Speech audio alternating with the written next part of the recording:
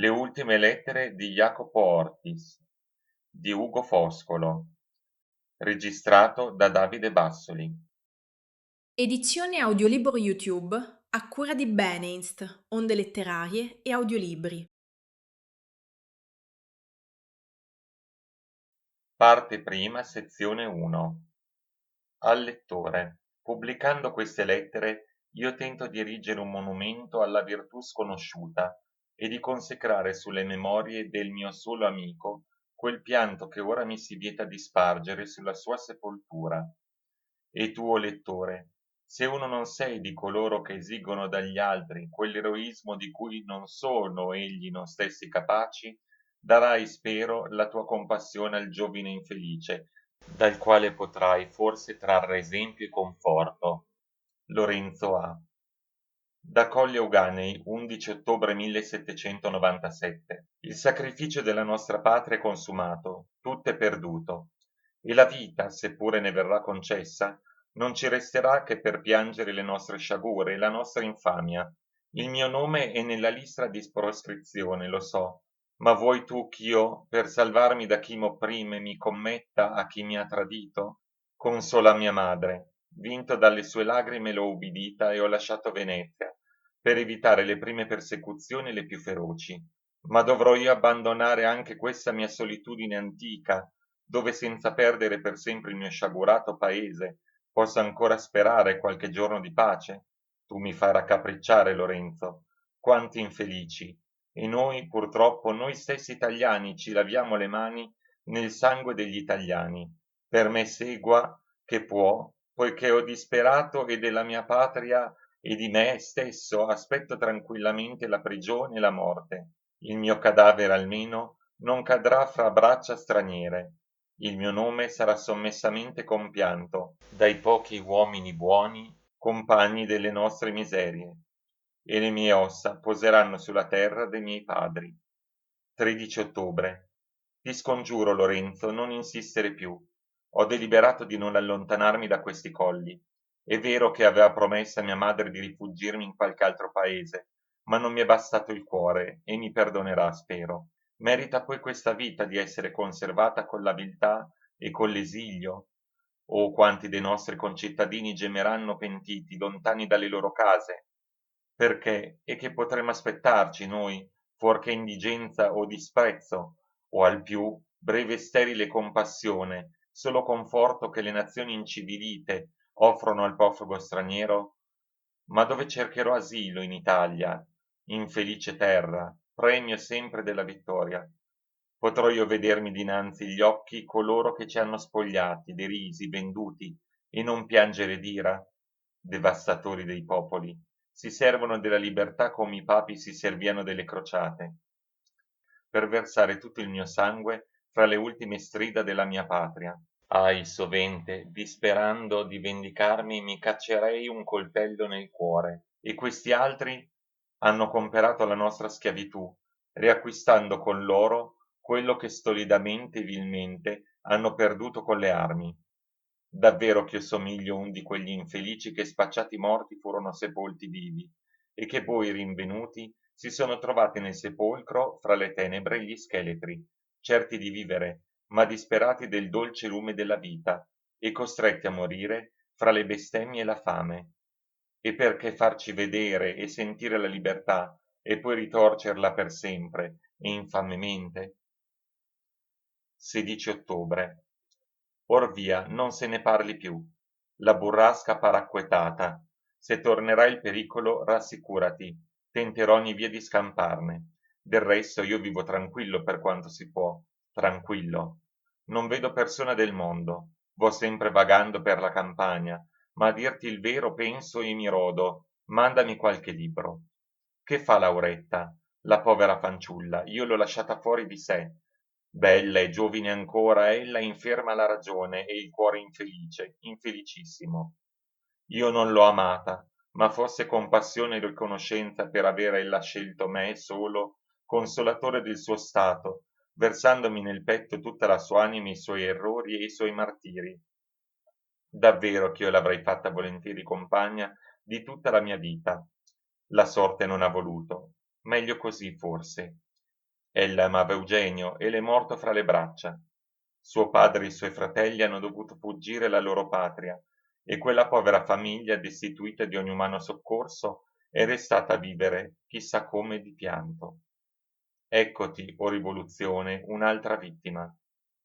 Sai che io ti scrivo, Lorenzo, piangendo come un ragazzo? Purtroppo ho sempre avuto a che fare con degli scellerati e le poche volte che ho incontrata la virtù ho dovuto sempre compiangerla.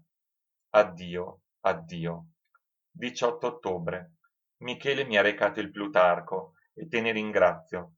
Mi disse che con altre occasioni mi invierai qualche libro. Per ora basta.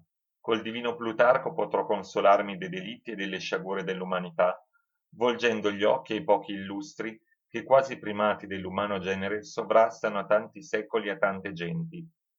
Temo peraltro che spogliandoli della magnificenza storica e della riverenza per l'antichità, non avrò molto a lodarmi né degli antichi né dei moderni né di me stesso, umana razza. 23 ottobre. Se m'è dato lo sperare mai pace, l'ho trovata, Lorenzo. Il parroco, il medico e tutti gli oscuri mortali di questo cantuccio della terra mi conoscono sin da fanciulli e mi amano. Quantunque io viva fuggiasco, mi vengono tutti d'intorno quasi volessero mansuefare una fiera generosa e selvatica. Per ora io lascio correre. Veramente non ho avuto tanto bene dagli uomini da fidarmene così a un tratto. Ma quel menare la vita del tiranno che freme e trema d'essere scannata ogni minuto mi pare un agonizzare in una morte lenta, obbrobriosa. Io siedo con essi a mezzodì sotto il platano della chiesa, leggendo loro le vite di Licurgo e di Timoleone. Domenica mi s'erano affollati intorno tutti i contadini, che quantunque non comprendessero affatto, stavano ascoltandomi a bocca aperta. Credo che il desiderio di sapere la storia dei tempi andati sia figlio del nostro amor proprio che vorrebbe illudersi e prolungare la vita, unendoci agli uomini e alle cose che non sono più e facendole, sto per dire, di nostra proprietà. Ama la immaginazione di spaziare fra i secoli e di possedere un altro universo. Con quanta passione un vecchio lavoratore mi narrava stamattina la vita dei parrochi della villa, viventi nella sua fanciullezza, e mi descriveva i danni della tempesta dei 37 anni addietro e i tempi dell'abbondanza e quei della fame, interrompendosi ad ogni tratto, ripigliando il racconto ed accusandosi di infedeltà. Così mi riesce di dimenticarmi che io vivo. È venuto a trovarmi il signor T, che tu conoscesti a Padova. Mi disse che spesso gli parlavi di me e che ier l'altro gliene hai scritto. Anch'egli si è ritirato in campagna per evitare i primi furori del volgo, quantunque a dir vero non sia sì molto intricato nei pubblici affari. Io ne aveva sentito parlare come d'uomo di culto ingegno e di somma onestà, doti temute in passato, ma adesso non possedute impunemente. Ha tratto cortese, fisonomia liberale, parla col cuore. V'era con lui un tale, credo lo sposo promesso di sua figlia. Sarà forse un bravo e buono giovane, ma la sua faccia non dice nulla. Buonanotte. 24 ottobre. L'ho pur finalmente afferrato nel collo quel ribaldo contadinello che dava il guasto al nostro orto tagliando e rompendo tutto quello che non poteva rubare. Egli era sopra un pesco, io sotto una pergola, scavezzava allegramente i rami ancora verdi perché di frutta non ce n'erano più. Appena l'ebbri fra le unghie, cominciò a gridare Misericordia! Mi confessò che da più settimane facea quello sciaguro mestiere, perché il fratello dell'ortolano aveva qualche mese addietro rubato un sacco di fave a suo padre. E tuo padre ti insegna a rubare? In fede mia, signore, fanno tutti così. L'ho liberato e saltando a precipizio fuori d'una siepe io gridava ecco la società in miniatura, tutti così. 26 ottobre. La divina fanciulla, io l'ho veduta, Lorenzo, e te ne ringrazio. La trovai seduta miniando il proprio ritratto. Si rizzò salutandomi come se ella mi conoscesse e ordinò a un servitore di andare a cercare di suo padre. Egli non si pensava, mi diss'ella, che voi sareste venuto. Sarà per la campagna, ne starà molto a tornare. Ho accostato la mia sedia alla sua. Una ragazzina le corse fra le ginocchia dicendole non so che ha all'orecchio. È l'amico di Lorenzo, le rispose Teresa, è quello che il babbo andò a trovare l'altro ieri. Tornò frattanto il signor T. M'accoglieva familiarmente, ringraziandomi perch'io mi era sovvenuto di lui. Teresa intanto, prendendo per mano la sua sorellina, partiva. Vedete, mi disse egli, additandomi le sue figliuole che uscivano dalla stanza, eccoci tutti. Proferì egli queste parole come se volesse farmi partecipe delle loro disgrazie e delle loro felicità. Si ciarlò lunga pezza. Mentre io stava per congedarmi, tornò Teresa. Non siamo tanto lontani, mi disse. Venite qualche sera veglia con noi. Io tornavo a casa col cuore in festa. Oh Lorenzo, lo spettacolo della bellezza basta forse ad addormentare a mortali tutti i dolori? Vedi per me una sorgente di vita, unica certo e, chissà, fatale. Ma se io sono condannata ad avere l'anima sempre in tempesta, non è tutt'uno. 28 ottobre. Taci, taci. Vi sono dei giorni che io non posso fidarmi di me. Un demone m'arde, mi agita, mi divora. Forse io mi reputo molto, ma mi pare impossibile che la nostra patria sia così conculcata mentre ci resta ancora una vita. Che facciam noi tutti i giorni vivendo e querelandoci? Insomma, non parlarmene più, ti scongiuro. Narrandomi le nostre tante miserie, mi rinfacci tu forse perché io mi sto qui neghittoso? E non t'avvedi che tu mi strazi fra 1000 martiri? Oh, se il tiranno fosse uno solo e i servi fossero meno stupidi, la mia mano basterebbe, ma chi mi biasima or di viltà m'accuserebbe allor di delitto, e il saggio stesso compiangerebbe in me, anziché il consiglio del forte, il furore del forsennato. Che vuoi tu imprendere fra due potenti nazioni che nemiche giurate, feroci, eterne, si collegano soltanto per incepparci e dove la loro forza non vale, gli uni ci ingannano con l'entusiasmo di libertà, gli altri col fanatismo di religione, e noi tutti guasti dall'antico servaggio e dalla nuova licenza gemmiamo vili schiavi, traditi, affamati, e non concitati mai né dal tradimento né dalla fame. Ahi, se potessi, seppellirei la mia casa, i miei più cari e me stesso per non lasciar nulla, nulla che potesse inorgoglire costoro della loro onnipotenza e della mia servitù?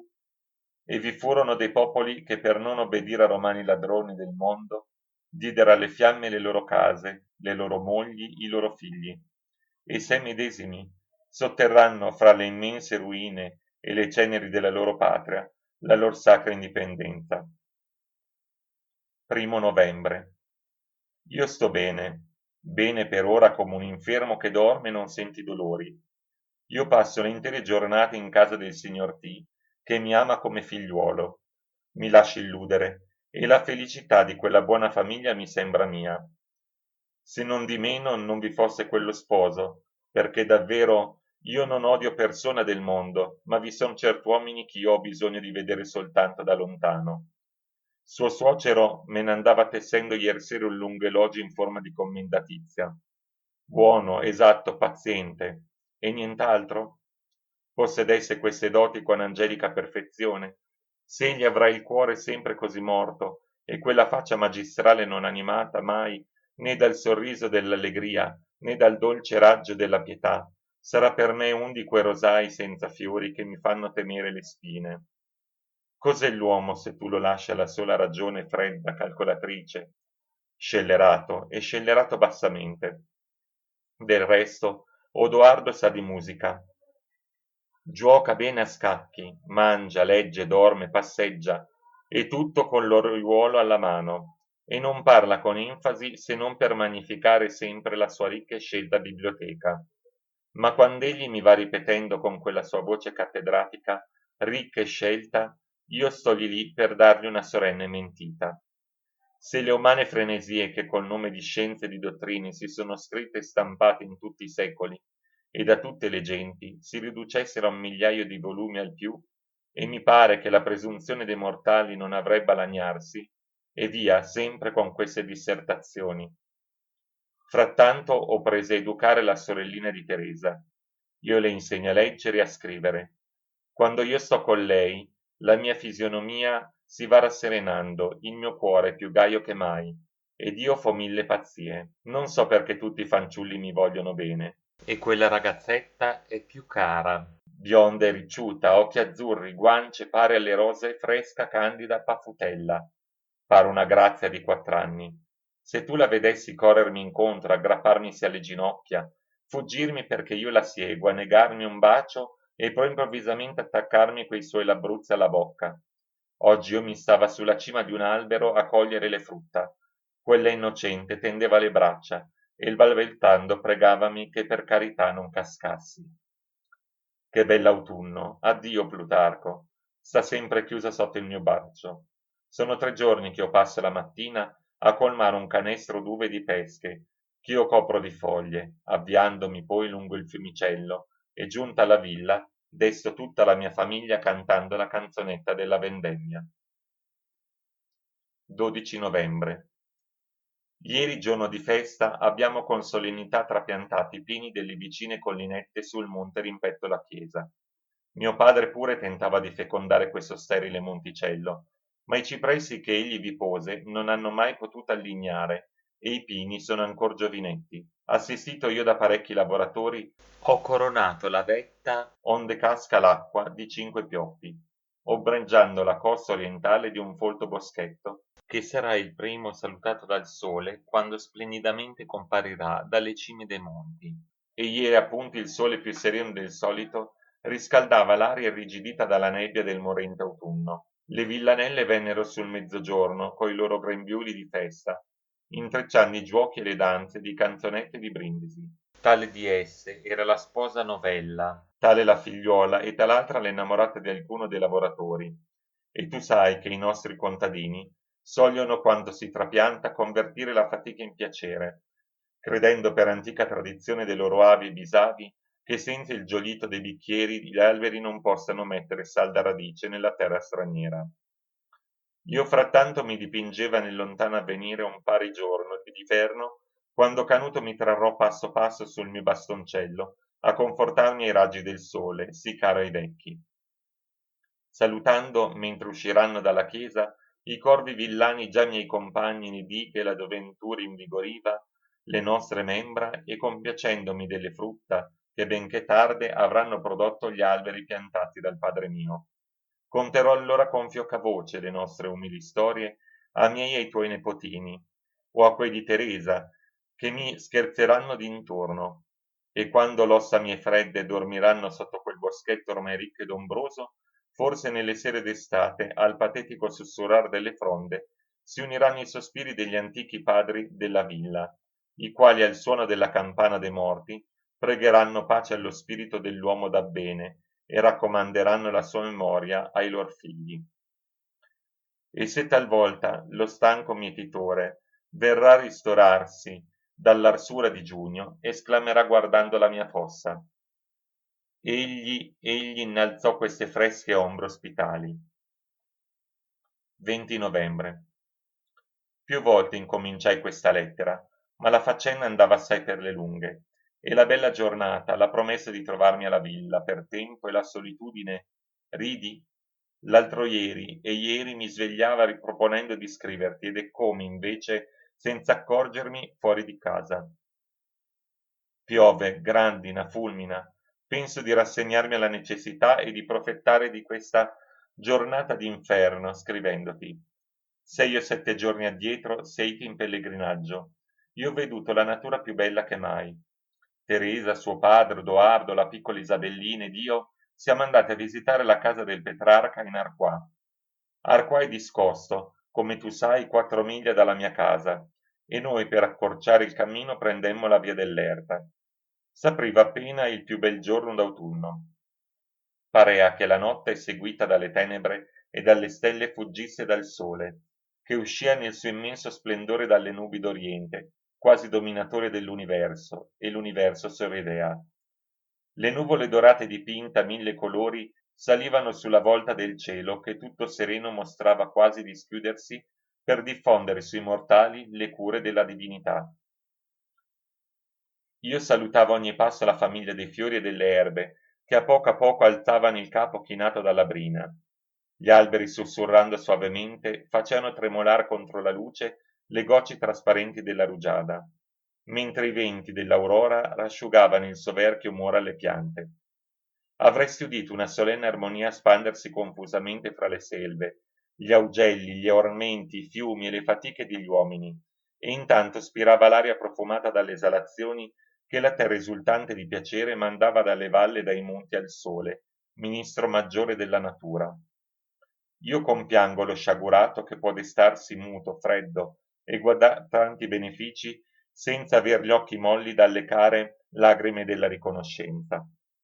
Allora io ho veduta Teresa nel più bell'apparato delle sue grazie. Il suo aspetto per lo più sparso di una dolce malinconia si andava animando di una gioia schietta, viva, che le usciva dal cuore. La sua voce era soffocata, i suoi grandi occhi neri aperti prima nell'estasi si inumidivano poscia a poco. Tutte le sue potenze parevano invase dalla sacra beltà della campagna. In tanta piena di sensazioni le anime si schiudono per versarle nell'altrui petto. Ed ella si volgeva a Odoardo, eterno Iddio. Parea che egli andasse tentone fra le tenebre della notte, o nei deserti abbandonati dal sorriso della natura. Lo lasciò tutto d'un tratto e s'appoggiò al mio braccio dicendomi: Ma Lorenzo, per quanto io tenti di continuare, conviene pur ch'io mi taccia. Se potessi dipingerti la sua pronunzia, i suoi gesti, la melodia della sua voce, la sua celeste fisonomia, o trascrivere almeno tutte le sue parole senza cangiarne o traslocarne sillaba, certo che tu mi sapresti grado, diversamente incresco perfino a me stesso. Che giova copiare imperfettamente un inimitabile quadro, la cui fama soltanto lascia più senso che la tua misera copia. E non ti par ch'io somigli traduttori del divo Omero, giacché tu vedi ch'io non mi affatico, che per inacquare il sentimento che mi infiamma e stemprarlo in un languido fraseggiamento. Lorenzo, ne sono stanco. Il rimanente del mio racconto domani, il vento imperversa, tutta volta vo tentare il cammino. Saluterò Teresa in tuo nome. Per Dio, emme forza di proseguire la lettera. Sull'uscio della casa c'è un lago d'acqua che mi contrasta il passo. Poteva varcarlo d'un salto, e poi la pioggia non cessa, mezzogiorno è passato, e mancano poche ore alla notte che minaccia la fine del mondo. Per oggi giorno perduto, o Teresa.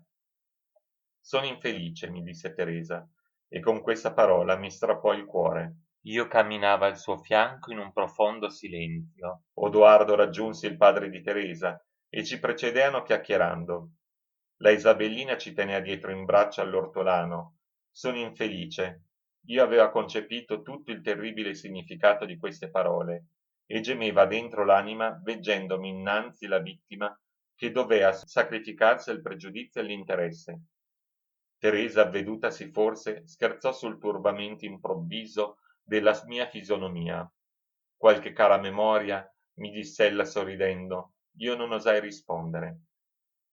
Eravamo già presso dar qua e scendendo per l'erboso pendio ci andavano sfumando e perdendosi all'occhio i paeselli che si vedevano dispersi per le valli soggette. Ci siamo finalmente trovati a un viale cinto da un lato di pioppi che tremolando lasciavano cadere sul nostro capo le foglie più giallicce e adombrato dall'altra parte d'altissime querce che con la loro opacità maestosa facevano contrapposto all'ameno verde dei pioppi. Tratto le due file d'alberi opposti erano congiunte da vari rami di vite selvatica, i quali incurvandosi formavano altrettanti festoni mollemente agitati dal vento.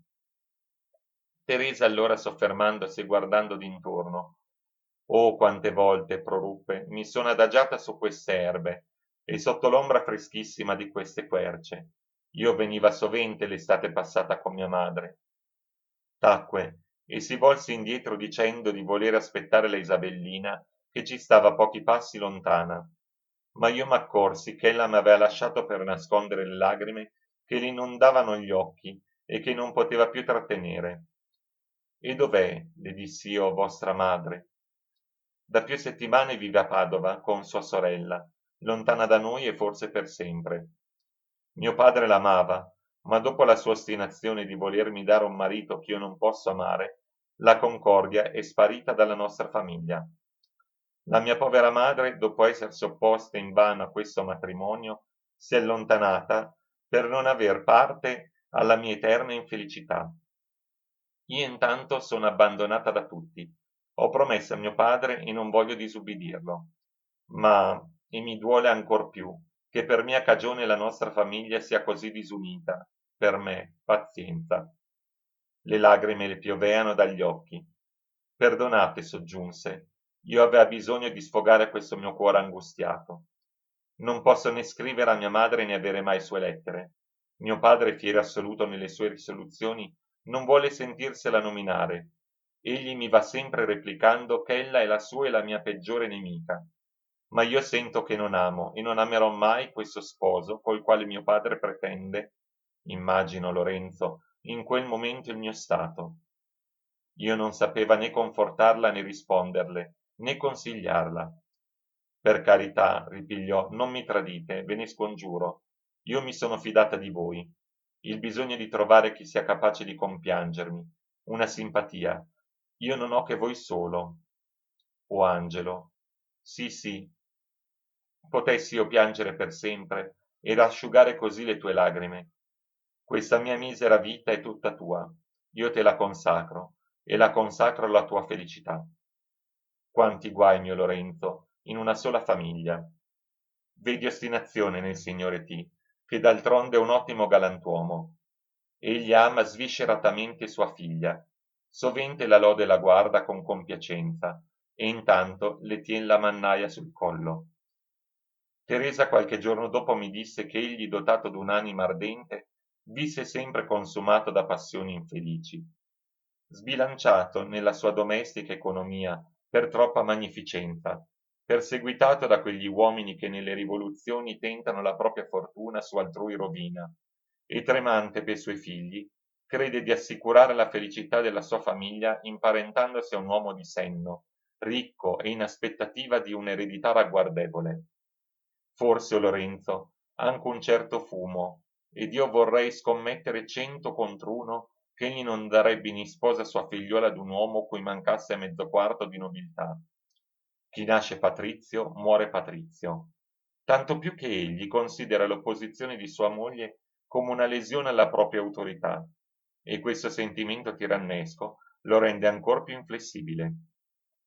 Egli è nondimeno di buon cuore, e quella sua aria sincera e quell'accarezzare sempre sua figlia e qualche volta compiangerla sommessamente mostrano che ei vede gemendo la dolorosa rassegnazione di quella povera fanciulla.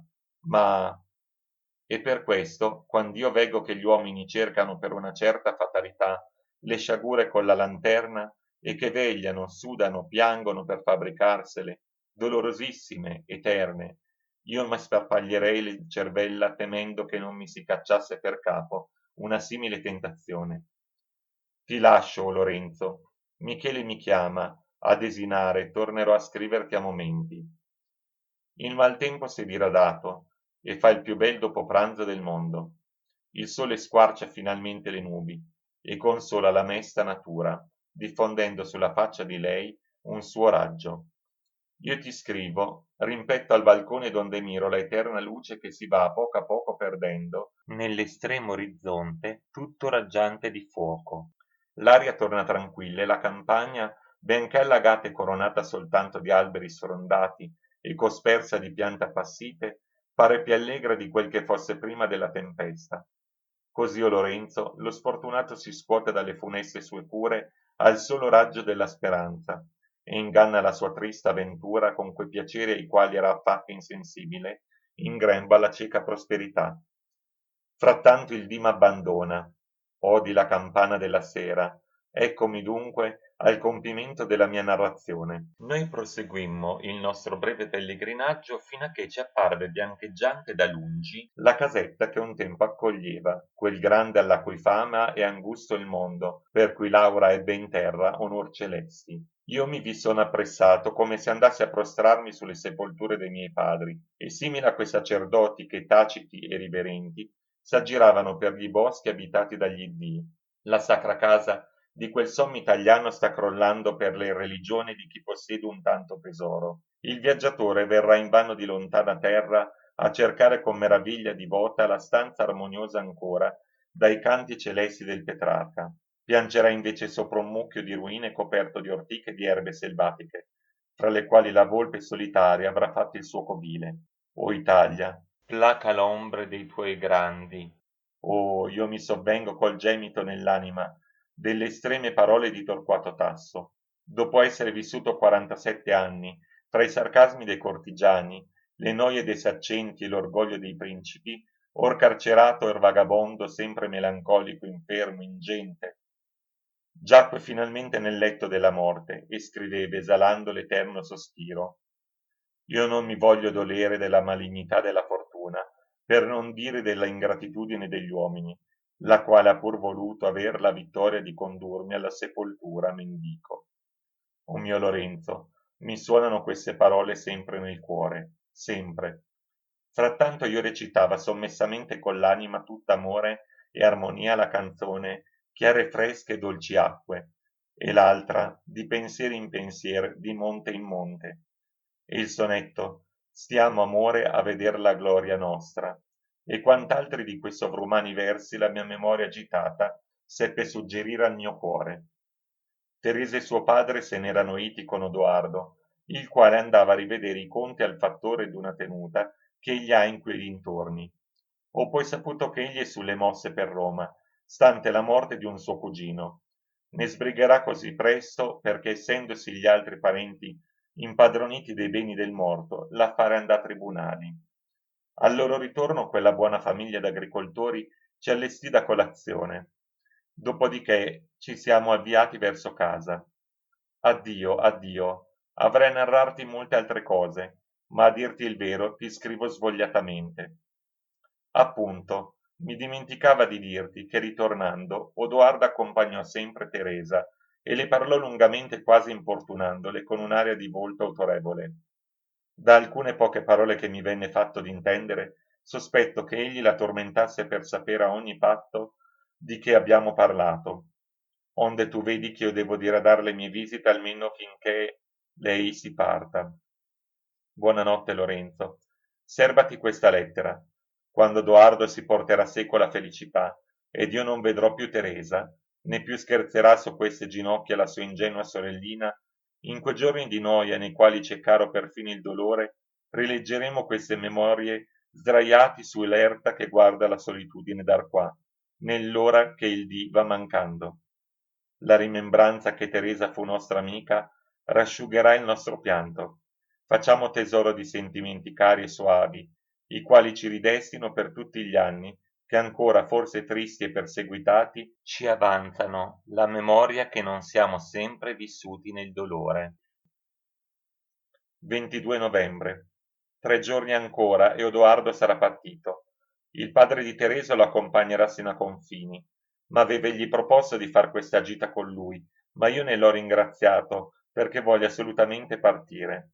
Andrò a Padova. Non devo abusare dell'amicizia del signor T e della sua buona fede. Tenete buona compagnia le mie figliuole, mi diceva egli questa mattina. A vedere, egli mi reputa Socrate, me, e con quell'angelica creatura nata per amare e per essere amata, e così misera un tempo.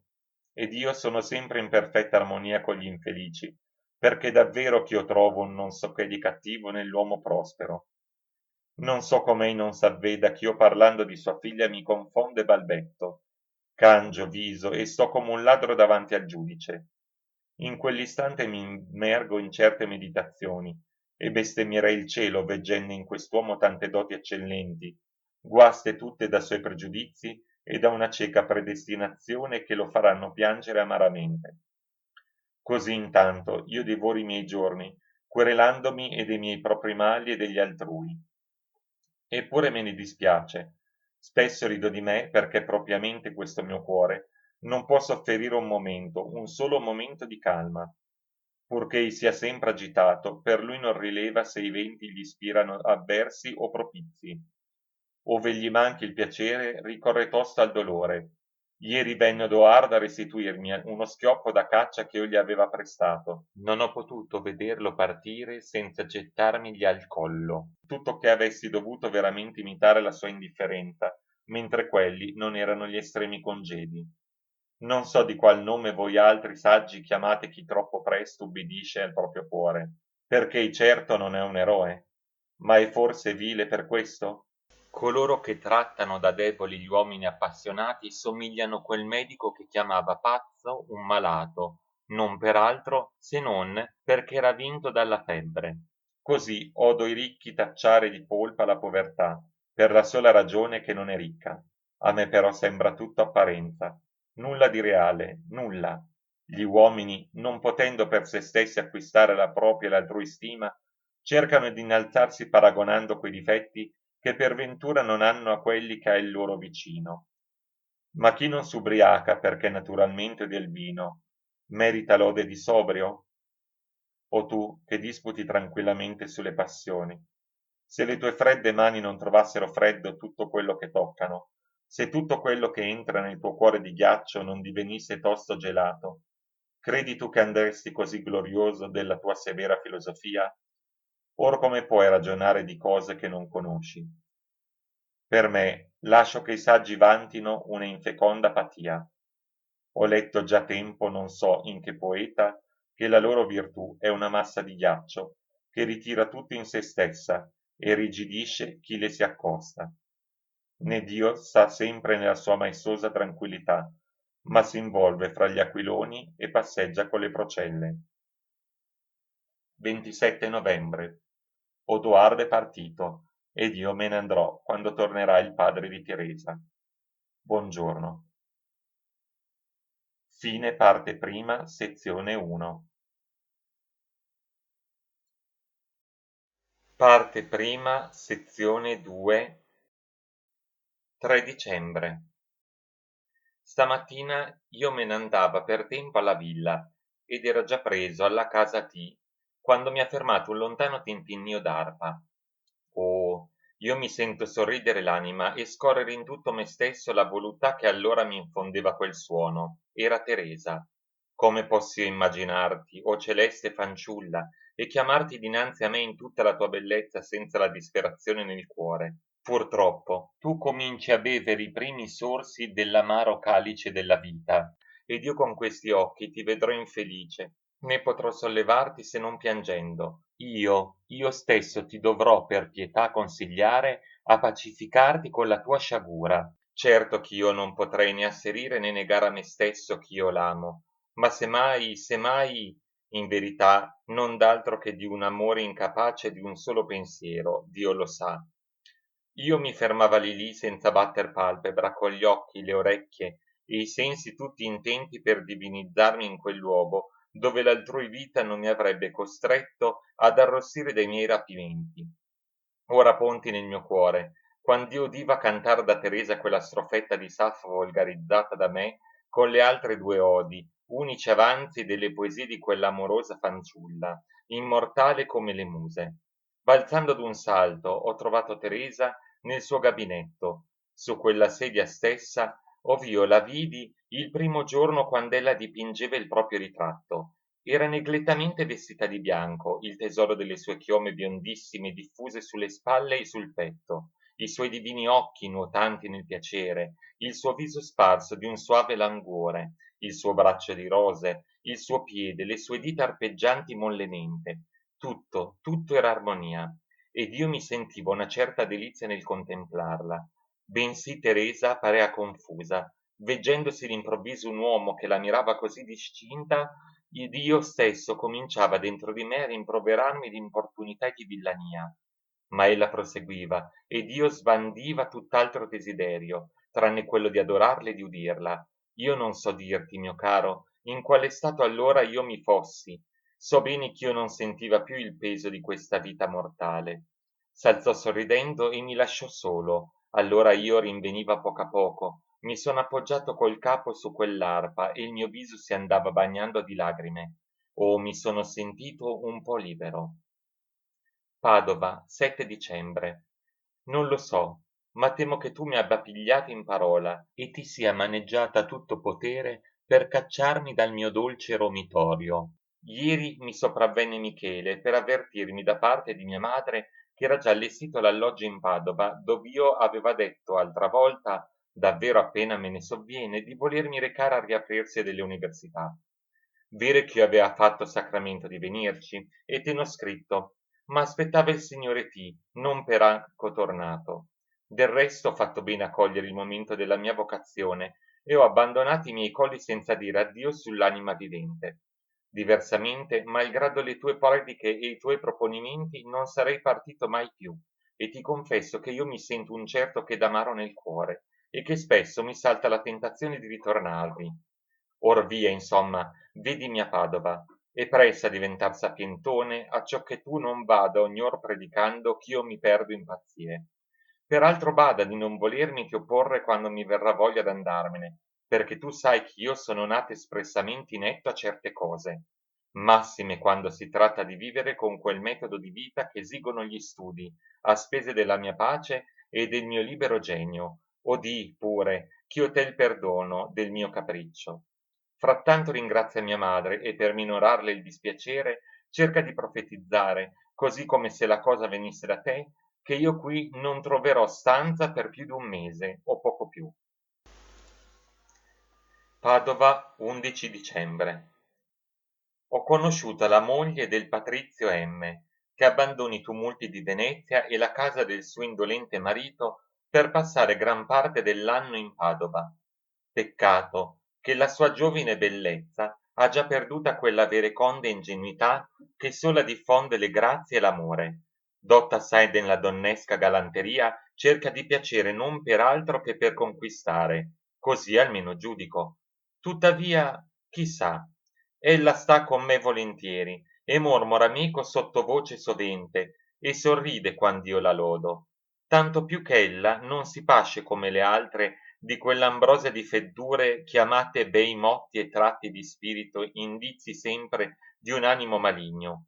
Ora sappi che iersera, accostando la sua sedia alla mia, mi parlò d'alcuni miei versi, e inoltrandoci di mano in mano a ciarlare di poesia, non so come nominai certo libro di cui ella mi richiese. Promisi di recarglielo io stesso stamattina. Addio, s'avvicina l'ora. Ore 2. Il paggio mi additò un gabinetto ove inoltratomi appena mi si fe incontro una donna di forse 35 anni leggiadramente vestita e ch'io non avrei presa mai per la cameriera se non mi si fosse appalesata ella stessa dicendomi la padrona è a letto ancora, a momenti uscirà. Un campanello la fe correre nella stanza contigua ov'era il talamo della dea ed io rimasi a scaldarmi al caminetto considerando ora una dane dipinte sul soffitto, ora le stampe di cui le pareti erano tutte coperte, ed ora alcuni romanzi francesi gittati qua e là. In questa le porte si schiusero, ed io sentiva l'aere d'improvviso dorato di 1000 quintessenze, e vedeva madama tutta molle e rugiadosa entrar presta presta e quasi intirizzita di freddo, e abbandonarsi sopra una sedia d'appoggio che la cameriera le preparò pressa al fuoco. Mi salutava con certe occhiate e mi chiedea sorridendo s'io m'era dimenticato della promessa. Io frattanto le porgeva il libro osservando con meraviglia che ella non v'era vestita che di una lunga e rada camicia la quale non essendo allacciata scendeva liberamente lasciando ignude le spalle e il petto che era peraltro voluttuosamente difeso da una candida pelle in cui ella stavasi involta. I suoi capelli, benché imprigionati da un pettine, accusavano il sonno recente, perché alcune ciocche posavano i loro ricci or sul collo, or fin dentro il seno, quasi che quelle picciole liste nerissime dovessero servire all'occhio inesperto di guida ed altre calando giù dalla fronte le ingombravano le pupille. Ella frattanto alzava le dita per diradarle e talvolta per avvolgerle e rassettarle meglio nel pettine, mostrando in questo modo, forse sopra pensiero, un braccio bianchissimo e tondeggiante scoperto dalla camicia, che nell'alzarsi della mano cascava fin oltre il gomito. Posando sopra un piccolo trono di guanciali, si volgeva con compiacenza al suo cagnolino, che le si accostava e fuggiva e correva, torcendo il dosso e scuotendo le orecchie e la coda. Io mi posi a sedere sopra una seggiola avvicinata dalla cameriera, la quale si era già dileguata. Quella adulatrice bestiola schiattiva e mordendole e scompigliandole con le zampine gli orli della camicia, lasciava apparire una gentile pianella di seta rosa languida e poco dopo un picciolo piede scoperto fin sopra la noce. Un piede, o Lorenzo, simile a quello che l'Albano dipingerebbe a una Grazia che esce dal bagno.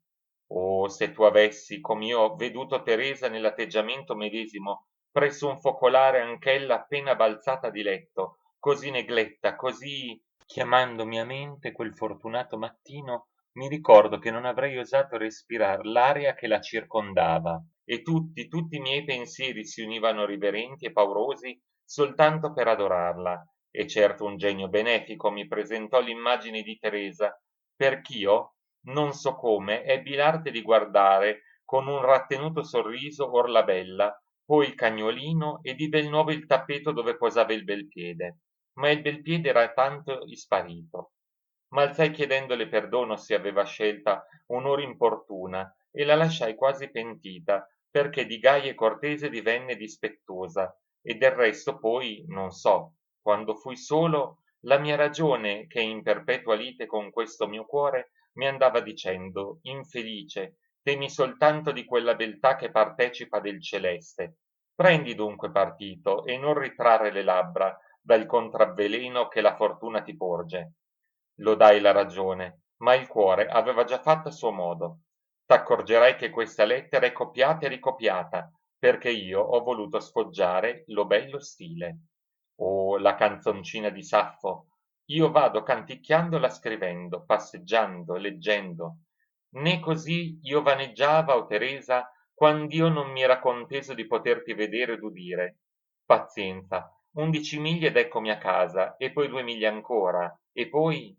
Quante volte mi sarei fuggito da questa terra se il timore di non essere dalle mie disavventure strascinato troppo lontano da te non mi trattenesse in tanto pericolo. Qui siamo almeno sotto lo stesso cielo.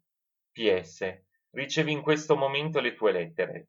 E torna, o Lorenzo. Questa è la quinta volta che tu mi tratti da innamorato. Innamorato sì, e che perciò ho veduto di molti innamorarsi della Venere Medicea, della Psiche e perfin della Luna o di qualche stella lor favorita, e tu stesso non eri talmente entusiasta di Saffo che pretendevi di ravvisarne il ritratto nella più bella donna che tu conoscessi, trattando di maligni e ignoranti coloro che la dipingono piccola, bruna e bruttina, anziché no? Fuor di scherzo, io conosco d'essere un uomo singolare e stravagante, fors'anche, ma dovrò perciò vergognarmi? Di che? Sono più giorni che tu mi vuoi cacciar per la testa il grillo di arrossire, ma con la tua pace io non so, né posso né devo arrossire di cosa alcuna rispetto a Teresa, né pentirmi né dolermi. Sta bene. Padova. Di questa lettera si sono smarrite 2 carte dove Jacopo narrava certo dispiacere a cui per la sua natura veemente pe suoi modi assai schietti andò incontro. L'editore, propostosi di pubblicare religiosamente l'autografo, crede acconcio di inserire ciò che di tutta la lettera gli rimane, tanto più che da questo si può forse desumere quello che manca. Manca la prima carta. Riconoscendo dei benefici, sono riconoscentissimo anche delle ingiurie, e nondimeno tu sai quante volte io le ho perdonate. Ho beneficato chi mi ha offeso e talora compianto chi mi ha tradito. Ma quando io mi s'affacciò quello sciagurato, quantunque da 3 anni quasi io non lo rivedeva, m'intesi ardere tutte le membra, e pur mi contenni.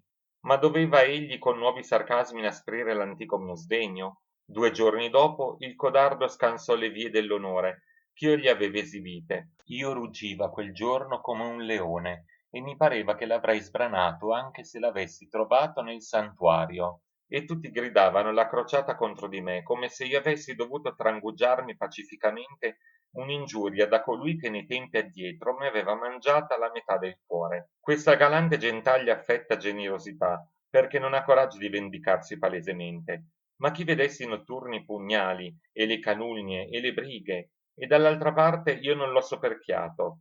Io gli dissi, Voi avete braccia e petto al pari di me, e io sono mortale come voi. Egli pianse, gridò, ed allora la ira, quella furia mia dominatrice, cominciò ad ammansarsi, perché dall'avvilimento di lui mi accorsi che il coraggio non deve dare diritto per opprimere il debole, ma deve, per questo il debole provocare chi sa trarne vendetta? Credimi, ci vuole una stupida bassezza o una sovrumana filosofia per risparmiare quel nemico che ha la faccia impudente, l'anima negra e la mano tremante. Frattanto l'occasione mi ha smascherato tutti quei signorotti che mi giuravano tanta amicizia, che ad ogni mia parola facevano le maraviglie e che ad ogni ora mi proferivano la loro borsa e il lor cuore. Sepolture, bei marmi e pomposi epitaffi, ma se tu li schiudi vi trovi vermi e fetore. Pensi tu, mio Lorenzo, che se l'avversità ci riducessero a mandare del pane, vi sarebbe taluno memore delle sue promesse? Ognuno o qualche sputo soltanto coi suoi benefici vorrebbe comprare il nostro avvilimento, amici da bonaccia, nelle burrasche ti annegano. Per costoro tutto è calcolo in fondo, onde va taluno nelle cui viscere fremano le generose passioni, e le deve strozzare o rifuggirsi come le aquile e le fiere, magnanime nei molti inaccessibili nelle foreste lungi dalla invidia e dalla vendetta degli uomini.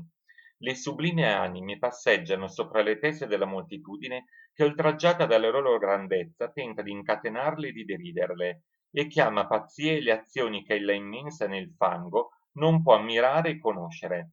Io non parlo di me. Quando io penso agli ostacoli che frappone la società al genio e dal cuore dell'uomo, e come nei governi licenziosi o tirannici tutto a briga, interesse e finzione, io mi inginocchio a ringraziare la natura che, dotandomi di queste indole nemica di ogni servitù, mi ha fatto vincere la fortuna e mi ha insegnato ad innalzarmi sopra la mia educazione. So che la prima sola vera scienza è quella dell'uomo, la quale non si può studiare nella solitudine e nei libri, e so che ognuno deve prevalersi della propria fortuna o dell'altrui per camminare con qualche sostegno sui precipizi della vita. Sia per me spavento d'essere ingannato da chi sa istruirmi, precipitato da quella stessa fortuna che potrebbe innalzarmi e battuto dalla mano che ha la forza di sostenermi. Manca un'altra carta. S'io fossi nuovo, ma ho sentito fieramente tutte le passioni, né potrei vantarmi intatto da tutti i vizi.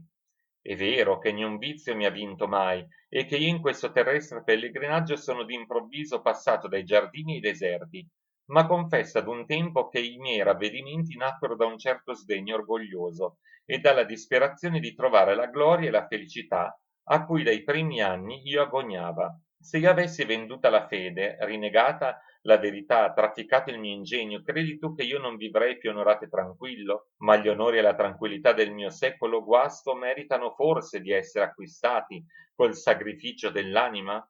Forse più che l'amore della virtù, il timore della bassezza m'ha rattenuto sovente da quelle colpe che sono rispettate nei potenti, tollerate nei più, ma che per non lasciare senza vittime il simulacro della giustizia sono punite nei miseri. No, né umana forza né prepotenza divina mi faranno recitare mai nel teatro del mondo la parte del piccolo briccone.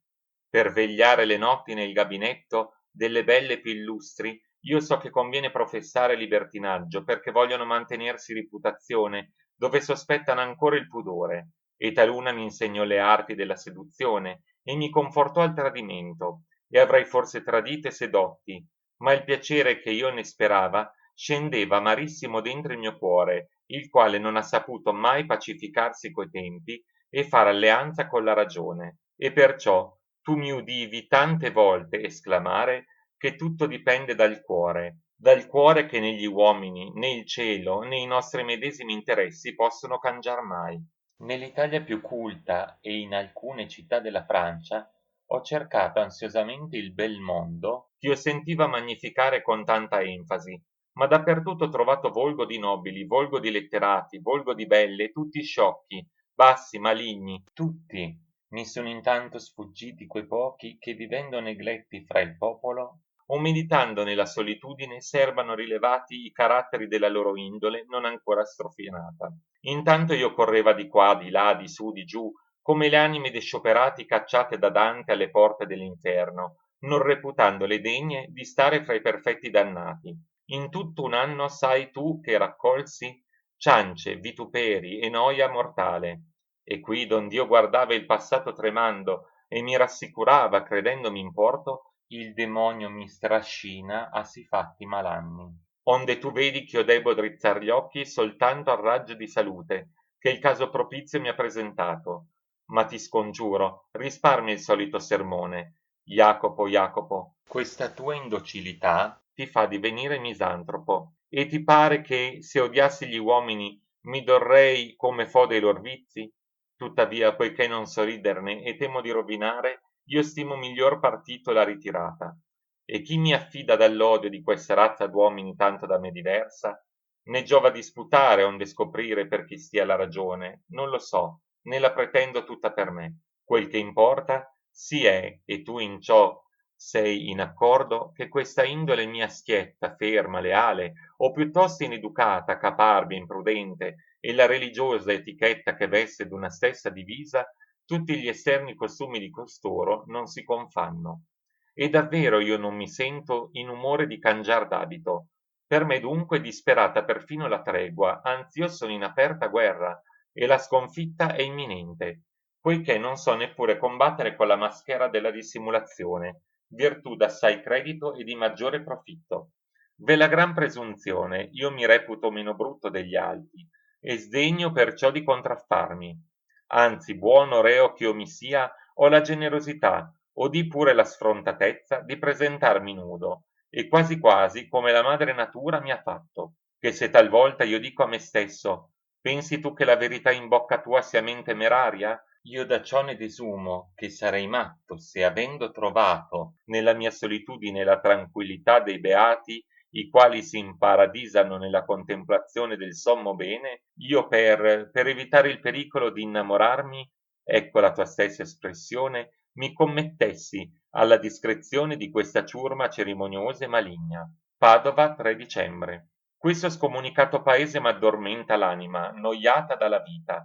Tu puoi garrirmi a tua posta, in Padova non so che farmi. Se tu mi vedessi con che faccia sguaiata sto qui scioperando e durando a fatica a incominciarti questa meschina lettera.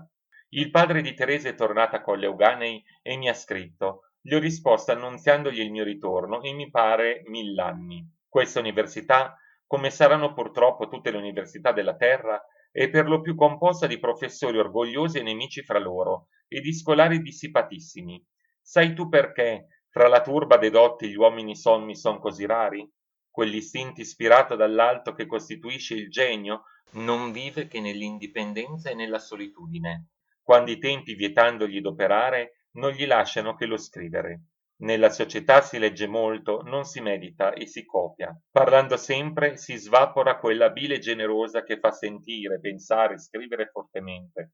Per balbettar molte lingue si balbetta anche la propria, ridicoli a un tempo agli stranieri e a noi stessi, dipendenti dagli interessi, dai pregiudizi e dai vizi degli uomini fra i quali si vive, e guidati da una catena di doveri e di bisogni, si commette alla moltitudine la nostra gloria e la nostra felicità, si palpa la ricchezza e la possanza, e si paventa perfino di essere grandi perché la fama izza i persecutori, e l'altezza di animo fa sospettare i governi, e i principi vogliono gli uomini tali da non riuscire né eroi né incliti scellerati mai. E però chi in tempi schiavi è pagato per istruire, rado o non mai si sacrifica al vero o al suo sacrosanto istituto. Quindi quell'apparato delle lezioni cattedratiche, le quali ti fanno difficile la ragione e sospetta la verità, se non ch'io d'altronde sospetto che gli uomini tutti siano altrettanti ciechi che viaggino al buio, alcuni dei quali si schiudono le palpebre a fatica,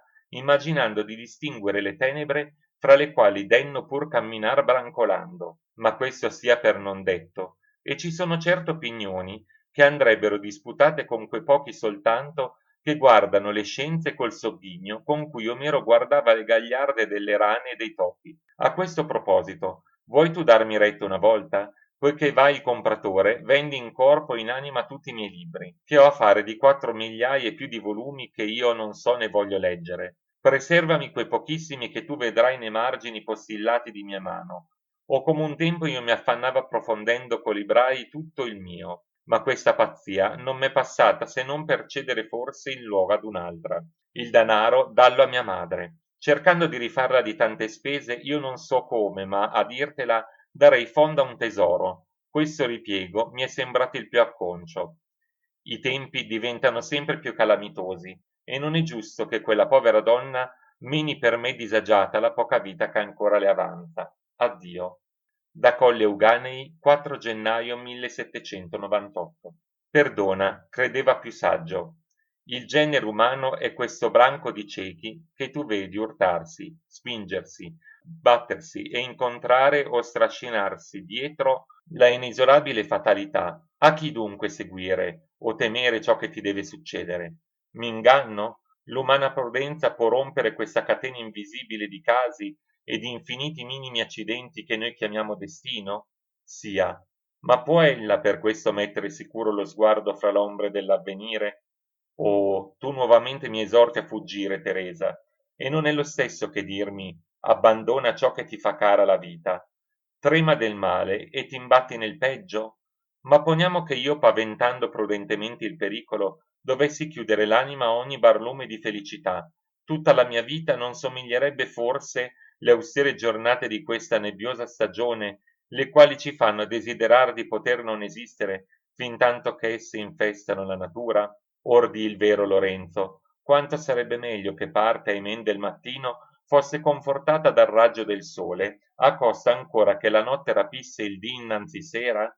Che s'io dovessi far sempre la guardia a questo mio cuore prepotente, sarei con me stesso in eterna guerra e senza pro. Mi butto a corpo morto e vada come sa andare. Intanto io sento l'aura mia antica ai dolci colli veggia apparir. 10 gennaio. Odoardo spera distrigato il suo affare tra un mese. Così egli scrive tornerà dunque al più tardi a primavera. Allora sì, verso i primi d'aprile crederò ragionevole d'andarmene. Allora.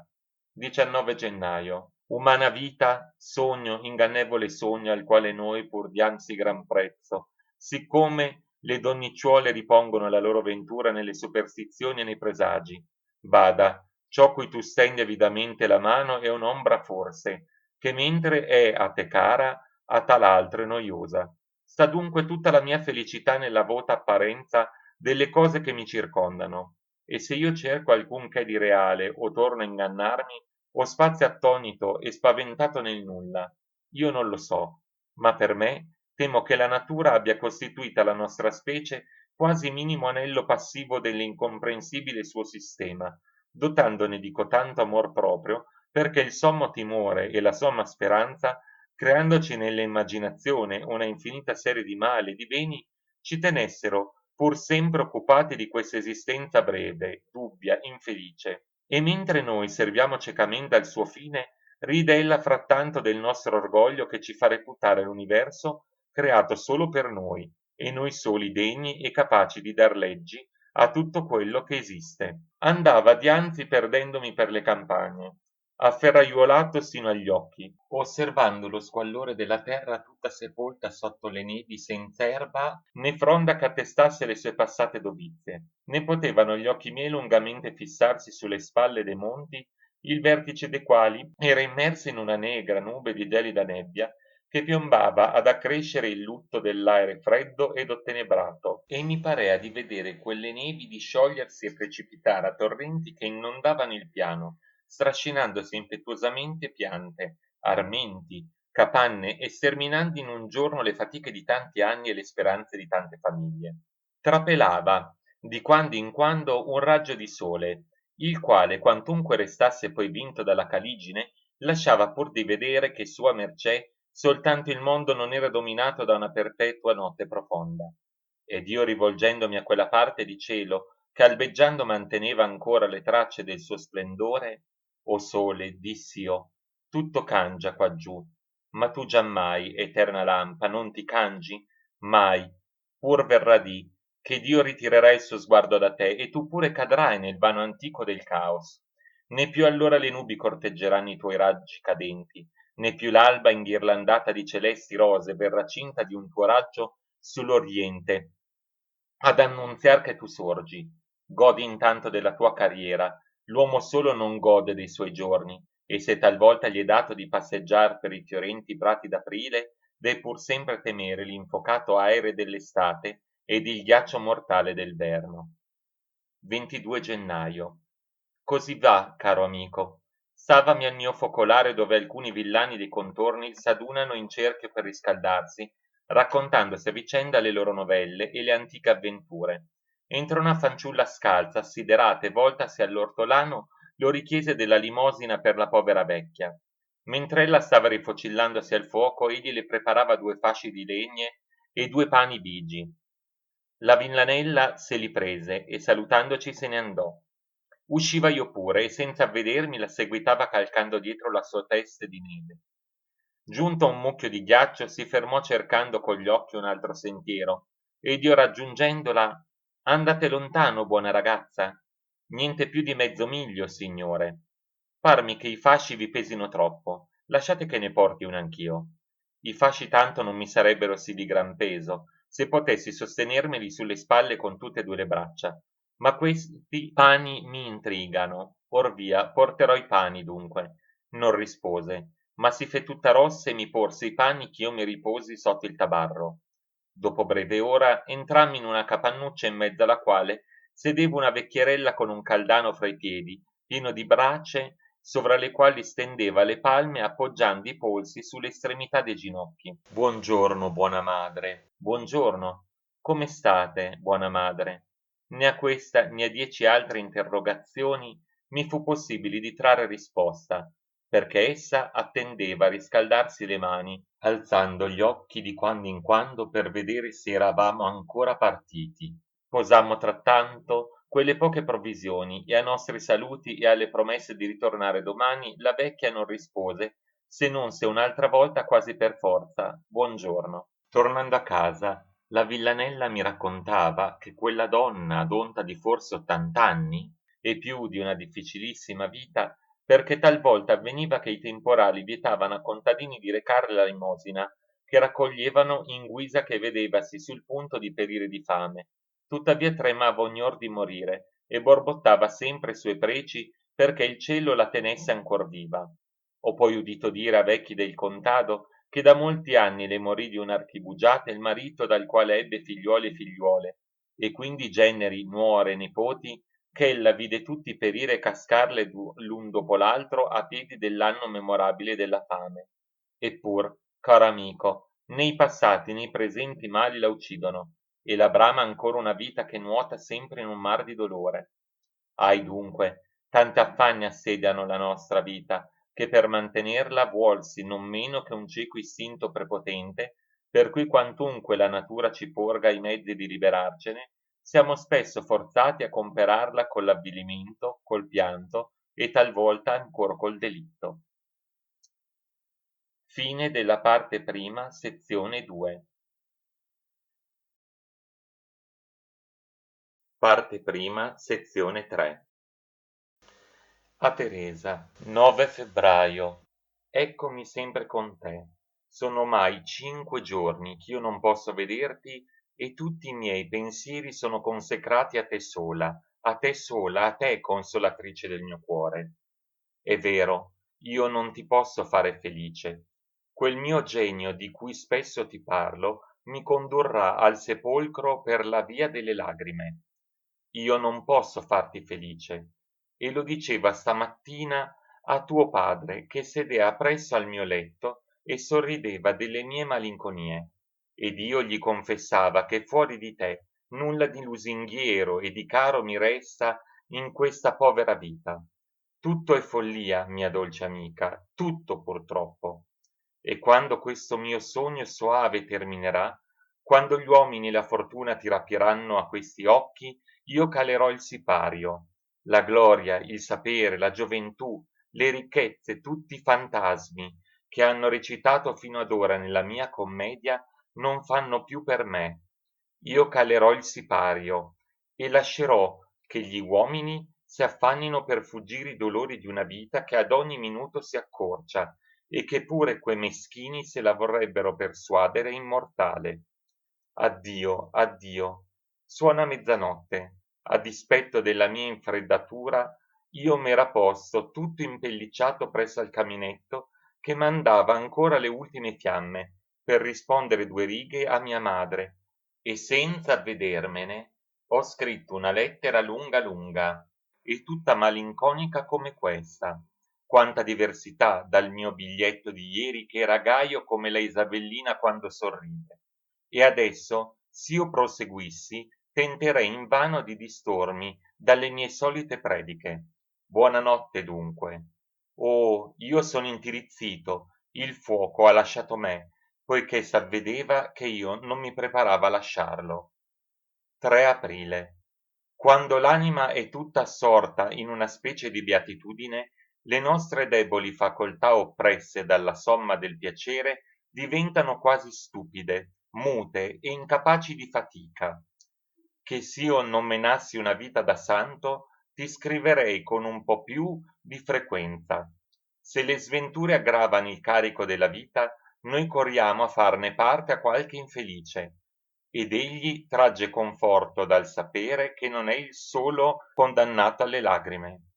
Ma se lampeggia qualche momento di felicità, noi ci concentriamo tutti in noi stessi, temendo che la nostra sventura possa, partecipandosi, diminuirsi, o l'orgoglio nostro soltanto ci consiglia a menarne trionfo. E poi sente assai poco la propria passione, o lieta o trista che sia, chi sa troppo minutamente descriverla.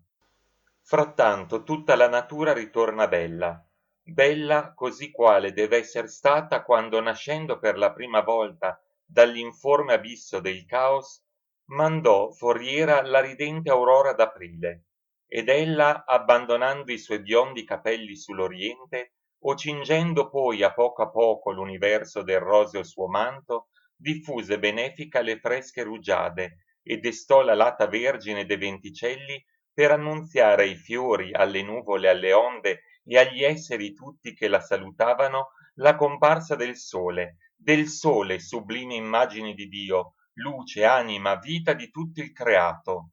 6 aprile.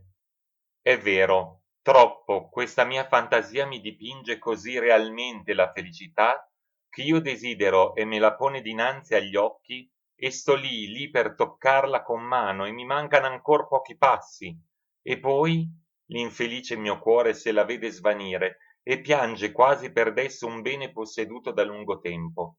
Ma tuttavia egli le scrive che la cabala forense gli fu dapprima cagion di ritardo, e che poi la rivoluzione ha interrotto per qualche giorno il corso dei tribunali.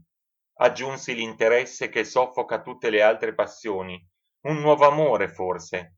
Ma tu dirai, e tutto ciò cosa importa? Nulla, caro Lorenzo. A Dio non piaccia ch'io mi prevalga della freddezza d'Odoardo, ma non so come si possa starle lontano un sol giorno di più. Andrò dunque ognor più lusingandomi per tracannarmi poscia la mortale bevanda che mi sarò io medesimo preparata? 11 aprile. Ella sedeva sopra un sofà rimpetto alla finestra delle colline, osservando le nuvole che passeggiavano per l'ampiezza del cielo. Vedi, mi disse, quell'azzurro profondo. Io le stavo accanto muto, muto con gli occhi fissi sulla sua mano, che tenea socchiuso un libricciuolo. Io non so come, ma non mi avvidi che la tempesta cominciava a muggire e il settentrione atterrava le piante più giovani. Poveri arbuscelli, esclamò Teresa. Mi scossi, s'addensavano le tenebre della notte che i lampi rendeano più negre. Diluviava, tuonava. Poco dopo vidi le finestre chiuse e i lumi nella stanza. Il ragazzo, per far ciò che ei solea fare tutte le sere e temendo del maltempo, venne a rapirci lo spettacolo della natura adirata, e Teresa, che stava sopra pensiero, non se ne accorse e lo lasciò fare. Le tolsi di mano il libro e aprendolo a caso lessi. La tenera gliceria lasciò su queste mie labbra l'estremo sospiro. Con gliceria ho perduto tutto quello ch'io poteva mai perdere. La sua fossa è il solo palmo di terra ch'io degni di chiamar mio. Niuno fuori di me ne sa il luogo. l'ho coperta di folti rosai, i quali fioriscono come un giorno fioriva il suo volto, e diffondono la fragranza soave che ispirava il suo seno. Ogni anno, nel mese delle rose, io visito il sacro boschetto. Siedo su quel cumulo di terra che serba le sue ossa, colgo una rosa e, meditando tal tu fiorivi un dì, e sfoglio quella rosa, e la sparpaglio, e mi rammento quel dolce sogno dei nostri amori. O mia gliceria, ove sei tu? Una lagrima cade sull'erba che spunta sulla sua sepoltura e appaga l'ombra amorosa. Tacqui. Perché non leggete? Diss'ella sospirando e guardandomi. Io rileggeva e tornando a proferir nuovamente. Tal tu fiorivi un dì. La mia voce soffocata si arresta. Una lagrima di Teresa gronda sulla mia mano che stringe la sua. 17 aprile. Ti risovvieni di quella giovinetta che 4 anni fa villeggiava a piedi queste colline? Era egli innamorata del nostro Livo P, e tu sai che egli impoverito non poté più averle in isposa. Oggi io l'ho riveduta, maritata a un nobile, parente della famiglia T. Passando per le sue possessioni, venne a visitare Teresa. Io sedeva per terra attento all'esemplare della mia Isabellina che scrivea alla BC sopra una sedia. Com'io la vidi, m'alzai correndole incontro, quasi quasi per abbracciarla. Quanto diversa, contegnosa, affettata, stentò pria di conoscermi, e poi fece le maraviglie masticando un complimentuccio mezzo a me, mezzo a Teresa. Ed io scommetto che ella lo aveva imparato a memoria e che la mia vista non preveduta l'ha sconcertata. Cinguettò e di gioielli e di nastri di vezzi e di cuffie. Nauseato io di sifatte frascherie, tentai il suo cuore rammentandole queste campagne e quei giorni beati. Ah ah, rispose sbadatamente, e proseguì ad anatomizzare l'oltramontano travaglio dei suoi orecchini. Il marito frattanto, perché egli fra il popolone dei pigmei ha scroccato fama di savant come l'Algarotti e il gemmando il suo pretto parlare toscano di 1000 frasi francesi, magnificava il prezzo di quelle inezie e il buon gusto della sua sposa. Stava io per prendere il mio cappello, ma un'occhiata di Teresa mi fe star cheto. La conversazione venne di mano in mano a cadere su libri che noi leggevamo in campagna. Allora tu avresti udito messere tesserci il panegirico della prodigiosa biblioteca dei suoi maggiori e della collezione di tutte le edizioni degli antichi storici che ei nei suoi viaggi si prese la cura di completare. Io rideva ed ei proseguiva la sua lizione di frontespizi. Quando Gesù volle, tornò un servo che era ito in traccia del signore T, ad avvertire Teresa che non l'aveva potuto trovare, perché egli era uscito a caccia per le montagne, e la lezione fu interrotta. Chiesi alla sposa novelle di Olivo, ch'io dopo le sue disgrazie non avea più veduto. Immagina com'io restassi quando m'intesi freddamente rispondere dall'antica sua amante. Egli è morto. È morto, sclamai balzando in piedi e guatandola stupidito. Descrissi quindi a Teresa l'egregia indole di quel giovine senza pari e la sua nemica fortuna che lo astrinse a combattere con la povertà e con la infamia, e morì nondimeno scevro di tacce e di colpa. Il marito allora prese a narrarci la morte del padre di Olivo, le pretensioni di suo fratello primogenito, le liti sempre più accanite e la sentenza dei tribunali che giudici fra due figli di uno stesso padre per arricchire l'uno spogliarono l'altro. Divoratosi il povero Olivo fra le cabale del foro anche quel poco che gli rimanea. Moralizzava su questo giovine stravagante che riscusò i soccorsi di suo fratello e invece di placarselo lo inasprì sempre più. Sì, sì, lo interruppi. Se suo fratello non ha potuto essere giusto, Olivo non doveva essere vile.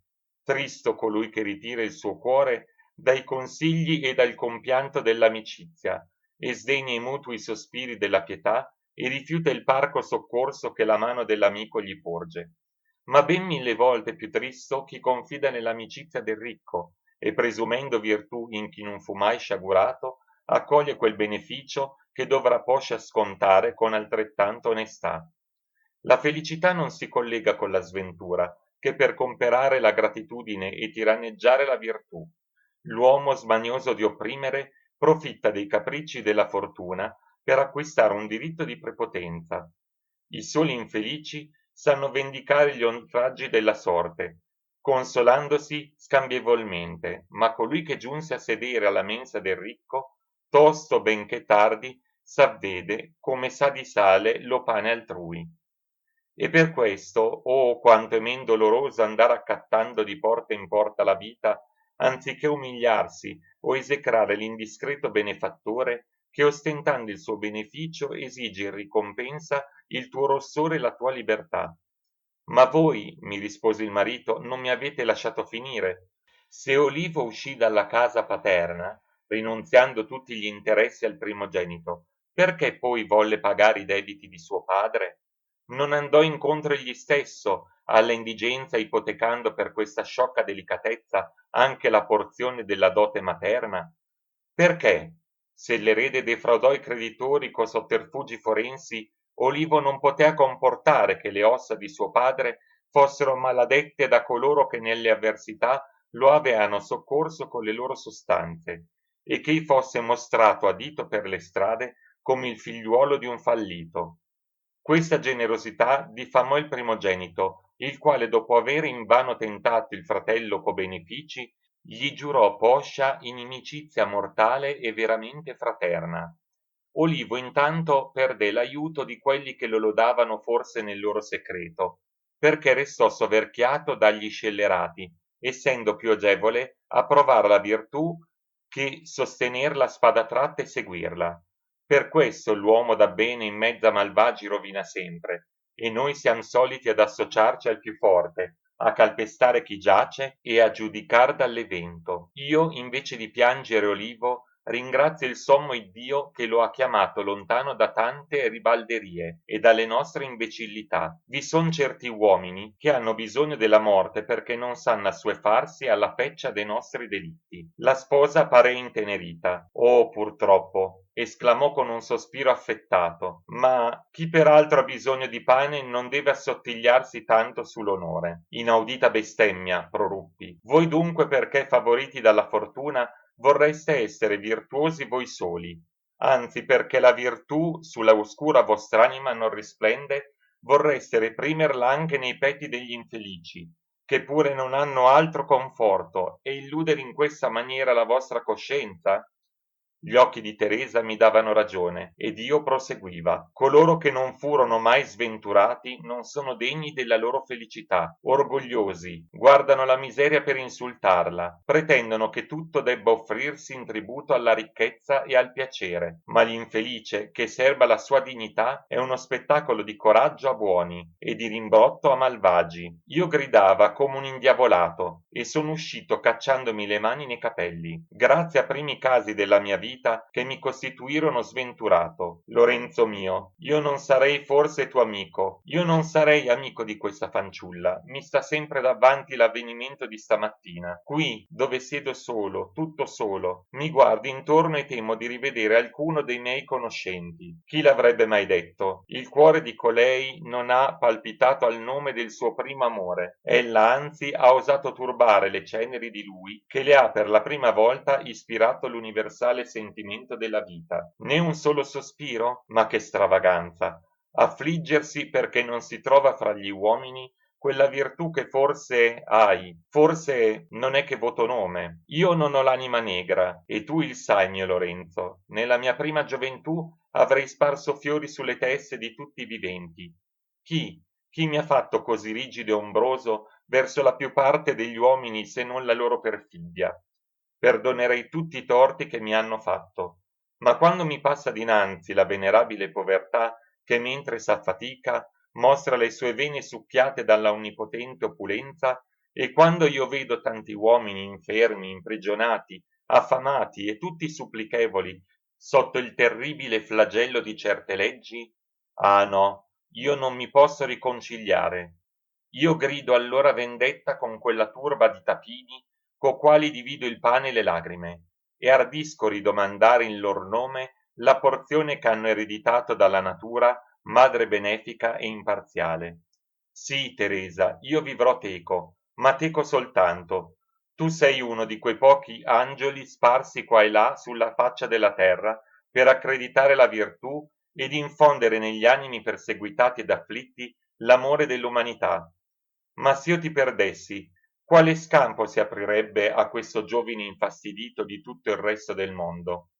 Se poco fa tu l'avessi veduta, mi stringeva la mano dicendomi siate discreto, in verità quelle due oneste persone mi pareano compunte, e se Olivo non fosse stato infelice, avrebbe avuto anche oltre la tomba un amico? Ahi, proseguì dopo un lungo silenzio, per amar la virtù conviene dunque vivere nel dolore? Lorenzo, Lorenzo, l'anima sua celeste risplendeva nei lineamenti del viso. 29 aprile. Vicino a lei io sono sì pieno della esistenza che appena sento di esistere. Così quand'io mi desto dopo un pacifico sonno, se il raggio del sole mi riflette sugli occhi, la mia vista si abbaglia e si perde in un torrente di luce. Da gran tempo mi lagno della inerzia in cui vivo. Al riaprirsi della primavera mi proponeva di studiare botanica e in 2 settimane io aveva raccolte alcune centinaia di piante che adesso non so più dove sieno. Mi sono assai volte dimenticato il mio linneo sopra i sedili del giardino o a piedi qualche albero. L'ho finalmente perduto. Ieri Michele me ne ha recati 2 fogli tutti umidi di rugiada e stamattina mi raccontava che il rimanente era stato malconcio dal cane dell'ortolano. Teresa mi sgrida. Per contentarla mi pongo a scrivere, ma sebbene incominci con la più bella vocazione che mai, non so andare innanzi per più di 3 righe. Mi propongo 1000 argomenti,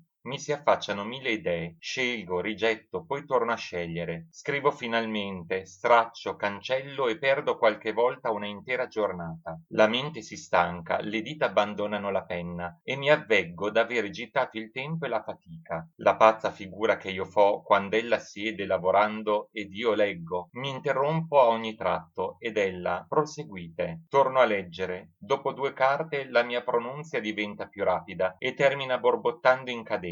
Teresa s'affanna. Leggete un po' meglio, io continuo, ma gli occhi miei, non so come, si sviano insensibilmente dal libro e si trovano frattanto immobili su quell'angelico viso. Divento muto, cade il libro e si chiude. Perdo il segno, ne so più ritrovarlo. Ma pure, se potessi afferrare tutti i pensieri che mi passano per la mente, ne vo tratto segnando sui cartoni e sui margini del mio Plutarco. Ho incominciato la storia di Lauretta per mostrare al mondo in quella sfortunata lo specchio della fatale infelicità dei mortali. Ti includo quel no che ho scritto e viviti lieto. Frammento della storia di Lauretta. Non so se il cielo badi alla terra, ma se ci ha qualche volta badato almeno il primo giorno che la umana rata ha incominciato a formicolare, io credo che egli abbia scritto negli eterni libri l'uomo sarà infelice. Né oso appellarmi di questa sentenza, perché non saprei forse a che tribunale, tanto più che mi giova crederla utile alle tante altre razze viventi ne mondo innumerabili. Ringrazio non di meno quella mente che mescendosi nell'immenso mondo degli esseri li fa sempre rivivere agitandoli, perché con le miserie ci ha dato almeno il dono del pianto ed ha punito coloro che con una insolente filosofia si vogliono ribellare dalla umana sorte, negando loro gli inesausti piaceri della compassione. Se vedi alcun addolorato e piangente, non piangere. Stoico, non sai tu che le lagrime di un uomo con passione vole sono per gli infelici più dolci della rugiada sulle erbe appassite? O Lauretta, io piansi con te sul sepolcro del tuo povero amante e mi ricordo che la mia compassione temprava l'amarezza del tuo dolore. T'abbandonavi sul mio seno e i tuoi biondi capelli mi coprivano il volto e il tuo pianto bagnava le mie guance. Poi traevi un fazzoletto e m'asciugavi ed asciugavi le tue lagrime che tornavano a sgorgarti dagli occhi e scorrenti sulle labbra. Abbandonata da tutti, ma io no, non ti ho abbandonata mai. Quando tu erravi fuor di te stessa per le romite spiagge del mare, io seguiva furtivamente i tuoi passi per poterti salvare dalla disperazione del tuo dolore. Poi ti chiamava a nome e tu mi stendevi la mano e sedevi al mio fianco. Saliva in cielo la luna e tu guardandola cantavi pietosamente. Taluno avrebbe osato deriderti, ma il consolatore dei disgraziati, che guarda con un occhio stesso e la pazzia e la saviezza degli uomini e che compiange e i loro delitti e le loro virtù, udiva forse le tue meste voci e ti ispirava qualche conforto. Le preci del mio cuore t'accompagnavano. A Dio sono accetti i voti e i sacrifici delle anime addolorate. I flutti gemeano con flebile fiotto e i vinti che gli increspavano gli spingeano a lambir quasi la riva dove noi stavamo seduti. E tu, alzandoti appoggiata al mio braccio, ti indirizzavi a quel sasso ove ti parea di vedere ancora il tuo Eugenio e sentir la sua voce e la sua mano e i suoi baci. Or che mi resta? Esclamavi. La guerra m'allontani i fratelli e la morte mi ha rapito il padre e l'amante. Abbandonata da tutti, o bellezza, genio benefico della natura, ove mostri l'amabile tuo sorriso scherza la gioia e si diffonde la voluttà per eternare la vita dell'universo. Chi non ti conosce e non ti sente incresca al mondo e a se stesso, ma quando la virtù ti rende più vereconda e più cara e le sventure, togliendoti la baldanza e la invidia della felicità, ti mostrano ai mortali coi crini sparsi e privi delle allegre ghirlande, chi è colui che può passarti davanti e non altro offrirti che un'inutile occhiata di compassione? Ma io t'offriva, o Lauretta, le mie lagrime e questa capanna dove tu avresti mangiato del mio pane e bevuto nella mia tazza. Tutto quello che aveva, e meco forse la tua vita, sebbene non lieta, sarebbe stata libera almeno e pacifica. Il cuore nella solitudine e nella pace va poco a poco obliando i suoi affanni, perché la libertà regna soltanto in grembo alla semplice e solitaria natura. E dove tu sei, libertà, le petrose rupi sornano d'arbuscelli e Borea frena i suoi turbini. Una sera d'autunno la luna appena si mostrava alla terra, rinfrangendo i suoi raggi sulle nuvole trasparenti, che accompagnandola l'andavano tratto tratto coprendo e che sparse per l'ampiezza del cielo rapiano al mondo le stelle. Noi stavamo intenti ai lontani fuochi dei pescatori e al canto del gondoliere che col suo remo rompè il silenzio e la calma dell'oscura laguna, ma Lauretta, volgendosi, cercò con gli occhi intorno il suo cagnolino ed errò lunga pezza chiamandolo. Stanca finalmente, tornò dov'io sedeva e guardandomi parea che volesse dirmi: anch'egli mi ha già abbandonata, e tu forse? Io? Chi l'avrebbe mai detto che quella dovesse essere l'ultima sera ch'io la vedeva? Ella era vestita di bianco, un nastro cilestro raccogliea le sue chiome, e tre mammole appassite spuntavano in mezzo al lino che copriva il suo seno. Io l'ho accompagnata fino alla porta della sua casa, e sua madre, che venne ad aprirci, mi ringraziava della cura che io mi prendeva per la sua disgraziata figliuola. Quando fui solo, m'accorsi che m'era rimasto fra le mani il suo fazzoletto. Lo renderò domani, diss'io. I suoi mali incominciavano già a mitigarsi, ed io forse, è vero, io non poteva darti il tuo Eugenio, ma ti sarei stato sposo, padre, fratello. La persecuzione dei tiranni proscrisse improvvisamente il mio nome. Né ho potuto, o Lauretta, lasciarti neppur l'ultimo addio. Quand'io penso all'avvenire e mi chiudo gli occhi per non conoscerlo, e tremo e mi abbandono con la memoria a giorni passati, io vo per lungo tratto vagando sotto gli alberi di queste valli, e mi ricordo le sponde del mare e i fuochi lontani e il canto del gondoliere. Mi appoggio ad un tronco, sto pensando, il cielo me l'avea conceduta, ma l'avversa fortuna me l'ha rapita. Traggo il suo fazzoletto, infelice chi ama per ambizione, ma il tuo cuore, o Lauretta, è fatto per la schietta natura. M'asciugo gli occhi e torno sul far della notte alla mia casa. Che fai tu frattanto? Torni errando lungo le spiagge e porgendo inni e lagrime a Dio? Vieni, tu corrai le frutta del mio giardino, tu berrai nella mia tazza, tu mangerai del mio pane.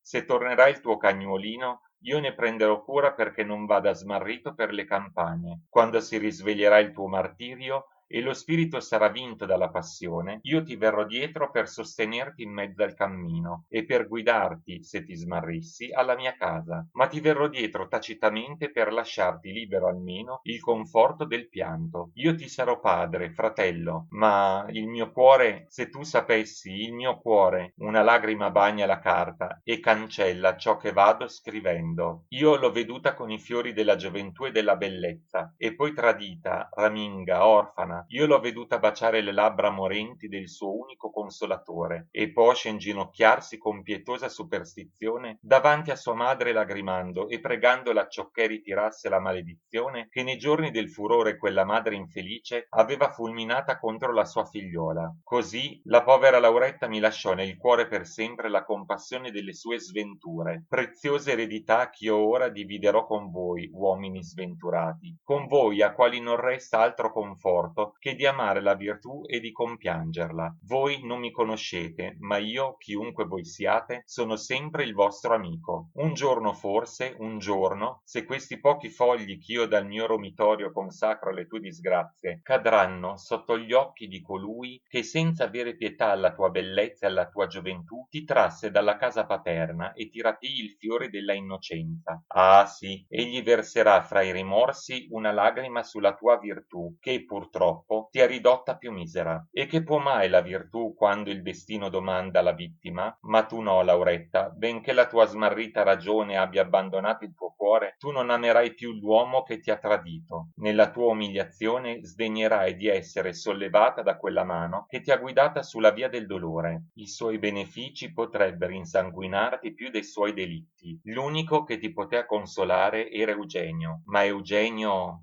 4 maggio. Hai tu veduto, dopo i giorni della tempesta, prorompere fra l'auree nuvole dell'oriente il vivo raggio del sole e riconsolar la natura? Tale per me è la vista di costei. Discaccio i miei desideri, condanno le mie speranze, piango i miei inganni. No, io non la vedrò più, io non l'amerò. Odo una voce che mi chiama traditore, la voce di suo padre, ma dirò contro me stesso, e sento risorgere nel mio cuore una virtù sanatrice, un pentimento. Eccomi dunque fermo nella mia risoluzione, fermo più che mai, ma poi all'apparir del suo volto ritornano le mie illusioni, l'anima mia si trasforma e obblia se medesima e si imparadisa nella contemplazione della bellezza. 8 maggio. Ella non t'ama, e se pure volesse amarti non può, è vero Lorenzo, ma s'io consentissi a strapparmi il velo dagli occhi, dovrei subito chiuderli in sonno eterno, poiché senza questo angelico lume la vita mi sarebbe terrore, il mondo caos, la natura notte e deserto. Anziché spegnere le faci che rischiarano la prospettiva teatrale e disingannare villanamente gli spettatori, non è assai meglio calar del tutto il sipario e lasciarli nella loro illusione? Ma se l'inganno ti nuoce, che monta, se il disinganno mi uccide? Una domenica intesi il parroco che sgridava i villani perché s'ubriacavano. Egli frattanto non s'accorgeva che avvelenava a quei meschini il conforto di addormentare nell'ebrietà della sera le fatiche del giorno, di non sentir l'amarezza del loro pane bagnato di sudore e di lagrime, e di non pensare al rigore e alla fame che il vicino verno minaccia.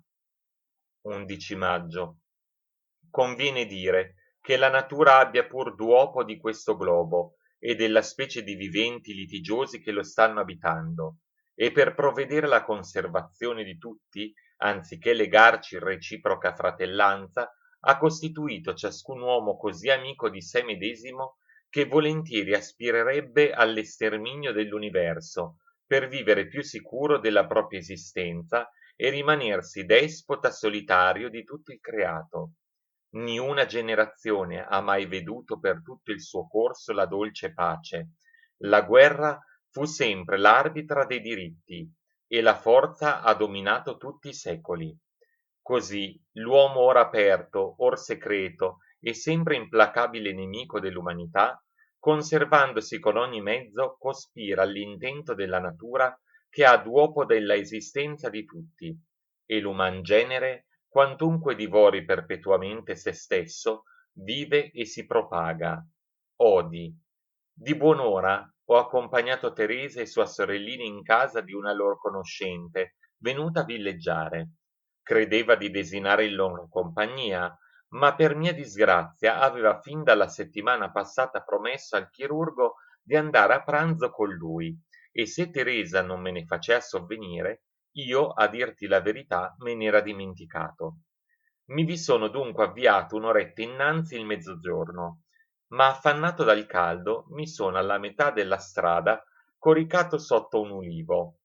Al vento di ieri, fuor di stagione, oggi è succeduta un'arsura noiosissima, e me ne stava lì al frasco spensieratamente, come se avessi già desinato.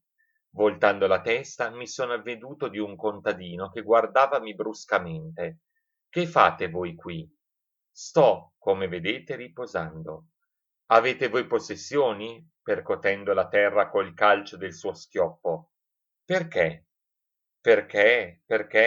Sdraiatevi sui vostri prati, se ne avete, e non venite a pestare l'erba degli altri. E partendo, fate che io tornando vi trovi. Io non mi era mosso, ed egli se n'era ito. A bella prima io non aveva badato alle sue bravate, ma ripensandoci, se ne avete, e se la fortuna non avesse conceduto a miei padri 2 passi di terreno, tu m'avresti negato anche nella parte più sterile del tuo prato l'estrema pietà del sepolcro. Ma osservando che l'ombra dell'ulivo diventava più lunga, mi sono ricordato del pranzo.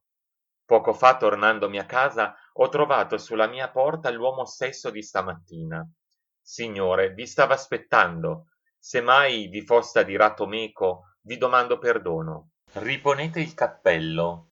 Io non me ne sono già offeso. Perché mai questo mio cuore nelle stesse occasioni ora è pace, pace, ora è tutto tempesta? Diceva quel viaggiatore, il flusso e il riflusso dei miei umori governa tutta la mia vita. Forse un minuto prima il mio sdegno sarebbe stato assai più grave dell'insulto. Perché dunque abbandonarci al capriccio del primo che ne offende, permettendo che egli ci possa turbare con una ingiuria non meritata? Vedi come l'amor proprio adulatore tenta con questa pomposa sentenza di ascrivermi a merito un'azione che è derivata forse da chi lo sa.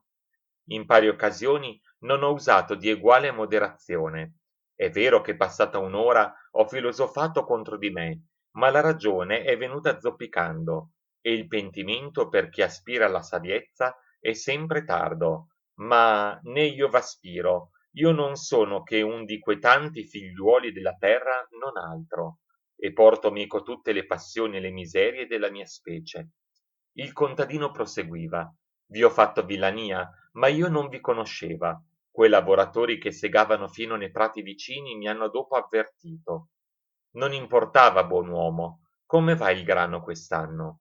Bene, ma vi prego, caro signore, scusatemi, non vi conosceva.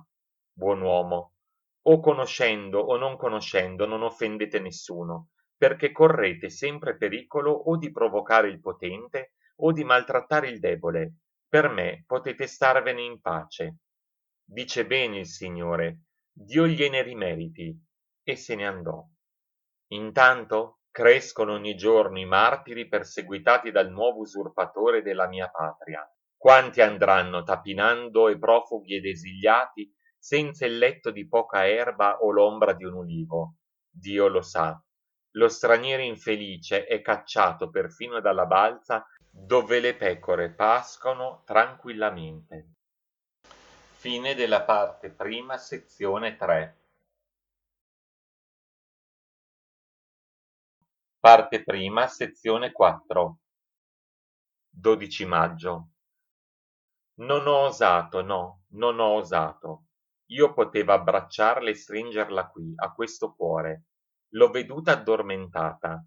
Il sonno le tenea chiusi quei grandi occhi neri, ma le rose del suo sembiante si spargevano allora più vive che mai sulle sue guance rugiadose. Giacea il suo bel corpo abbandonato sopra un sofà.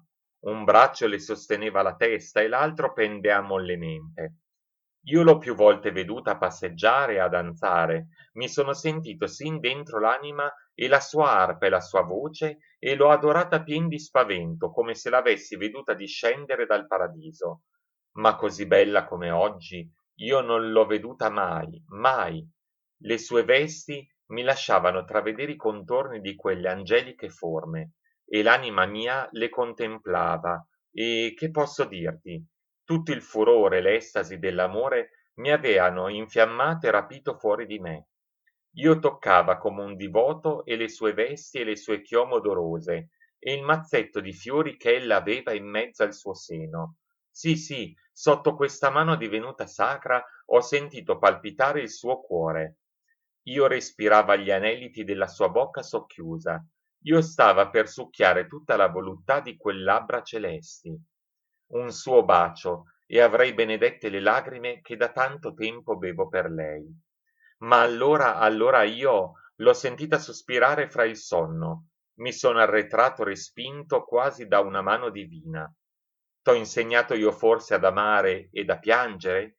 E cerchi tu un breve istante di sonno perché ti ho turbate le tue notti innocenti e tranquille? A questo pensiero me le sono prostrato davanti immobile immobile, rattenendo il sospiro, e sono fuggito per non ridestarla alla vita angosciosa in cui geme. Non si querela, e questo mi strazia ancor più, ma quel suo viso sempre più mesto e quel guardarmi con tanta pietà e tremare sempre al nome di Odoardo e sospirare sua madre. Ah, il cielo non ce l'avrebbe conceduta se non dovesse anch'ella partecipare del dolore. Eterno Iddio, esisti tu per noi mortali? O sei tu padre snaturato verso le tue creature? So che quando hai mandato sulla terra la virtù tua, figliuola primogenita le hai data la per guida la sventura. Ma perché poi lasciasti la giovinezza e la beltà così deboli da non poter sostenere le discipline di sì austera istitutrice? In tutte le mie afflizioni ho alzato le braccia sino a te, ma non ho osato né mormorare né piangere. Ahi, adesso, e perché farmi conoscere la felicità s'io doveva bramarla sì fieramente e perderne la speranza per sempre? Per sempre! No, no, Teresa è mia, tutta. Tu me l'hai conceduta perché mi creasti un cuore capace di amarla immensamente, eternamente. 14 maggio. S'io fossi pittore, quale ampia materia il mio pennello, l'artista immerso nella idea deliziosa del bello addormenta o mitiga almeno tutte le altre passioni. Ma se anche fossi pittore, ho veduto nei pittori e nei poeti la bella e talvolta anche la schietta natura, ma la natura somma, immensa, inimitabile, non l'ho veduta dipinta mai. Omero, Dante e Shakespeare, i tre maestri di tutti gli ingegni sovrumani, hanno investito la mia immaginazione ed infiammato il mio cuore. Ho bagnato di caldissime lagrime i loro versi e ho adorato le loro ombre divine come se le vedessi assise sulle volte eccelse che sovrastano l'universo a dominare l'eternità.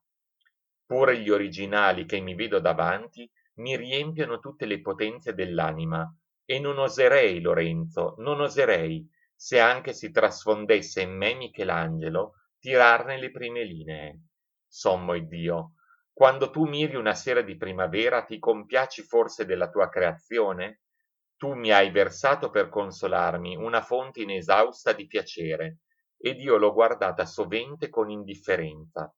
Sulla cima del monte indorato dai pacifici raggi del sole che va mancando, io mi vedo accerchiato da una catena di colli, sui quali ondeggiano le messi, e si scuotono le viti, sostenuti in ricchi festoni dagli ulivi e dagli olmi.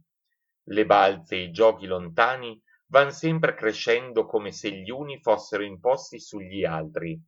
Di sotto a me le coste del monte sono spaccate in burroni infecondi fra i quali si vedono offuscarsi le ombre della sera che a poco si innalzano. Il fondo scuro e orribile sembra la bocca di una voragine. Nella falda del mezzogiorno l'aria è signoreggiata dal bosco che sovrasta e offusca la valle dove pascono al fresco le pecore e pendono dall'erta le capre sbrancate. Cantano flebilmente gli uccelli come se piangessero il giorno che muore. Mugghiano le giovenche e il vento pare che si compiaccia del sussurrar delle fronde. ma da settentrione si dividono i colli e s'apre all'occhio una interminabile pianura. Si distinguono nei campi vicini i buoi che tornano a casa. Lo stanco agricoltore li segue appoggiato al suo bastone, e mentre le madri e le mogli apparecchiano la cena all'affaticata famiglia, fumano le lontane ville ancor biancicanti e le capanne disperse per la campagna. I pastori mungono il gregge e la vecchierella che stava filando sulla porta dell'ovile abbandona il lavoro e va carezzando e fregando il torello e gli agnelletti che belano intorno alle loro madri. La vista intanto si va dilungando e dopo lunghissime file di alberi e di campi termina nell'orizzonte dove tutto si minora e si confonde.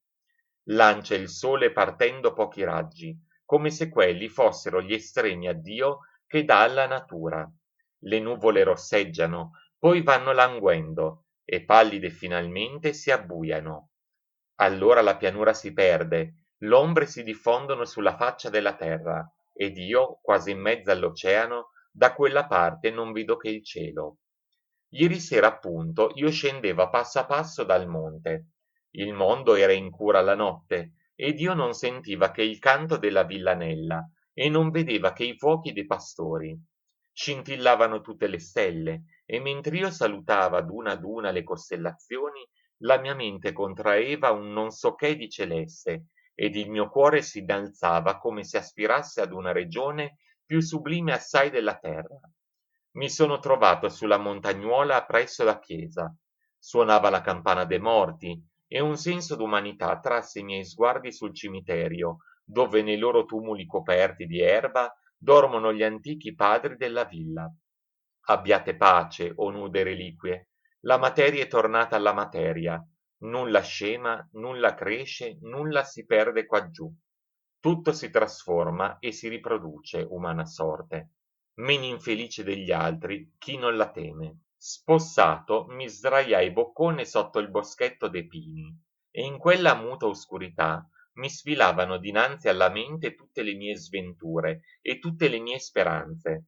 Da qualunque parte io corressi anelando alla felicità, dopo un aspro viaggio pieno di errori e di tormenti, mi vedeva spalancata le sepoltura dove io m'andava a perdere con tutti i mali e tutti i beni di questa inutile vita. E mi sentiva avvilito e piangeva perché aveva bisogno di consolazione, e nei miei singhiozzi io invocava Teresa. Udì un calpestio fra gli alberi e mi parea di intendere bisvigliare alcune voci. Mi sembrò poi di vedere Teresa con sua sorella. Impaurite a prima vista fuggivano. Io le chiamai per nome e la Isabellina, riconosciutomi, mi si gettò addosso con 1000 baci. M'alzai. Teresa s'appoggiò al mio braccio e noi passeggiammo taciturni lungo la riva del fiumicello sino al lago dei Cinque Fonti. E là ci siamo quasi di consenso fermati a mirar l'astro di Venere che ci lampeggiava sugli occhi. Oh, diss'ella con quel dolce entusiasmo tutto suo, credi tu che il Petrarca non abbia anch'egli visitato sovente queste solitudini, sospirando fra le ombre pacifiche della notte la sua perduta amica? Quando leggo i suoi versi io me lo dipingo qui, malinconico, errante, seduto sul tronco di un albero, pascersi dei suoi mesti pensieri e volgersi al cielo cercando con gli occhi lagrimosi lo spirito di Laura. Io non so come quell'anima tutta celeste abbia potuto sopravvivere in tanto dolore e fermarsi fra le miserie dei mortali. O dolce amico, quando s'ama davvero? Ella mi stringeva la mano ed io mi sentiva il cuore che non voleva starmi più in petto. Sì, Angelo, tu sei nato per me ed io non so come ho potuto soffocare queste parole che mi scoppiavano dalle labbra. Ella saliva la collina ed io la seguitava. Le mie facoltà erano tutte di Teresa, ma la tempesta che le aveva agitate era alquanto cessata. Tutto è amore, diss'io. L'universo non è che amore, e chi lo ha mai più sentito o meglio dipinto del Petrarca? Adoro come divinità quei pochi geni che si sono innalzati sopra gli altri mortali, ma il Petrarca io l'amo, e mentre il mio intelletto gli sacrifica come a nume, Il mio cuore lo invoca padre e amico consolatore. Teresa mi rispose con un sospiro. La salita l'aveva stancata. Riposiamo, diss'ella. L'erba era umida ed io le mostrai un gelso poco lontano, il più bel gelso che mai è alto, solitario, frondoso. Fra i suoi rami va un nido di cardellini e noi lo chiamiamo sempre il nostro albero favorito. La ragazzina intanto ci aveva lasciati, saltando su e giù, cogliendo fioretti e gettandoli dietro le lucciole che andavano aleggiando. Teresa giaceva sotto il gelso ed io seduto vicino a lei con la testa appoggiata al tronco le recitava le odi di Saffo. Sorgeva la luna. Oh, perché mentre scrivo il mio cuore batte sì forte? Beata sera. 14 maggio, ore 11. Sì, Lorenzo, odilo. La mia bocca è umida ancora di un bacio di Teresa e le mie guance sono state inondate dalle sue lagrime. Mi ama, sì, mi ama. Lasciami, Lorenzo, lasciami in tutta l'estasi di questo momento di paradiso. 14 maggio, a sera. Oh, quante volte ho ripigliata la penna e non ho potuto continuare. Mi sento un po' calmato e torno a scriverti. Teresa giaceva sotto il gelso, io le recitava le odi di Saffo. Ma come possio dipingerti quell'istante divino? Ella mi ama, sì, mi ama. A queste parole tutto ciò che io vedeva mi sembrava un riso dell'universo. Io mirava con occhi di riconoscenza il cielo e mi parea che egli si spalancasse per accoglierci. Deh, a che non venne la morte?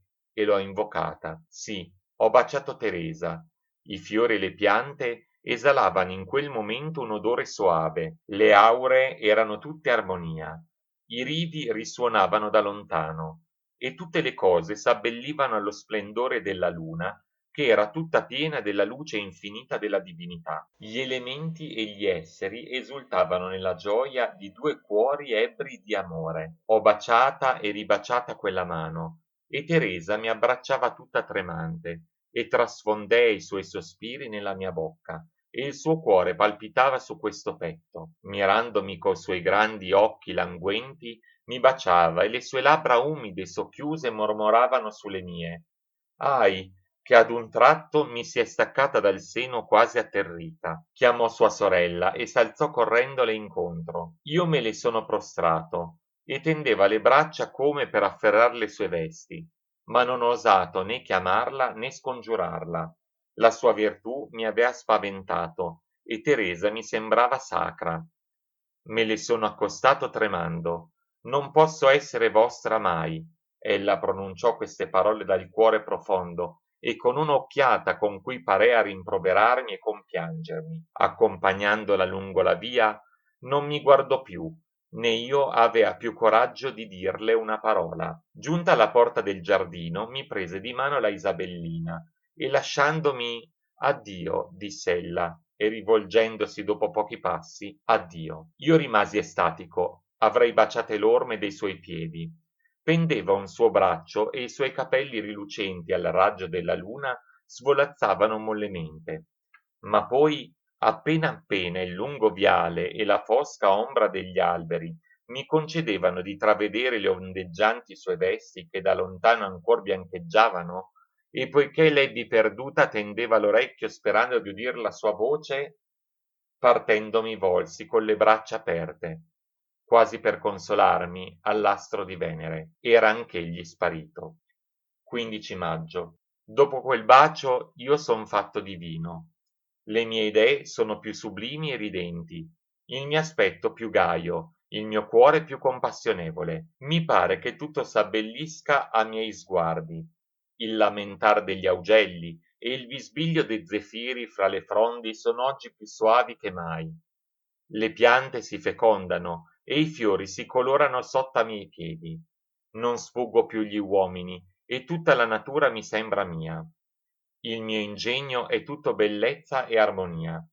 Se dovessi scolpire o dipingere la stessa beltà, io sdegnando ogni modello terreno, la troverei nella mia immaginazione. O amore, le arti belle sono tue figlie. Tu prima hai guidato sulla terra la sacra poesia solo alimento degli animi generosi che tramandano dalla solitudine i loro canti sovrumani sino alle più tarde generazioni, spronandole con le voci e con i pensieri ispirati dai numi ad altissime imprese. Tu raccendi nei nostri petti la sola vera virtù utile a mortali, la pietà, per cui sorride talvolta il labbro dell'infelice condannato ai sospiri, e per te rivive sempre il piacere fecondatore degli esseri, senza del quale tutto sarebbe caos e morte.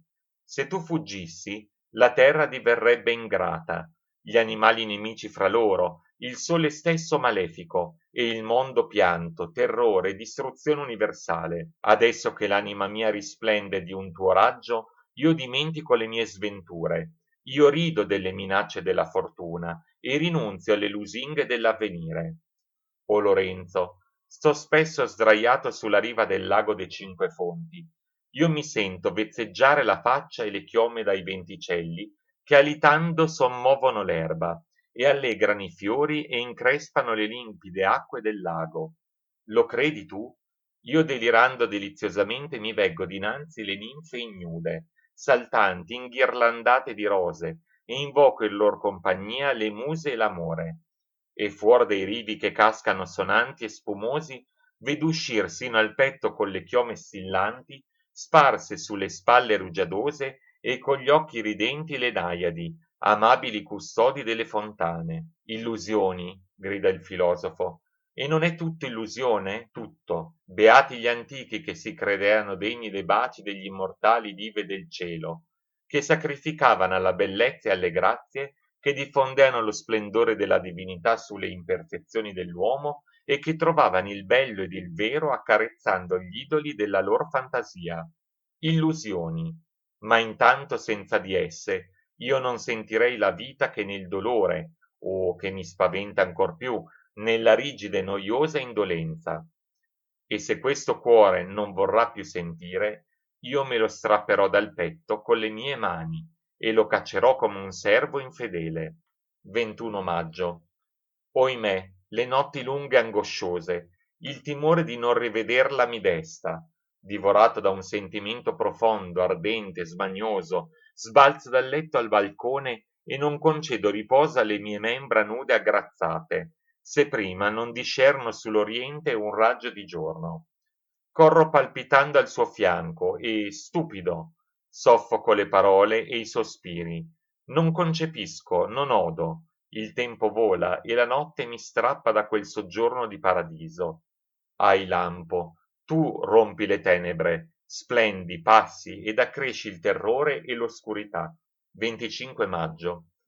Ti ringrazio, eterno Iddio, ti ringrazio. Tu hai dunque ritirato il tuo spirito, e Lauretta ha lasciato alla terra le sue infelicità. Tu ascolti i gemiti che partono dalle viscere dell'anima, e mandi la morte per isciogliere dalle catene della vita le tue creature perseguitate ed afflitte. Mia cara amica, il tuo sepolcro beva almeno queste lagrime, solo tributo che io posso offrirti. Le zolle che ti nascondono sieno coperte di poca erba. Tu vivendo speravi da me qualche conforto, eppure non ho potuto nemmeno prestarti gli ultimi uffici. Ma ci rivedremo. Sì, quand'io, caro Lorenzo, mi ricordava di quella povera fanciulla, certi presentimenti mi gridavano dal cuore profondo. Ella è morta. Pure se tu non me ne avessi scritto, io certo non lo avrei saputo mai.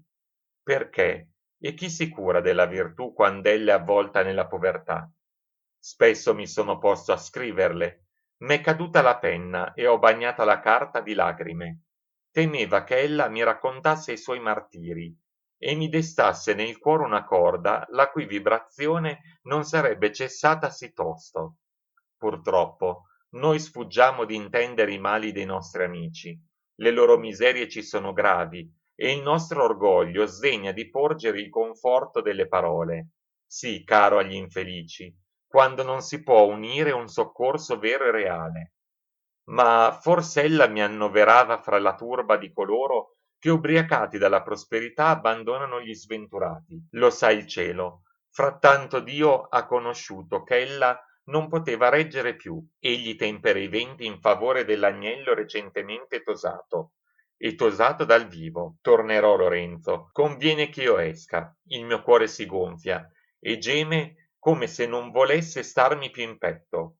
Sulla cima di un monte mi sembra d'essere alquanto più libero, ma qui, nella mia stanza, sto quasi sotterrato in un sepolcro. Sono salito sulla più alta montagna. I venti imperversavano. Io vedeva le querce ondeggiar sotto ai miei piedi, la selva fremeva come mar burrascoso e la valle ne rimbombava. Sulle rupi dell'erta sedeano le nuvole. Nella terribile maestà della natura la mia anima attonita e sbalordita ha dimenticato i suoi mali ed è tornata per alcun poco in pace con se medesima. Vorrei dirti di grandi cose, mi passano per la mente, vi sto pensando, mi ingombrano il cuore, s'affollano, si confondono. Non so più da quale io mi debba incominciare. Poi tutto ad un tratto mi sfuggono ed io prorompo in un pianto dirotto. Vado correndo come un pazzo senza saper dove e perché. Non m'accorgo e i miei piedi mi strascinano fra i precipizi. Io domino le valli e le campagne soggette, magnifica ed inesausta natura. I miei sguardi e i miei pensieri si perdono nel lontano orizzonte. Vo salendo e sto lì, ritto, anelante. Guardo all'ingiù, ahi, voragine! Alzo gli occhi inorridito e scendo precipitoso a piede il colle dove la valle è più fosca. Un boschetto di giovani querce mi protegge dai venti e dal sole. Due rivi d'acqua mormorano qua e là sommessamente. I rami bisbigliano e un rosignuolo. Ho sgridato un pastore che era venuto per rapire dal nido i suoi pargoletti. Il pianto, la desolazione, la morte di quei deboli innocenti dovevano essere forse venduti per una meschina moneta, così va, ma io l'ho compensato del guadagno che sperava di trarne ed egli mi ha promesso di non disturbare più i rosignuoli. E là io mi riposo, dove sei ito o buon tempo di prima, la mia ragione è malata e non può fidarsi che nel sopore, e guai se sentisse tutta la sua infermità. Quasi quasi, povera Lauretta, tu forse mi chiami. Tutto quello che esiste per gli uomini non è che la lor fantasia, caro amico. Fra le rupi la morte mi era spavento, e all'ombra di quel boschetto io avrei chiusi gli occhi volentieri in sonno eterno. Ci fabbrichiamo la realtà a nostro modo, i nostri desideri si vanno moltiplicando con le nostre idee.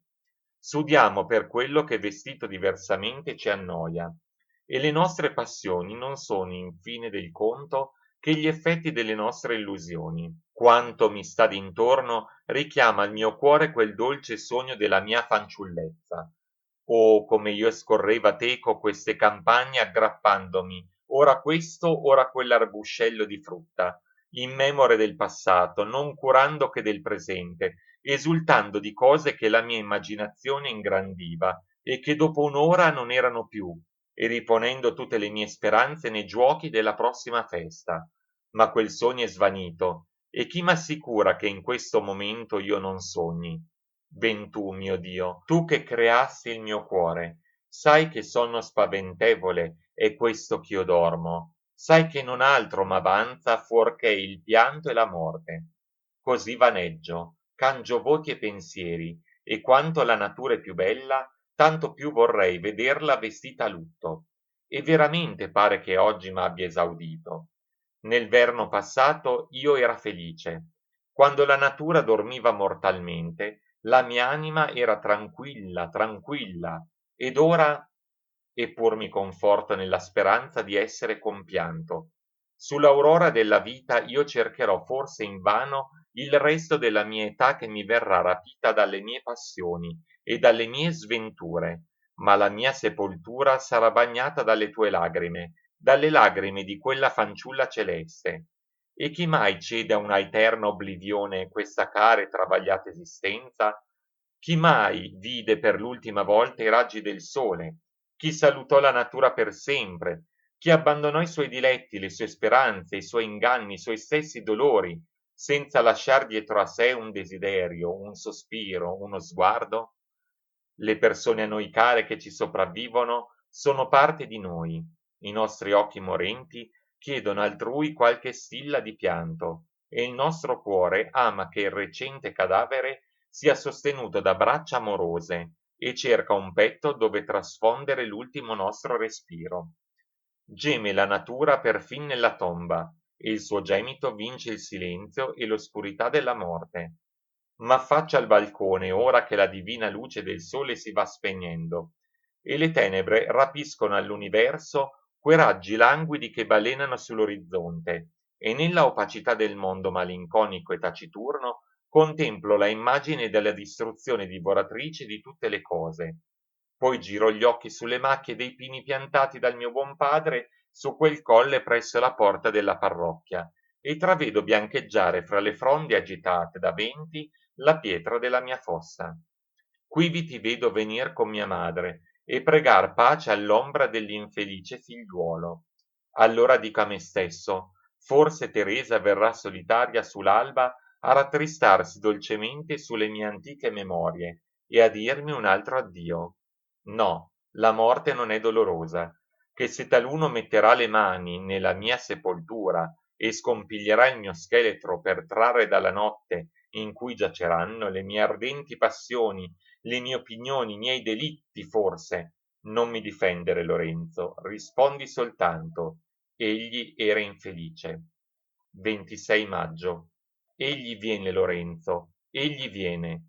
Scrive dalla Toscana dove si fermerà 20 giorni, e la lettera è in data del 18 maggio, fra 2 settimane al più, dunque, 27 maggio. E penso, ed è pur vero che questo angelo dei cieli esista qui, in questo basso mondo, fra noi? E sospetto d'essermi innamorato della creatura della mia fantasia. E chi non avrebbe voluto amarla anche infelicemente? E dov'è l'uomo così avventuroso col quale io degnassi di cangiare questo mio stato lagrimevole? Ma come io posso d'altronde esser tanto inimico di me per tormentarmi, lo sa il cielo, senza niuna speranza? Forse un certo orgoglio in costei della sua bellezza e delle mie sventure non mi ama, e la sua compassione coverà un tradimento. Ma quel suo bacio celeste che mi sta sempre sulle labbra, e chi mi domina tutti i pensieri, e quel suo pianto, ahi, che dopo quel momento ella mi sfugge, né osa guardarmi più in faccia, seduttore, io, e quando mi sento tuonare nell'anima quella tremenda sentenza, non sarò vostra mai. Io passo di furore in furore, e medito delitti di sangue. Non tu, divina fanciulla, io solo ho tentato il tradimento e l'avrei consumato. Oh, un altro tuo bacio, e abbandonami poscia ai miei sogni e ai miei soavi deliri, e ti morrò a piedi, ma tutto tuo, tutto. Tu, se non potrai essermi sposa, mi sarai almeno compagna del sepolcro. Ah no, la pena di quest'amore fatale si rovesci sopra di me, ch'io pianga per tutta un'eternità, ma che il cielo, Teresa, non ti faccia per mia cagione infelice. Ma intanto io ti ho perduta, e tu mi t'involi, tu stessa. Ah, se tu mi amassi com'io t'amo. Eppure, o Lorenzo, in sì fieri dubbi e in tanti tormenti, ogni volta ch'io domando consiglio alla mia ragione, ella mi conforta dicendomi: tu sei immortale. Or via, soffriamo dunque, e sino agli estremi. Uscirò dall'inferno della vita, e basto io solo. A questa idea rido e della fortuna e degli uomini e della stessa onnipotenza di Dio. 28 maggio. Spesso io mi figuro tutto il mondo a soqquadro, e il cielo e il sole, l'oceano, e tutti i globi nelle fiamme e nel nulla. Ma se anche in mezzo a tanta rovina io potessi stringere un'altra volta Teresa, un'altra volta soltanto fra queste braccia, io invocherei la distruzione del creato. 29 maggio all'alba. O illusione, perché quando nei miei sogni quest'anima è un paradiso e Teresa è al mio fianco e mi sento sospirar sulla bocca, e perché mi trovo poi un vuoto di tomba? Almen che beati momenti non fossero mai venuti, o non fossero fuggiti mai. Questa notte io cercava brancicando quella mano che me l'ha strappata dal seno, Mi parea di intendere da lontano un suo gemito, ma le coltri molli di pianto, i miei capelli sudati, il mio petto ansante, la fitta e muta oscurità, tutto mi gridava: infelice, tu deliri. Spaventato e languente mi sono buttato boccone sul letto abbracciando il guanciale e cercando di tormentarmi nuovamente e di illudermi. Se tu mi vedessi stanco, squallido, taciturno, errar su e giù per le montagne e cercar di Teresa e temer di trovarla, sovente brontolar fra me stesso, chiamare, pregarla e rispondere alle mie voci. Arso dal sole mi caccio sotto una macchia e m'addormento o vaneggio. Ahi che sovente la saluto come se la vedessi e mi pare di stringerla e di baciarla. Poi tutto svanisce ed io tengo gli occhi inchiodati sui precipizi di qualche dirupo. Sì, conviene ch'io la finisca. 29 maggio, a sera. Fuggir dunque, fuggire? Ma dove? Credimi, io mi sento malato. Appena reggo questo misero corpo per potermelo strascinare sino alla villa e confortarmi in quegli occhi divini e bere un altro sorso di vita, forse l'ultimo. Ma senza di ciò, vorrei più questo inferno? Oggi l'ho salutata per andarmene a desinare. Sono partito, ma non poteva scostarmi dal suo giardino e, lo credi, la sua vista mi dà soggezione. Vedendola poi scendere con sua sorella, ho tentato di tirarmi sotto una pergola e fuggirmene.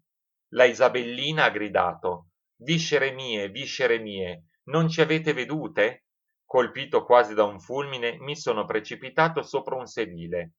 La ragazza mi si è gettata al collo carezzandomi e dicendomi all'orecchio: perché piangi? Non so se Teresa mi abbia guardato. Sparì dentro un viale. Dopo mezz'ora tornò a chiamare la ragazza che stava ancora fra le mie ginocchia e m'accorsi che le sue pupille erano rosse di pianto. Non mi parlò, ma mi ammazzò con un'occhiata quasi volesse dirmi: tu mi hai ridotta così misera. Fine della parte prima, sezione 4.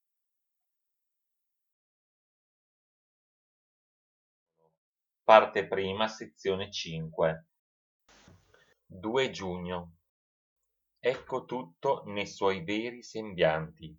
Ahi, non sapeva che in me s'annidasse questo furore che m'investe, m'arde, mi annienta, eppur non mi uccide. Dov'è la natura? Dov'è la sua immensa bellezza? Dov'è l'intreccio pittoresco dei colli ch'io contemplava dalla pianura, innalzandomi con l'immaginazione nelle regioni dei cieli? Mi sembrano rupi nude e non veggo che precipizi. Le loro falde coperte di ombre ospitali mi son fatte noiose. Io vi passeggiava un tempo fra le ingannevoli meditazioni della nostra debole filosofia.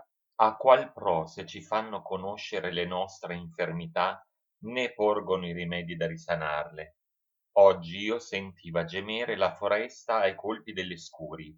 I contadini atterravano i roveri di 200 anni. Tutto pere quaggiù, tutto.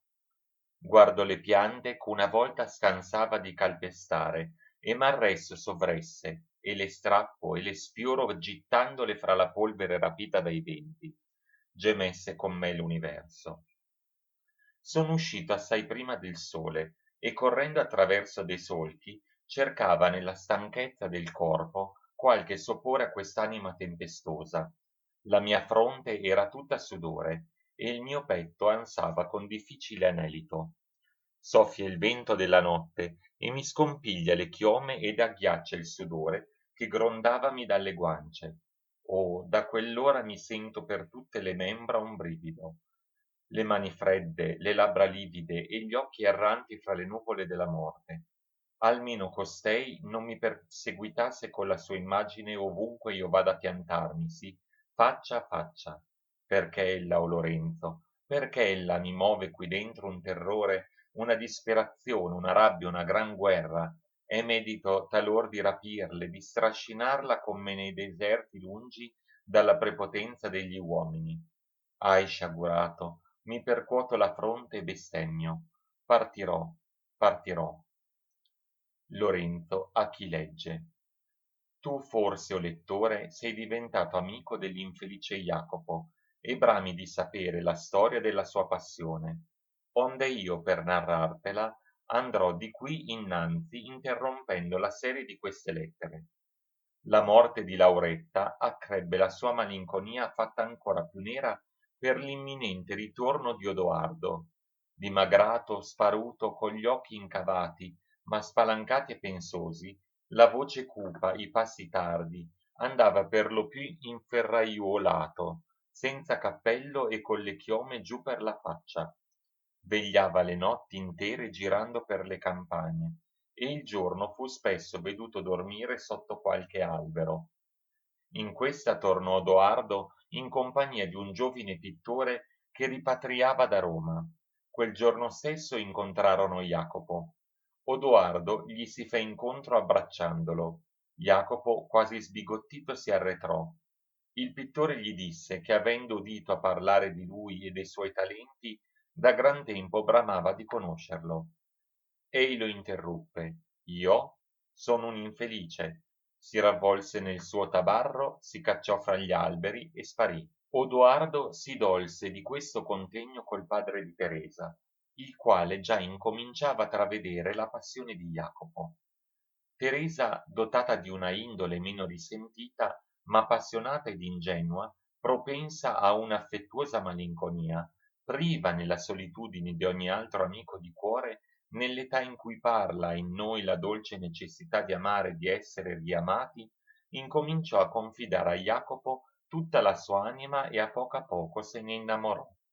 Ma non osava confessarlo a se stessa, e dopo la sera di quel bacio fatale viveva riservata, sfuggendo l'amante e tremando alla presenza del padre.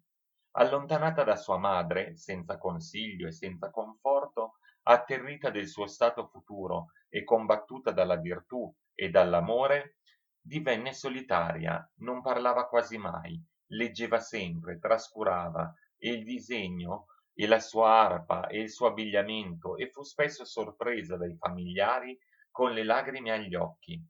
Sfuggiva alla compagnia delle giovinette sue amiche che a primavera villeggiavano a Colli Euganei e dileguandosi a tutti alla sua stessa sorellina sedeva molte ore nei luoghi più ombrosi del suo giardino.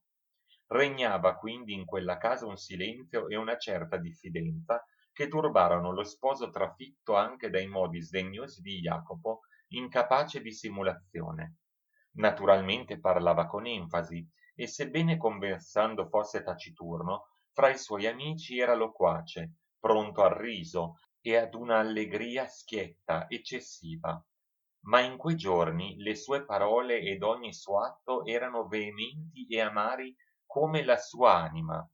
Instigato una sera da Odoardo, che giustificava il trattato di Campoformio, si pose a disputare, a gridare come un invasato, a minacciare, a percuotersi la testa e a piangere d'ira. Avea sempre un'aria assoluta, ma il signore T mi raccontava che egli allora o stava sepolto nei suoi pensieri, o se discorreva si infiammava d'improvviso, i suoi occhi mettevano paura e talvolta fra il discorso li abbassava inondati di pianto. Odoardo si fe più circospetto e sospettò la cagione del cangiamento di Jacopo. Così passò tutto giugno. Il povero giovane diveniva ogni ora più tetro ed infermo, né scriveva più alla sua famiglia, né rispondeva alle mie lettere. Spesso fu veduto da contadini cavalcare a briglia sciolta per luoghi scoscesi, e in mezzo alle fratte e a traverso de fossi, ed è maraviglia com'ei non sia pericolato. Una mattina il pittore, stando a ritrarre la prospettiva dei monti, udì la sua voce fra il bosco. Gli si accostò di soppiatto e intese che ei declamava una scena del Saul. Allora gli riuscì di disegnare il ritratto dell'Ortis, che sta in fronte a questa edizione, appunto quand'ei si soffermava pensoso dopo avere proferito quei versi dell'atto secondo, scena 1.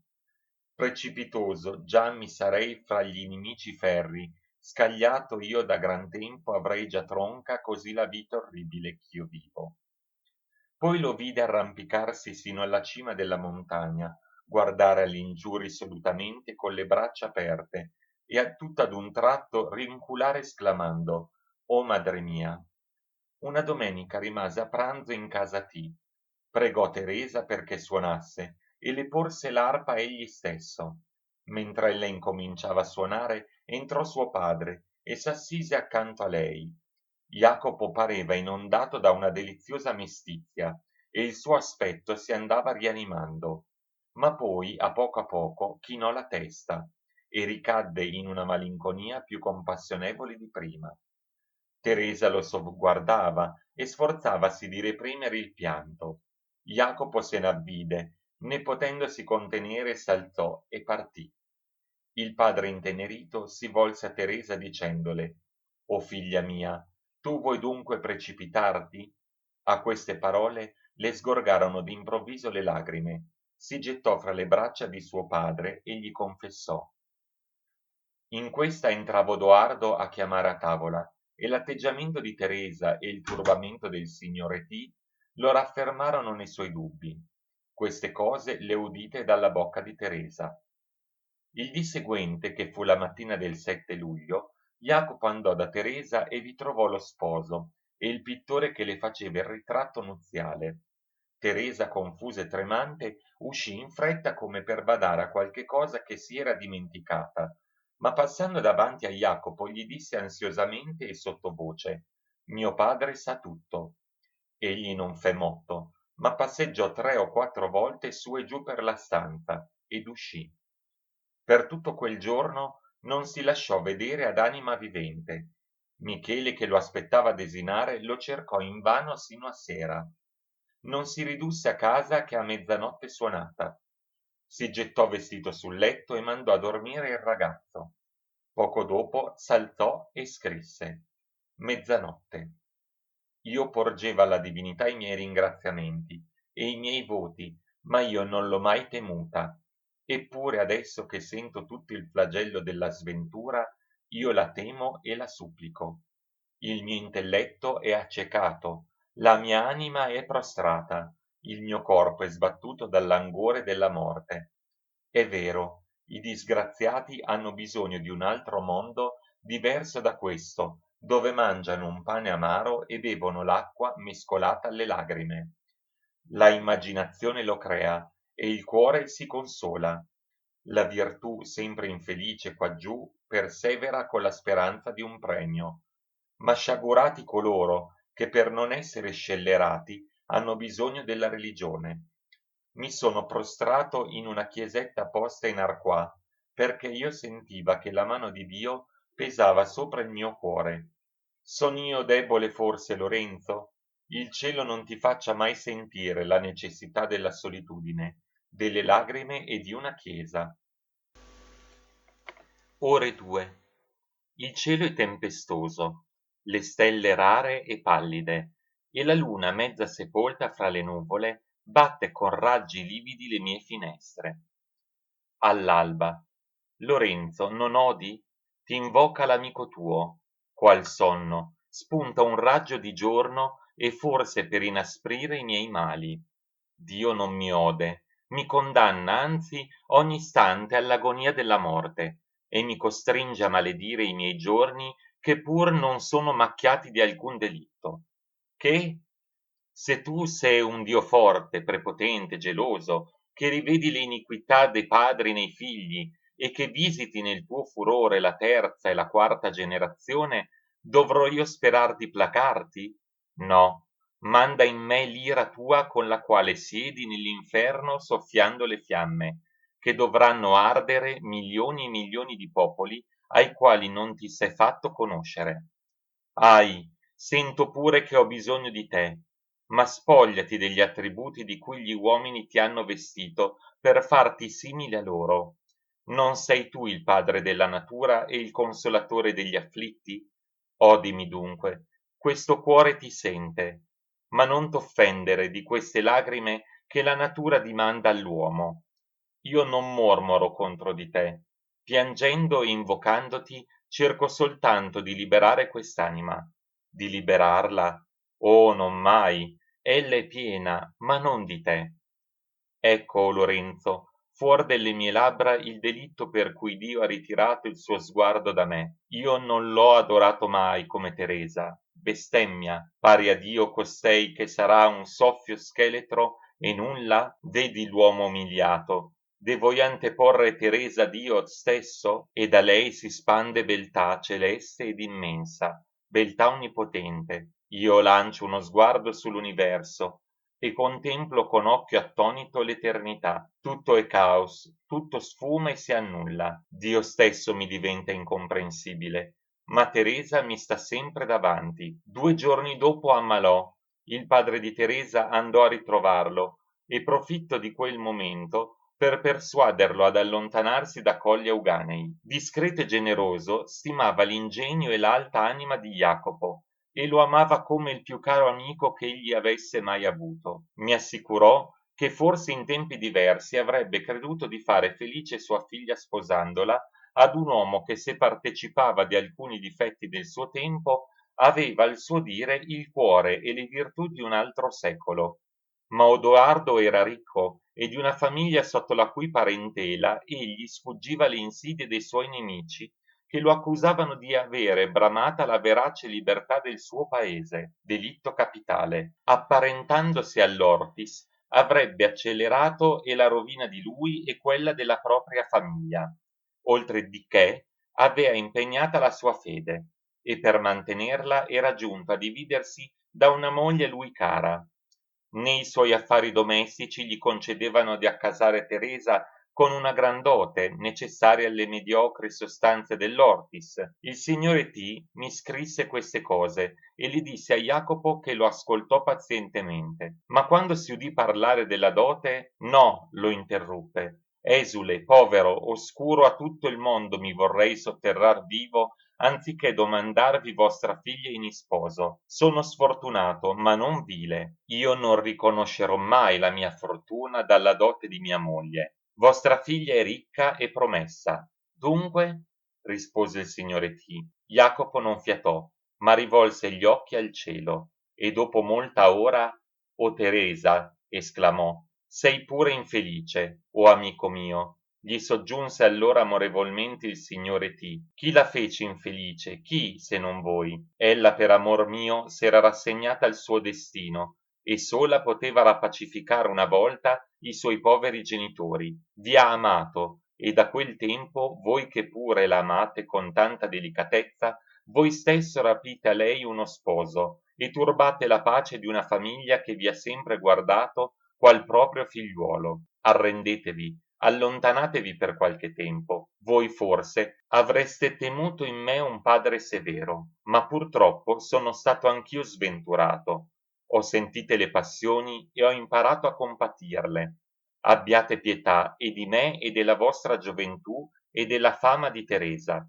La sua beltà e la sua salute vanno languendo, la sua anima geme nel dolore, e per voi solo, per voi. Io vi scongiuro in nome di Teresa, partite, sacrificate la vostra passione alla sua felicità, e non fate di me il padre più misero che sia mai nato. Jacopo parea intenerito, ma non rispose. Il suo male aggravava, né di seguenti fu preso da una febbre ardentissima. Frattanto io sgomentato e dalle ultime lettere di Jacopo e da quelle del padre di Teresa, tentava tutte le vie per accelerare la partenza del mio povero amico, solo rimedio alla sua violenta passione. Né ebbi cuore di parlarne a sua madre, che conosceva l'indole di lui capace di eccessi, e le dissi soltanto che egli era un po' malato e che il cangiamento d'aria gli gioverebbe. In quel tempo stesso incominciavano a inferocire a Venezia le persecuzioni.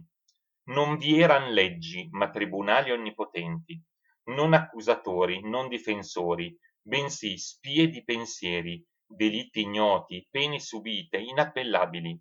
I più sospetti gemeano in carcere, gli altri, benché di antica ed onesta fama, tratti di notte dalle proprie case, manomessi dagli sgherri, strascinati a confini e abbandonati alla ventura, senza l'addio dei congiunti e destituiti di ogni umano soccorso. Per alcuni pochi l'esilio scevro da questi modi violenti ed infami fu somma clemenza. Ed io pure tardo, ma non ultimo martire, vo da più mesi profugo per l'Italia, volgendo senza niuna speranza gli occhi lagrimosi alle sponde della mia patria. Quind'io allora, tremante anche per la sicurezza di Jacopo, persuasi sua madre, quantunque desolata, a scrivergli perché sino a tempi migliori cercasse asilo in qualche altro paese, tanto più che quand'ei lasciò Padova le si scusò allegando gli stessi timori. Fu affidata la lettera a un servo il quale giunse a Colle Euganei la sera del 15 luglio e trovò Jacopo ancora a letto, sebbene migliorato d'assai. Gli sedé appresso il padre di Teresa, lesse la lettera sommessamente e la posò sul guanciale. Poco dopo la rilesse assai commosso, ma non ne parlò. Il dì 19 s'alzò. In quel giorno stesso sua madre gli riscrisse inviandogli danari, 2 combiali e parecchie commendatizie, e scongiurandolo per le viscere di Dio perché ei partisse. Quel dopopranzo andò da Teresa e non trovò che l'Isabellina, la quale tutta intenerita contò che ei s'assise muto, s'alzò, la baciò e discese. Tornò dopo un'ora e salendo le scale la incontrò di nuovo e se la strinse al petto, la baciò più volte e la bagnò di lagrime. Si pose a scrivere, cangiò parecchi fogli e li stracciò poi tutti.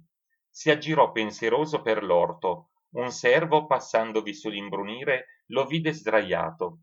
Ripassando, lo trovò ritto sulla porta in atto di uscire con la testa rivolta attentamente verso la casa che era battuta dalla luna. Tornato a casa, rimandò il messo rispondendo a sua madre che domani all'alba partiva. Fece ordinare i cavalli alla posta più vicina. Prima di coricarsi, scrisse la lettera seguente per Teresa e la consegnò all'ortolano. All'alba portì. Ore 9. Perdonami, Teresa, io funestato i tuoi giorni e la pace della tua famiglia, ma fuggirò, sì, io non credeva di avere tanta costanza. Ti posso lasciare senza morir di dolore a tuoi piedi, e non è poco. Usiamo di questo momento sinché il cuore mi regge e la ragione non mi abbandona affatto. Ma la mia anima è tutta sepolta nel solo pensiero di amarti sempre, sempre, e di piangerti. Se tu il vuoi, io mi renderò sacro il dovere di non più scriverti. Seppellirò nel mio cuore i miei gemiti, ma io non ti vedrò, no, mai più. Oggi t'ho cercato invano per darti l'estremo addio. Ah, soffri soltanto, mia Teresa, queste ultime righe ch'io bagno delle più amare lagrime. Mandami in qualunque tempo, in qualunque luogo il tuo ritratto. Se l'amicizia, se l'amore, se la compassione ti parlano ancora per questo sconsolato, non negarmi il piacere che addolcirà tutti i miei mali. Tuo padre stesso me lo concederà, spero. Egli che potrà vederti ed udirti e piangere con te, mentr'io nelle ore fantastiche del mio dolore e delle mie passioni, annoiato di tutto il mondo, diffidente di tutti, con un piè sulla sepoltura, mi conforterò sempre baciando dì e notte la tua sacra immagine, e così tu mi infonderai da lontano costanza per sopportare ancora questa mia vita. Farò meno angosciose le mie notti e meno tristi i miei giorni solitari, che pochi giorni ch'io potrò vivere senza di te. Morendo, io volgerò a te gli ultimi sguardi, io ti raccomanderò il mio ultimo sospiro, io verserò su te tutta l'anima mia, io ti porterò con me nel mio sepolcro, attaccata al mio petto. O Angela, tu mi hai assistito con tanto affetto nella mia breve malattia. Te ne ringrazio di cuore, te ne ringrazio. Ho l'unica tua lettera che mi scrivesti quand'io era a Padova, felice tempo. Ma chi l'avrebbe mai detto? Solo e sacro testimonio del mio dolore e dell'amor mio mi abbandonerà mai, mai, o mia Teresa. Questi sono deliri, ma l'uomo sommamente misero non ha altra consolazione. Addio, perdonami, mia Teresa, perdonami. Oimè, io mi credeva più forte. Scrivo male e di un carattere appena leggibile, ma ti scrivo arso dalla febbre, con l'anima lacerata e il pianto sugli occhi. Per carità, non mi negare il tuo ritratto. Consegnalo a Lorenzo. S'io morirò pria che egli possa farmelo giungere, lo custodirà con eredità santa e preziosa che gli ricorderà sempre e le tue virtù e la tua bellezza e l'ultimo eterno e infelicissimo amore del suo misero amico. Addio, addio, che se la mia languente salute se le mie sventure e la mia tristezza mi scavassero la fossa, concedimi ch'io mi renda cara la morte con la certezza che tu mi hai amato. Ah, adesso io sento tutto il dolore a cui ti lascio. O potessi morirti vicino, o potessi almeno morire ed essere sepolto nella terra che avrà le tue ossa. Addio, non posso più, addio. Tutti quasi i frammenti che seguono erano scritti in diversi fogli. Rovigo, 20 luglio. Io la mirava e diceva a me stesso: che sarebbe di me se io non potessi vederla più? E correva a piangere di consolazione sapendo che io le era vicino e adesso io l'ho perduta. Cos'è più l'universo? Qual parte della terra potrà sostenermi senza Teresa? E mi pare di esserle lontano sognando. Ho avuto io tanta costanza? E m'è bastato il cuore di partire così senza vederla? Né un bacio, né un solo addio. Tutti i momenti io credo di essere alla porta della sua casa e di sedere al suo fianco. Io fuggo, e con che velocità ogni minuto mi porta ognor più lontano de lei. E intanto, quante care illusioni, ma io l'ho perduta. Non so più obbedire né alla mia volontà né alla mia ragione, né al mio cuore sbalordito. Mi lascio strascinare dal braccio prepotente del mio destino. Addio, addio, Lorenzo. Ferrara, 20 luglio, a sera. Io passava il Po e guardava le immense sue acque, e più volte io fui per precipitarmi e profondarmi e perdermi per sempre.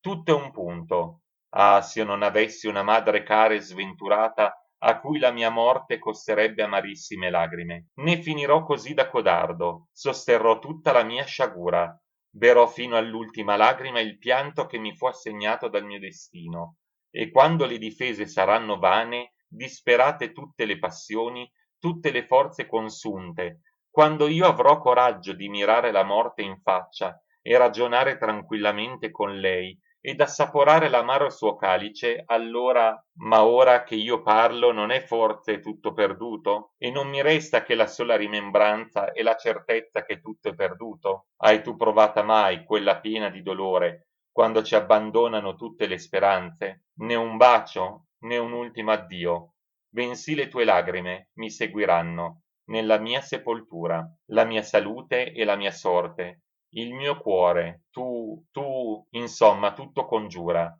e io vi obbedirò tutti. Ore, ed ho avuto coraggio di abbandonarla, anzi ti ho abbandonata, o Teresa, in uno stato più deplorabile del mio. Chi sarà più il suo consolatore? E tremerai al solo mio nome, poiché ho colmata la tua sventura. Non abbiamo più ni un soccorso dagli uomini, ni una consolazione in noi stessi. Omai non so che supplicare il sommo Iddio, e supplicarlo co miei gemiti, e cercare qualche aiuto fuori di questo mondo, dove tutto ci perseguita e ci abbandona, e se gli spasimi e le preghiere e il rimorso che hai fatto già mio carnefice fossero offerte accolte dal cielo, ah, tu non saresti così infelice, ed io benedirei tutti i miei tormenti. Frattanto, nella mia disperazione mortale, chissà in che pericoli tu sei.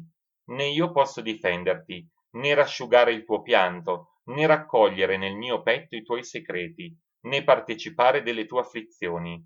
Io non so né dove fuggo, né dove ti lascio, né quando potrò più vederti. Padre crudele, Teresa è sangue tuo, quell'altare è profanato.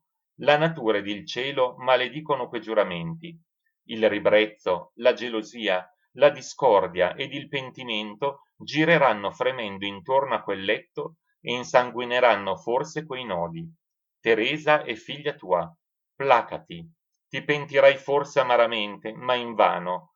Fors'ella un giorno nell'orrore del suo stato maledirà i suoi giorni e i suoi genitori, e coturberà con le sue querele le tue ossa nel sepolcro, quando tu non potrai soccorrerla più. Placati, oimè, tu non mi ascolti. E dove la strascinate? La vittima è sacrificata. Io odo il suo gemito, e il mio nel suo ultimo gemito. Barbari, tremate, il vostro sangue, il mio sangue, e Teresa sarà vendicata. Ahi, delirio! Ma tu, Lorenzo mio, che non mi aiuti? Io non ti scriveva perché un'eterna tempesta d'ira di gelosia, di vendetta, d'amore infuriava dentro di me, e tante passioni mi si gonfiavano nel petto e mi soffocavano e mi strozzavano quasi. Io non poteva mandare parola, io sentiva il dolore impietrito dentro di me, e questo dolore regna ancora, e mi chiude la voce e i sospiri, e mi inaridisce le lagrime. Mi sento mancata gran parte della vita, e quel poco che pure mi resta mi pare avvilito dal languore e dalla tristezza del sepolcro, e mi adiro sovente di essere partito, e mi accuso di viltà, perché mai non hanno ardito insultare alla mia passione? Se taluno avesse comandato a quella infelice di non vedermi più, se me l'avessero a viva forza strappata, pensi tu che io l'avrei lasciata mai? Ma doveva io pagare d'ingratitudine un padre che mi chiamava amico, che tante volte commosso mi abbracciava dicendomi: e perché la sorte ti ha unito con questi disgraziati? Poteva io precipitare nel disonore e nella persecuzione una famiglia che in altre circostanze avrebbe diviso meco e la felicità e l'infortunio, e che poteva io rispondergli quando ei mi diceva sospirando e pregandomi: Teresa è mia figlia, sì, divorerò nel rimorso e nella solitudine tutti i miei giorni, ma io ringrazierò quella tremenda mano invisibile che mi rapì da quel precipizio donde io cadendo avrei strascinata meco nella voragine quella giovinetta innocente. Potessi anzi nascondermi a tutto l'universo e piangere le mie sciagure, ma piangere i mali di quella celeste creatura e piangerli quando io li ho esacerbati? Niuno sa quale segreto sta sepolto qui dentro, e questo sudore freddo improvviso, e quest'arretrarmi, e il lamento che tutte le sere vien sotterra e mi chiama, e quel cadavere spunta appena il giorno, ed io sto per partire. Da quanto tempo l'aurora mi trova sempre in un sonno da infermo. La notte non trovo mai posa. Poco fa io spalancava gli occhi urlando, guatandomi intorno come se mi vedessi sul capo il manigoldo. Io sento nello svegliarmi certi terrori, simili a quegli sciagurati che hanno le mani calde di delitto. Addio, addio, parto, e ognor più lontano. Ti scriverò da Bologna dent'oggi. Ringrazia mia madre, pregala perché benedica il suo povero figliuolo. Se ella sapesse tutto il mio stato, ma taci, sulle sue piaghe non aprire un'altra piaga. Fine della parte prima, sezione 5 e fine della parte prima. Parte seconda, sezione 1. Bologna, 24 luglio, ore 10. Vuoi tu versare sul cuore del tuo amico qualche stilla di balsamo? Fa che Teresa ti dia il suo ritratto e consegnalo a Michele che io ti rimando imponendogli di non ritornare senza tue risposte. Va a Colle Euganei tu stesso. Forse quella disgraziata avrà bisogno di chi la compianga. Leggi alcuni frammenti di lettere che nei miei affannosi deliri io tentava di scriverti. Addio. Se tu vedrai l'Isabellina, baciala 1000 volte per me. Quando nessuno si ricorderà più di me, forse ella nominerà qualche volta il suo Jacopo. O mio caro, avvolto in tante miserie, fatto diffidente dalla perfidia degli uomini, con un'anima ardente e che pur vuole amare ed essere amata. In chi posso io confidarmi se non in una fanciullina, non corrotta ancora dall'esperienza e dall'interesse, e che per una secreta e soave simpatia mi ha tante volte bagnato del suo pianto innocente? Se un giorno sapessi che ella mi ha obliato, io morrei di dolore. E tu, mio caro Lorenzo, m'abbandonerai tu l'amicizia cara passione della gioventù ed unico conforto dell'infortunio langue nella mia prosperità? O gli amici, tu non mi perderai se non quando io scenderò sotterra, ed io cesso di querelarmi talvolta delle mie disgrazie, perché senza di esse non sarei degno forse di un amico, né avrei un cuore capace di amarlo. Ma quando io non vivrò più, e tu avrai ereditato da me il calice della lagrime, oh, non cercare altro amico fuor di te stesso. Bologna, la notte del 28 luglio. E mi parrebbe pure di star meno male se io potessi dormire lungamente un gravissimo sonno. L'oppio non giova, mi desta dopo brevi letarghi pieni di visioni e di spasimi, e sono più notti. Mi sono alzato per tentare di scriverti, ma non mi regge più né la testa né il polso. Tornerò a coricarmi. Pare che l'anima mia siegua lo stato negro, e burrascoso della natura. Sento diluviare e giaccio con gli occhi spalancati. Mio Dio, mio Dio. Bologna, 12 agosto. Ormai sono passati 13 giorni che Michele è ripartito per le poste, né torna ancora, e non veggo tue lettere. Tu pure mi lasci? Per Dio, scrivimi, almeno. Aspetterò sino a lunedì, e poi prenderò la volta di Firenze. Qui tutto il giorno sto in casa perché non posso vedermi impacciato fra tanta gente, e la notte vo baloccone per la città, come una larva, e mi sento sbranare l'anima da tanti indigenti che giacciono per le strade e gridano pane. Non so se è per loro colpa o d'altri, so che l'umanità piange. Oggi tornandomi dalla posta mi sono abbattuto in 2 sciagurati tratti al patibolo. Ne ho chiesto a quei che mi si follavano addosso e mi è stato risposto che uno aveva rubato una mula e l'altro 56 lire per fame. Ahi, società! E se non vi fossero leggi protettrici di coloro che per arricchire col sudore e col pianto dei propri concittadini gli spingono al bisogno e al delitto, sarebbero poi sì necessarie le prigioni e i carnefici? Io non sono sì matto da pretendere di riordinare i mortali, ma perché mi si contenderà di fremere sulle loro miserie e più di tutto sulla loro cecità? E mi vien detto che non va settimana senza carneficina, e il popolo vi accorre come a solenne spettacolo. I delitti intanto crescono co supplizi. No, no, io non voglio più respirare quest'aria fumante sempre del sangue dei miseri. E dove? Firenze, 27 agosto. Dianzi io adorava le sepolture di Galileo, del Machiavelli e di Michelangelo. Contemplandole io tremava preso da un brivido sacro. Coloro che hanno eretti quei mausolei sperano forse di scolparsi della povertà e delle carceri con le quali i loro avi punivano la grandezza di quei divini intelletti?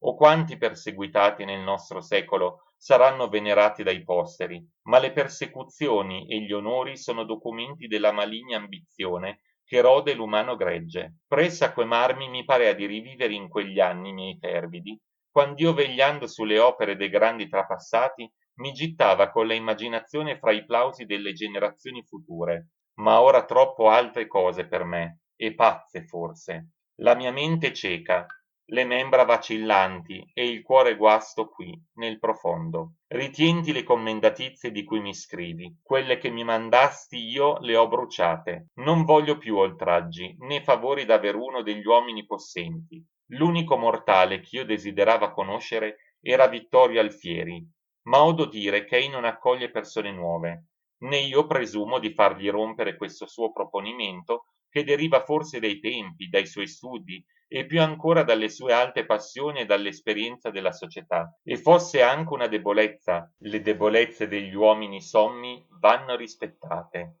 e chi ne senza scagli la prima pietra. Firenze, 7 settembre. Spalanca le finestre, o Lorenzo, e saluta dalla mia stanza i miei colli. In un bel mattino di settembre saluta in mio nome il cielo, i laghi, le pianure, che si ricordano tutti della mia fanciullezza, e dove io per alcun tempo ho riposato dopo le ansietà della vita. Se passeggiando nelle notti serene i piedi ti conducessero verso i viali della parrocchia, io ti prego di salire sul monte dei pini, che serba tanti dolci e funeste mie rimembranze. A piè del pendio, passata la macchia dei tigli che fanno l'aere sempre fresco e odorato, là dove quei rigagnoli adunano un pelaghetto, troverai il salice solitario sotto i cui rami piangenti io stava più ore prostrato parlando con le mie speranze. Giunto presso alla cima, tu pure udrai forse un cucule il quale parea che ogni sera mi chiamasse col lugubre suo metro, e soltanto lo interrompea quando accorgeasi del mio borbottare o del calpestio dei miei piedi. Il pino, dove allora stava nascosto, fa ombra ai rottami di una cappelletta ove anticamente si ardeva una lampada a un crocifisso. Il turbine la sfracellò, e quelle ruine mezzo sotterrate mi pareano nell'oscurità pietre sepolcrali, e più volte io mi pensava di erigere in quel luogo e fra quelle secrete ombre il mio avello. Ed ora chissà ov'io lascerò le mie ossa. Consola tutti i contadini che ti chiederanno di me. Già tempo mi si affollavano intorno, ed io li chiamava miei amici e mi chiamavano il loro benefattore. Io era il medico più accetto a loro figliuoletti malati. Io ascoltavo amorevolmente le querele di quei meschini lavoratori e componevo i loro dissidi. Io filosofava con quei rozzi vecchi cadenti, ingegnandomi di dileguare dalla lor fantasia i terrori della religione e dipingendo i premi che il cielo riserba all'uomo stanco della povertà e del sudore. Ma or saranno dolenti, perché io in questi ultimi mesi passava muto e fantastico, senza talvolta rispondere ai loro saluti, e scorgendoli da lontano mentre cantando tornavano da lavori o riconduceano gli armenti, io gli scansava imboscandomi dove la selva è più negra, e mi vedeano sull'alba saltare i fossi e sbadatamente urtar le erboscelli, i quali crollando mi pioveano la brina sulle chiome, e così affrettarmi per le praterie, e poi arrampicarmi sul monte più alto donde io fermandomi ritto ed ansante, con le braccia stese all'oriente, aspettava il sole, onde quererarmi con lui, perché più non sorgeva allegro per me. Ti additeranno il ciglione della rupe sul quale mentre il mondo era addormentato io sedevo intento al lontano fragore delle acque e al rombare dell'aria quando i venti ammassavano quasi sulla mia testa le nuvole e le spingevano a involvere la luna che tramontando ad ora illuminava nella pianura coi suoi pallidi raggi le croci conficcate sui tumuli del cimitero. E allora il villano dei vicini tuguri, per le mie grida destandosi sbigottito, s'affacciava alla porta e m'udiva in quel silenzio solenne mandare le mie preci e piangere e ululare e guatare dall'alto le sepolture e invocare la morte. O antica mia solitudine, ove sei tu? Non v'è gleba, non antro, non albero che non mi riviva nel cuore alimentandomi quel soave patetico desiderio che sempre accompagna fuori dalle sue case l'uomo esule e sventurato. Parmi che i miei piaceri e i miei stessi dolori, i quali talvolta in quei luoghi m'erano cari, tutto insomma quello che è mio, sia rimasto tutto con te, e che qui non si strascini pellegrinando se non lo spettro del povero Jacopo. Ma tu, mio solo amico, perché appena mi scrivi due nude parole annunziandomi che tu sei con Teresa, e non mi dici né come vive, né se osa più nominarmi, né se Odoardo me l'ha rapita. Corro e ricorro alla posta, ma invano, e torno lento, smarrito, e mi si legge nel volto il presentimento di grave sciagura, e mi par d'ora in ora udirmi annunziare la mia sentenza mortale. Teresa ha giurato. Oimè, e quando mai cesserò da miei funebri deliri e dalle mie folli lusinghe? D'illusione in illusione. Addio, addio. Firenze, 17 settembre. Tu mi hai inchiodata la disperazione nel cuore. Ora vedo che Teresa tenta di obliare questo infelice. Il suo ritratto lo aveva mandata sua madre, prima che io lo chiedessi? Tu me lo giuri ed io lo credo, ma bada, tu stesso per tentare di risanarmi, congiuri forse a contendermi l'unico balsamo alle mie viscere lacerate. O mie speranze, si dileguano tutte, ed io siedo qui abbandonato nella solitudine del mio dolore. In chi devo più confidare? Non mi tradire, Lorenzo. Io non ti perderò mai dal mio petto, perché la tua memoria è necessaria all'amico tuo.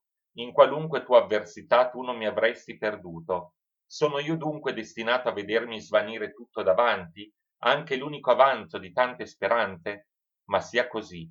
Io non mi querelo né di lei né di te, ma di me stesso e della mia fortuna. Voi mi lascerete tutti, tutti, ma il mio cuore e il mio gemito vi seguirà in ogni luogo, e da ogni luogo vi richiamerò sospirando. Ecco le due sole righe di Teresa. Abbiate rispetto a vostri giorni. Io ve lo comando, e dalle nostre disgrazie. Non siete solo infelice, avrete il mio ritratto quando potrò. Mio padre vi piange con me, ma con le lagrime mi proibisce di più scrivervi. Ed io piangendo lo prometto e vi scrivo piangendo. Addio, addio per sempre. Tu sei dunque più forte di me? Sì, io ripeterò queste parole come se fossero le tue ultime voci. Io parlerò teco un'altra volta, o Teresa, ma solo in quel giorno che avrò tutta la ragione e il coraggio di separarmi da te eternamente. Che se ora l'amarti di questo amore insoffribile, immenso, e tacere e seppellirmi agli occhi di tutti ti restituisse la pace, se la mia morte soltanto potesse spiare in faccia a nostri persecutori la tua passione e sopirla per sempre nel tuo petto, io supplico con tutto l'ardore e la verità dell'anima mia la natura e il cielo, perché mi tolgano finalmente dal mondo. Ma tu, deh, vivi per quanto puoi felice, per quanto puoi ancora. Il destino risparmi per te, mia dolce e sventurata amica, tutte le lagrime che io verso. Purtroppo tu, purtroppo, partecipi del doloroso mio stato. Io ti ho fatta infelice, e come ho ricompensato tuo padre delle amorose sue cure, della sua fiducia, dei suoi consigli, delle sue carezze. E tu in che precipizio ti trovavi per me, ma io sono pronta a qualunque sacrificio, la mia vita, il mio amore, io ti consacro tutto, tutto, non posso incolpare che il nostro destino, ma l'esserti stato causa di affanno è il più grande delitto che io potessi commettere. Oimè, con chi parlo? Se questa lettera ti trova ancora ai miei colli, o Lorenzo, non la mostrare a Teresa, non le parlare di me. Se te ne chiede, dille che io viva ancora, non le parlare insomma di me. Ma io te lo confesso, mi compiaccio delle mie infermità, io stesso palpo le mie ferite dove sono più mortali, e cerco di inasprirle e le contemplo insanguinate, e mi pare che i miei martiri rechino qualche espiazione alle mie colpe e un breve refrigerio ai mali di quella sventurata. Addio, mio solo amico, addio. Firenze, 25 settembre. In queste terre beate si ridestarono dalla barbarie le sacre muse e le lettere. Dovunque io mi volga trovo le case ove nacquero e le pie zolle dove riposano quei primi grandi toscani. Ad ogni passo pavento di calpestare le loro reliquie. La Toscana è un giardino, il popolo naturalmente gentile, il cielo sereno e l'aria piena di vita e di salute. Ma l'amico tuo non trova requie. Spero sempre, domani, nel paese vicino, e il domani giunge, ed eccomi di città in città, e mi sento sempre più infermo, e mi pesa ognor più questo stato di esilio e di solitudine. Neppur mi è conceduto di proseguire il mio viaggio. Avea decretato di andare a Roma a prostrarmi sugli avanti della nostra grandezza. Mi negano il passaporto, quello già mandatomi da mia madre è per Milano, e qui, come se io fossi venuta a congiurare, mi hanno circuito con 1000 interrogazioni. Non avrai torto, ma io ci risponderò domani partendo. Così noi tutti italiani siamo fuoriusciti e stranieri in Italia, e lontani appena dal nostro territoriuccio. Né ingegno, né fama, né illibati costumi ci sono di scudo, e guai siete attenti di mostrare una dramma di sublime coraggio. Sbanditi appena dalle nostre porte, non troviamo chi ne raccolga, spogliati dagli uni, scherniti dagli altri, traditi sempre da tutti, abbandonati da nostri medesimi concittadini, i quali anziché compiangersi e soccorrersi nella comune calamità, guardano come barbari tutti quegli italiani che non sono della loro provincia e dalle cui membra non suonano le stesse catene. Dimmi, Lorenzo, quale asilo ci resta? Le nostre messi hanno arricchito i nostri dominatori, ma le nostre terre non porgono né tuguri né pani a tanti italiani, che la rivoluzione ha balestrati fuori del cielo natio e che languenti di fame e di stanchezza han sempre al fianco il solo, il supremo consigliere dell'uomo destituito da tutta la natura, il delitto. Per noi dunque quale asilo più resta fuorché il deserto o la tomba? E la viltà, e chi più si avvilisce più vive forse, ma vituperosa se stesso e deriso da quei tiranni medesimi a cui si vende, e da quali sarà un dì trafficato. Ho corsa tutta Toscana, tutti i monti e tutti i campi sono insigni per le fraterne battaglie di 4 secoli addietro. I cadaveri intanto di infiniti italiani ammazzati hanno fatte le fondamenta a troni degli imperadori e dei papi. Sono salito a monte aperto, dove è infame ancora la memoria della sconfitta dei Guelfi. Biancheggiava appena un crepuscolo di giorno, e in quel messo silenzio, in quella oscurità fredda, con l'anima investita da tutte le antiche e fiere sventure che sbranano la nostra patria, o mio Lorenzo, io mi sono sentito abbrividare e rizzare i capelli.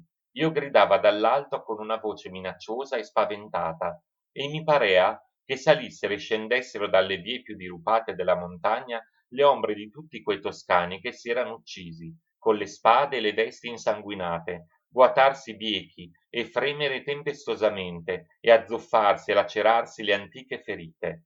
Oh, per chi quel sangue! Il figliuolo tronca il capo al padre e lo squassa per le chiome. E per chi tanta scellerata carneficina? I re per cui vi trucidate si stringono nel bollor della zuffa le destre e pacificamente si dividono le vostre vesti e il vostro terreno. Urlando io fuggivo precipitosamente guatandomi dietro, e quelle orride fantasie mi seguitavano sempre.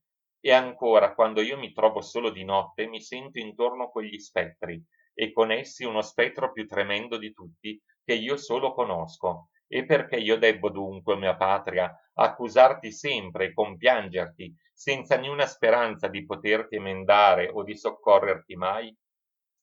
Milano, 27 ottobre. Ti scrissi da Parma e poi da Milano il dì ch'io giunsi. Settimana addietro ti scrissi una lettera lunghissima. Come dunque la tua mi capita si tarda e per la via di Toscana donde partì, sino da 28 settembre? Mi morde un sospetto. Le nostre lettere sono intercette. I governi millantano la sicurezza delle sostanze. Mi invadono intanto il segreto, la preziosissima di tutte le proprietà, vietano le tacite querele e profanano l'asilo sacro che le sventure cercano nel petto dell'amicizia. Sia pure. Io me il dovea prevedere, ma quei loro manigoldi non andranno più a caccia delle nostre parole e dei nostri pensieri. Troverò compenso perché le nostre lettere d'ora in poi viaggino inviolate. Tu mi chiedi novelle di Giuseppe Parini. Serba la sua generosa fierezza, ma parmi sgomentato dai tempi e dalla vecchiaia. Andandolo a visitare, lo incontrai sulla porta delle sue stanze, mentre egli strascinavasi per uscire. Mi ravvisò e fermatosi sul suo bastone mi pose la mano sulla spalla, dicendomi: Tu veni a rivedere quest'animoso cavallo che si sente nel cuore la superbia della sua bella gioventù, ma che ora stramazza fra via e si rialza soltanto per le battutine della fortuna. Egli paventa di essere cacciato dalla sua cattedra e di trovarsi costretto dopo 70 anni di studi e di gloria ad agonizzare lemosinando. Milano, 11 novembre. Chiesi la vita di Benvenuto Cellini a un libraio. Non l'abbiamo. Lo richiesi di un altro scrittore e allora quasi dispettoso mi disse che ei non vendeva libri italiani. La gente civile parla elegantemente in francese e appena intende lo schietto toscano. I pubblici atti e le leggi sono scritti in una cotal lingua bastarda che le ignude frasi suggellano la ignoranza e la servitù di chi le detta.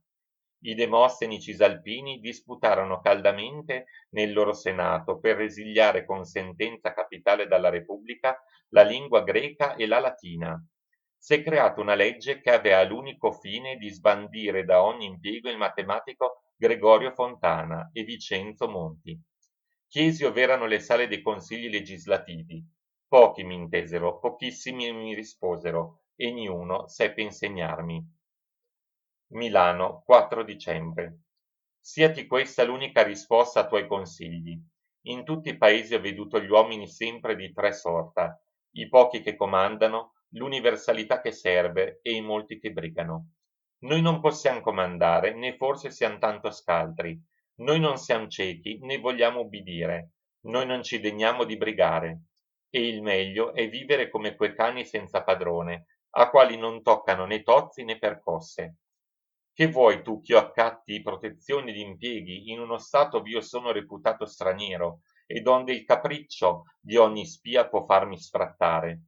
Tu mi esalti sempre il mio ingegno. Sai tu quanto io vaglio? Né più né meno di ciò che vale la mia entrata. Se peraltro io non facessi il letterato di corte, rintuzzando quel nobile ardire che irrita i potenti e dissimulando la virtù e la scienza per non rimproverarli della loro ignoranza e delle loro scelleraggini. Letterati.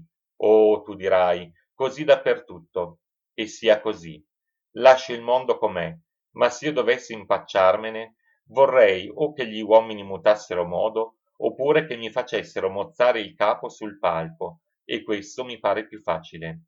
Non che i tirannetti non si avvedano delle brighe, ma gli uomini balzati da Trivi al trono hanno duopo di faziosi che poi non possono contenere.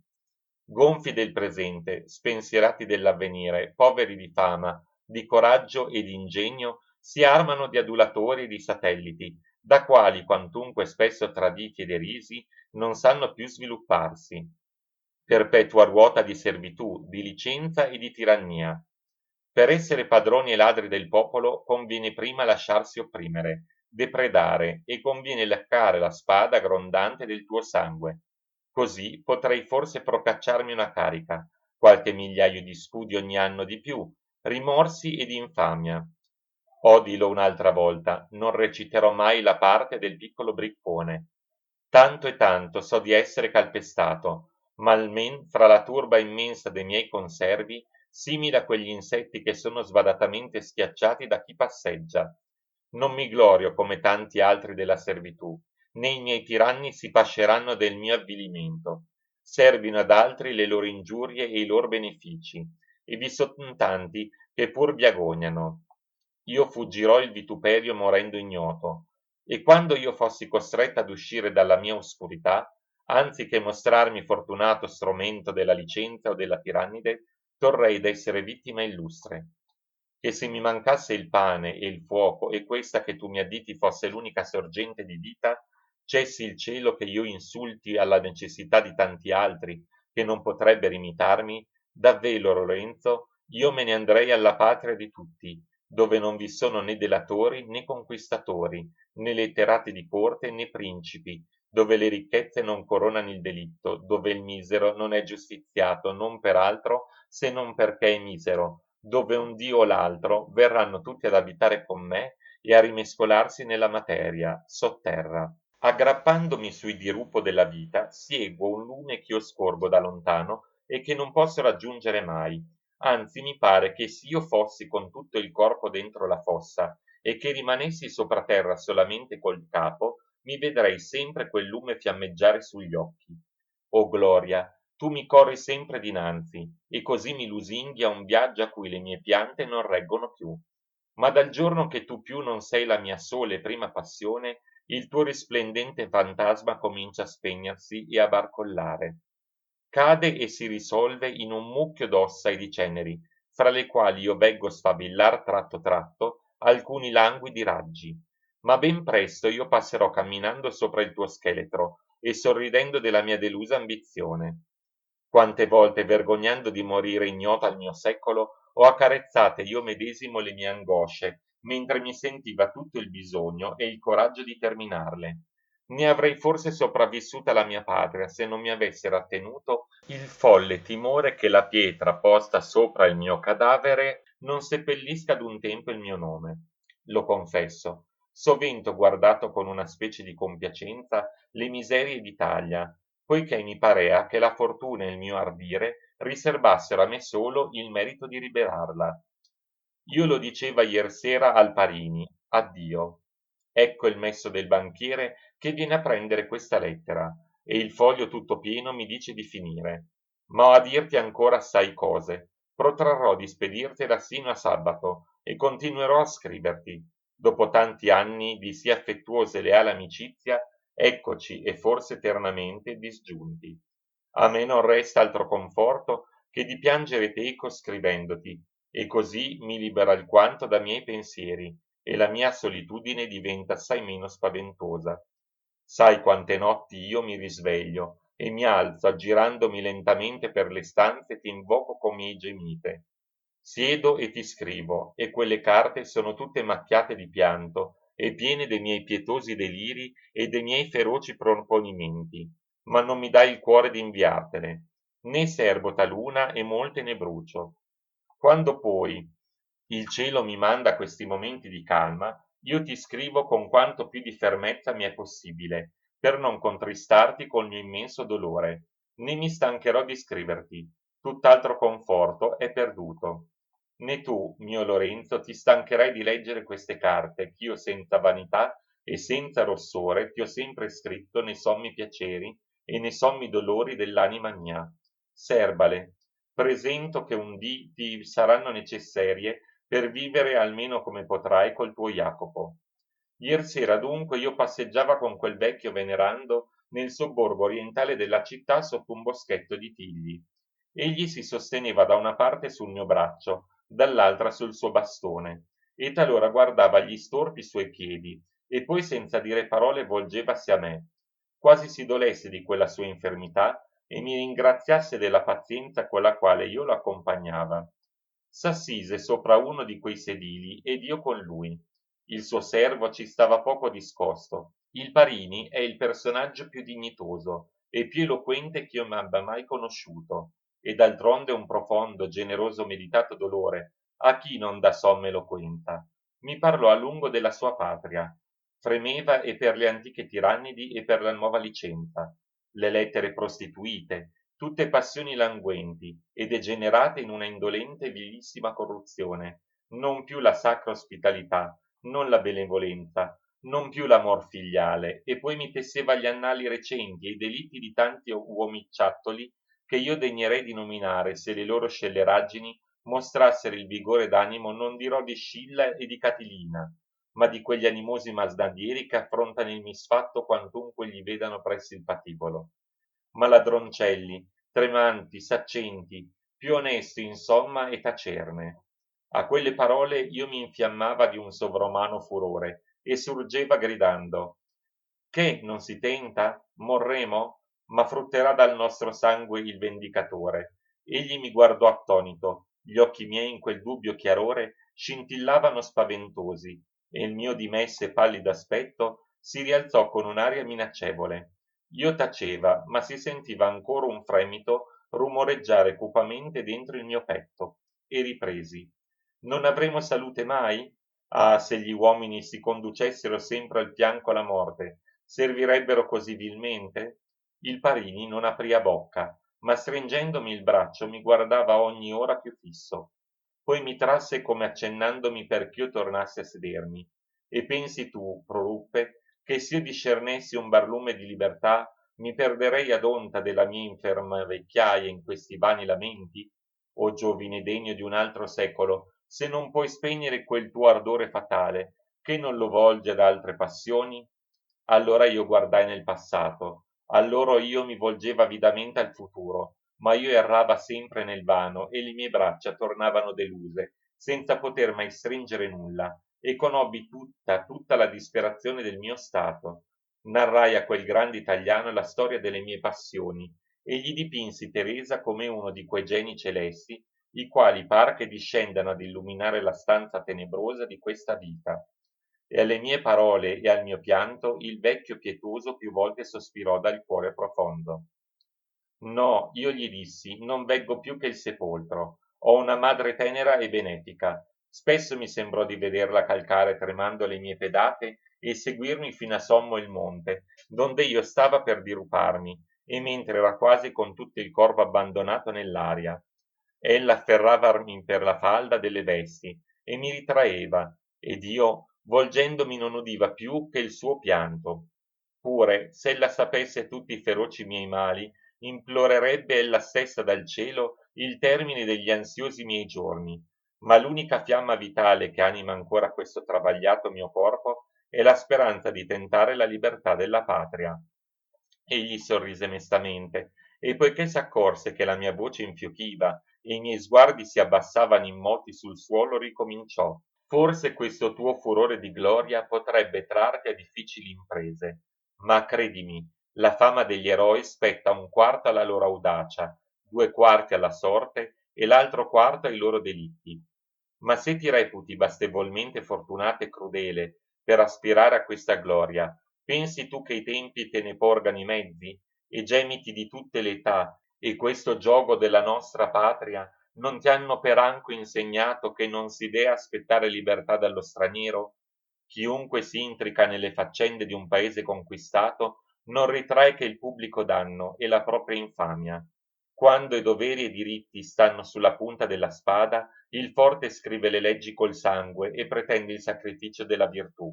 E allora avrai tu la fama e il valore di Annibale, che profugo cercava nell'universo un nemico al popolo romano? Né ti sarà dato di essere giusto impunemente. Un giovine dritto e bollente di cuore, ma povero di ricchezze ed incauto d'ingegno come sei tu, sarà sempre o l'ordigno del fazioso o la vittima del potente, e dove tu nelle pubbliche cose possa preservarti, incontaminato dalla comune bruttura, oh, tu sarai altamente laudato, ma spento poscia dal pugnale notturno della calunnia. La tua prigione sarà abbandonata da tuoi amici e il tuo sepolcro degnato appena di un segreto sospiro. Ma poniamo che tu, superando e la prepotenza degli stranieri e la malignità dei tuoi concittadini e la corruzione dei tempi, potessi aspirare al tuo intento. Di, spargerai tutto il sangue col quale conviene nutrire una nascente repubblica? Arderai le tue case con le facci della guerra civile? Unirai col terrore i partiti? Spegnerai con la morte le opinioni? Adeguerai con le stragi le fortune? Ma se tu cadi tra via, vediti esecrato dagli uni come demagogo, dagli altri come tiranno. Gli amori della moltitudine sono brevi ed infausti. Giudica più che dall'intento, dalla fortuna. Chiama virtù il delitto utile e scelleraggine l'onestà che le pare dannosa. E per avere i suoi plausi conviene o atterrirla o ingrassarla o ingannarla sempre. E ciò sia. Potrai tu allora, inorgoglito della sterminata fortuna, reprimere in te la passione del supremo potere, che ti sarà fomentata e dal sentimento della tua superiorità e dalla conoscenza del comune avvilimento. I mortali sono naturalmente schiavi, naturalmente tiranni, naturalmente ciechi.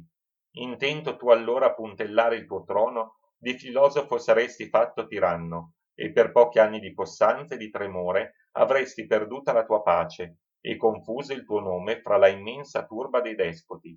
Ti avanza ancora un seggio fra i capitani, il quale si afferra per mezzo di un ardire feroce, di un'avidità che rapisce per profondere, e spesso di una viltà per cui si lambe la mano che t'aita salire. Ma, o figliuolo, l'umanità geme al nascere di un conquistatore e non ha per conforto se non la speme di sorridere sulla sua bara.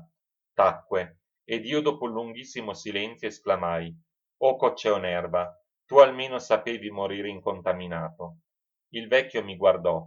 Se tu ne speri, ne temi fuori di questo mondo, e mi stringeva la mano, ma io alzò gli occhi al cielo, e quella severa sua fisonomia si raddolciva di un soave conforto come se ei lassù contemplasse tutte le sue speranze. Intesi un calpestio che s'avanzava verso di noi, e poi travidi gente fra i tigli. Ci rizzammo, ed io l'accompagnai sino alle sue stanze. Ah, s'io non mi sentissi o mai spento quel fuoco celeste che nel caro tempo delle fresca mia gioventù spargeva raggi su tutte le cose che mi stavano intorno, mentre ora vo brancolando in una vota oscurità.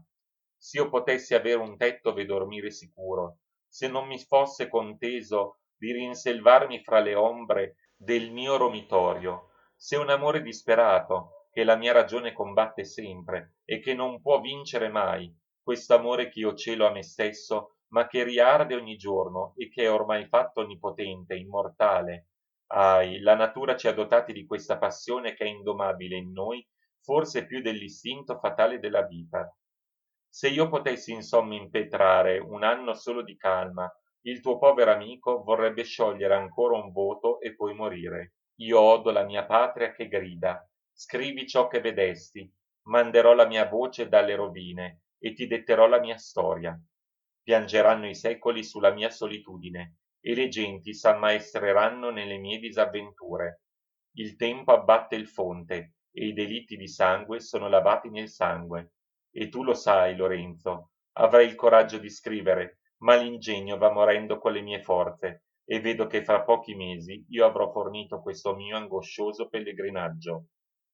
Ma voi pochi sublimi animi che solitario perseguitati sulle antiche sciagure della nostra patria fermete, se i cieli vi contengono di lottar con la forza, perché almeno non raccontate alla posterità i nostri mali?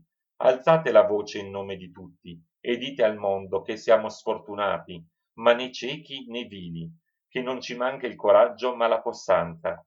Se avete le braccia in catene perché inceppate da voi stessi, anche il vostro intelletto di cui né i tiranni né la fortuna, arbitri di ogni cosa, possono essere arbitri mai?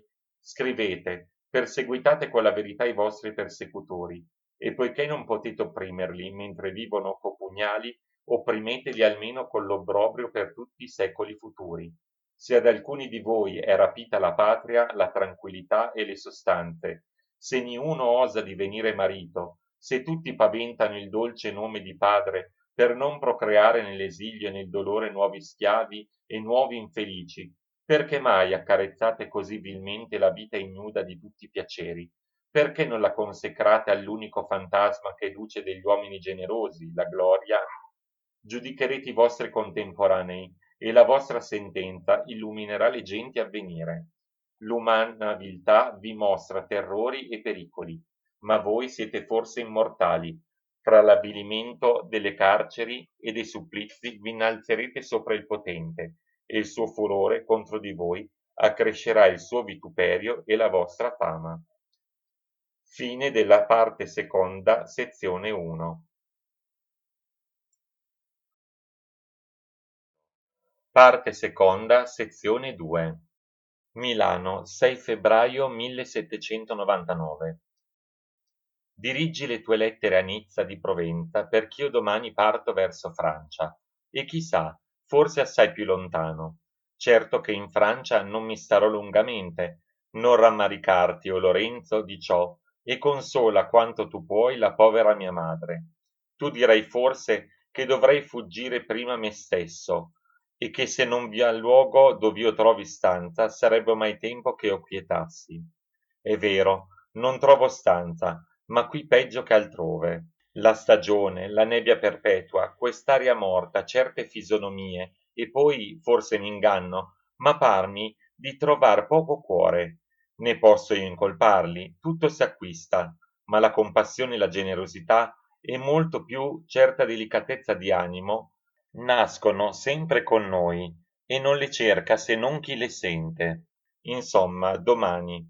E mi si è fitta in fantasia tale necessità di partire che queste ore di indugio mi paiono anni di carcere.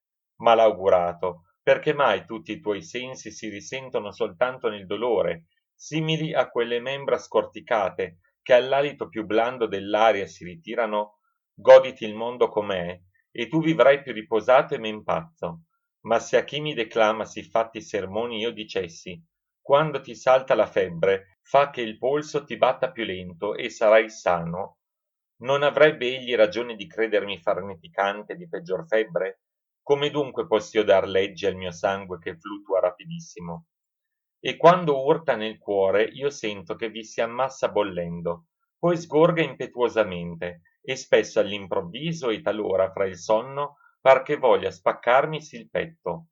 O Ulissi, eccomi ad obbedire alla vostra saviezza, a patti che io, quando vi veggo dissimulatori agghiacciati, incapaci di soccorrere la povertà senza insultarla e di difendere il debole dalla ingiustizia, quando vi veggo per isfamare le vostre plebee passioncelle, prostrati a piede del potente che odiate e che vi disprezza, allora io possa trasfondere in voi una stilla di questa mia fervida bile, che pure armò spesso la mia voce e il mio braccio contro la prepotenza che non mi lascia mai gli occhi asciutti né chiusa la mano alla vista della miseria, e che mi salverà sempre dalla bassezza. Voi vi credete saggi e il mondo vi predica onesti, ma toglietevi la paura, non vi affannate dunque, le parti sono pari. Dio vi preservi dalle mie pazzie, ed io lo prego con tutta l'espansione dell'anima perché mi preservi dalla vostra saviezza. E s'io scorgo costoro anche quando passano senza vedermi, io corro subitamente a cercare rifugio nel tuo petto, Lorenzo. Tu rispetti amorosamente le mie passioni, quantunque tu abbia sovente veduto questo leone ammansarsi alla sola tua voce. Ma ora tu il vedi, ogni consiglio e ogni ragione è funesta per me. Guai s'io non obbedissi al mio cuore. La ragione è come il vento, ammorsa la faci ed anima gli incendi. Addio frattanto.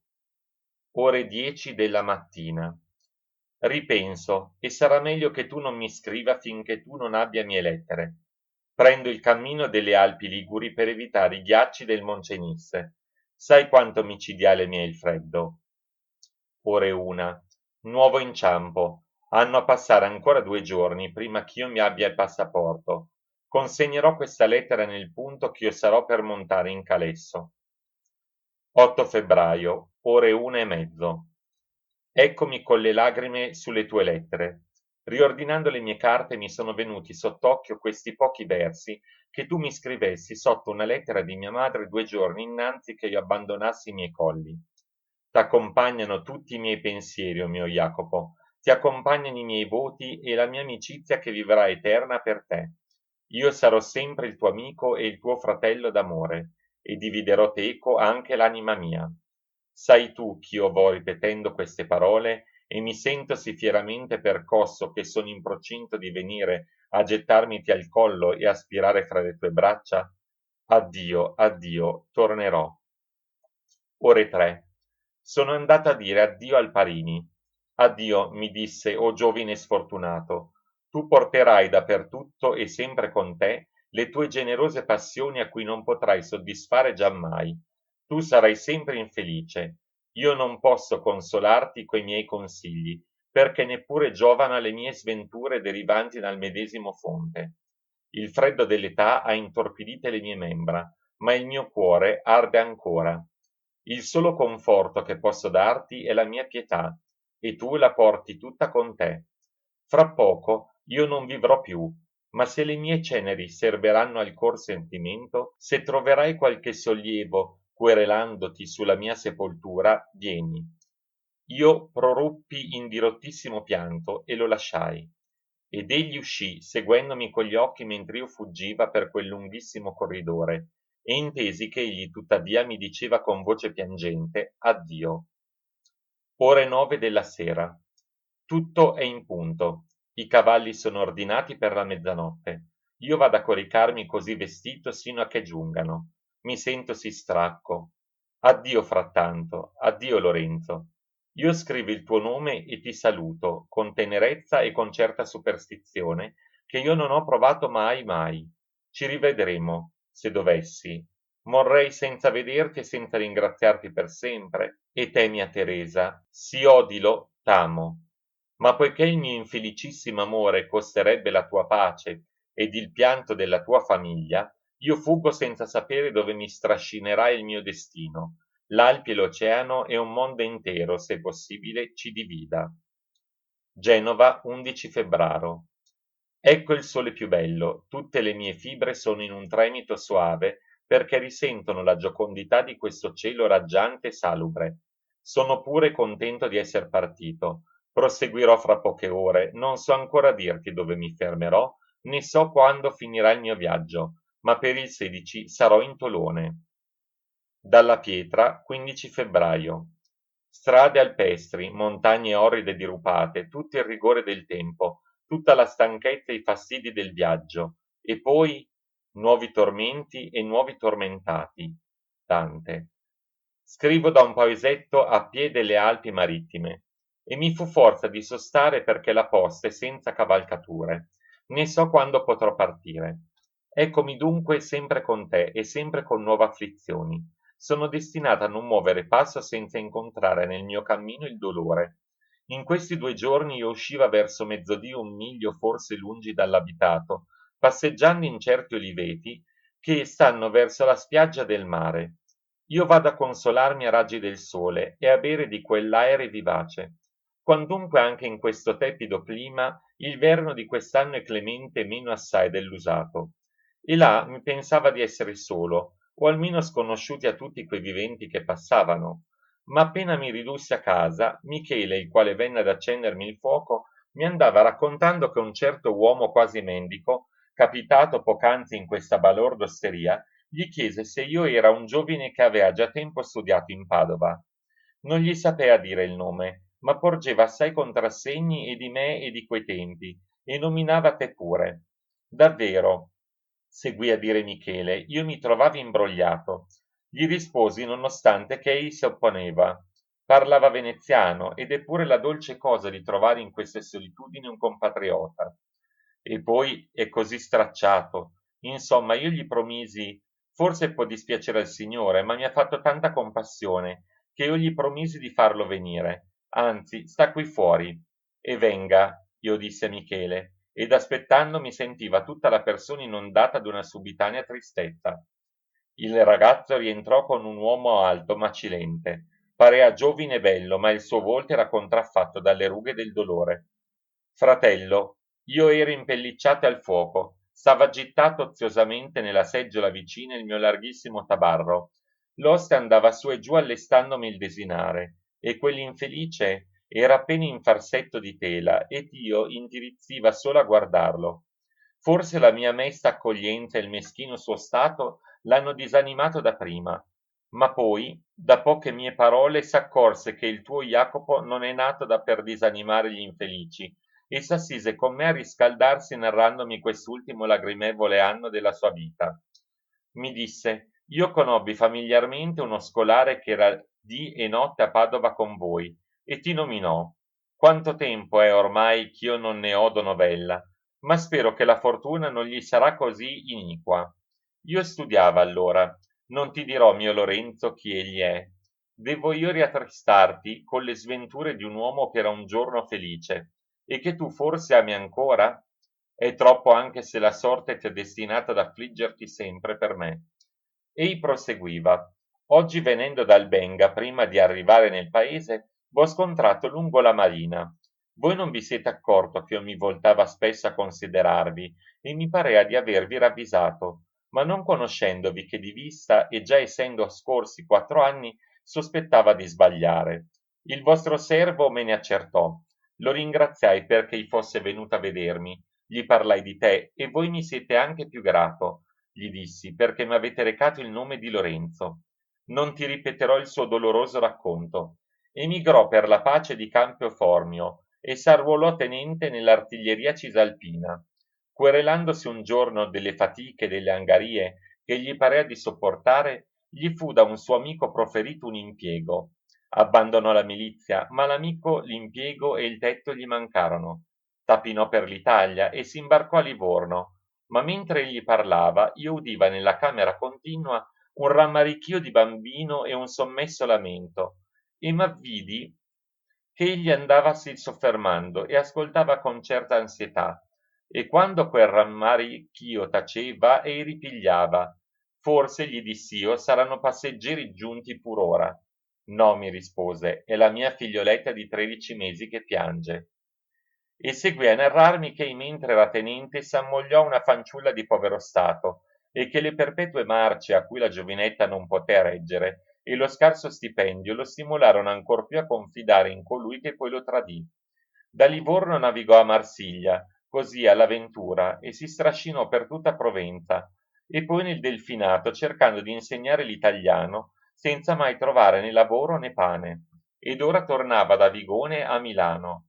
E io mi rivolgo addietro, continuò, e guardo il tempo passato, e non so come sia passato per me, senza danaro, seguito sempre da una moglie estenuata, con i piedi laceri, con le braccia spossate dal continuo peso di una creatura innocente che domanda alimento all'esausto petto di sua madre e che strazia con le sue strida le viscere degli sfortunati suoi genitori, mentre neppure possiamo acquetarla con la ragione delle nostre disgrazie. Quante giornate arsi, quante notti assiderate abbiamo dormito nelle stalle fra i giumenti o come le bestie nelle caverne, cacciato di città in città da tutti i governi, perché la mia indigenza mi serrava la porta dei magistrati o non mi concedeva di dar conto di me, e chi mi conoscea o non volle più conoscermi o mi voltò le spalle. E sì, gli diss'io, so che a Milano e altrove molti dei nostri concittadini emigrati sono tenuti liberali. Dunque, soggiunse, la mia fiera fortuna li ha fatti crudeli solo per me. Anche le persone di ottimo cuore si stancano di fare del bene.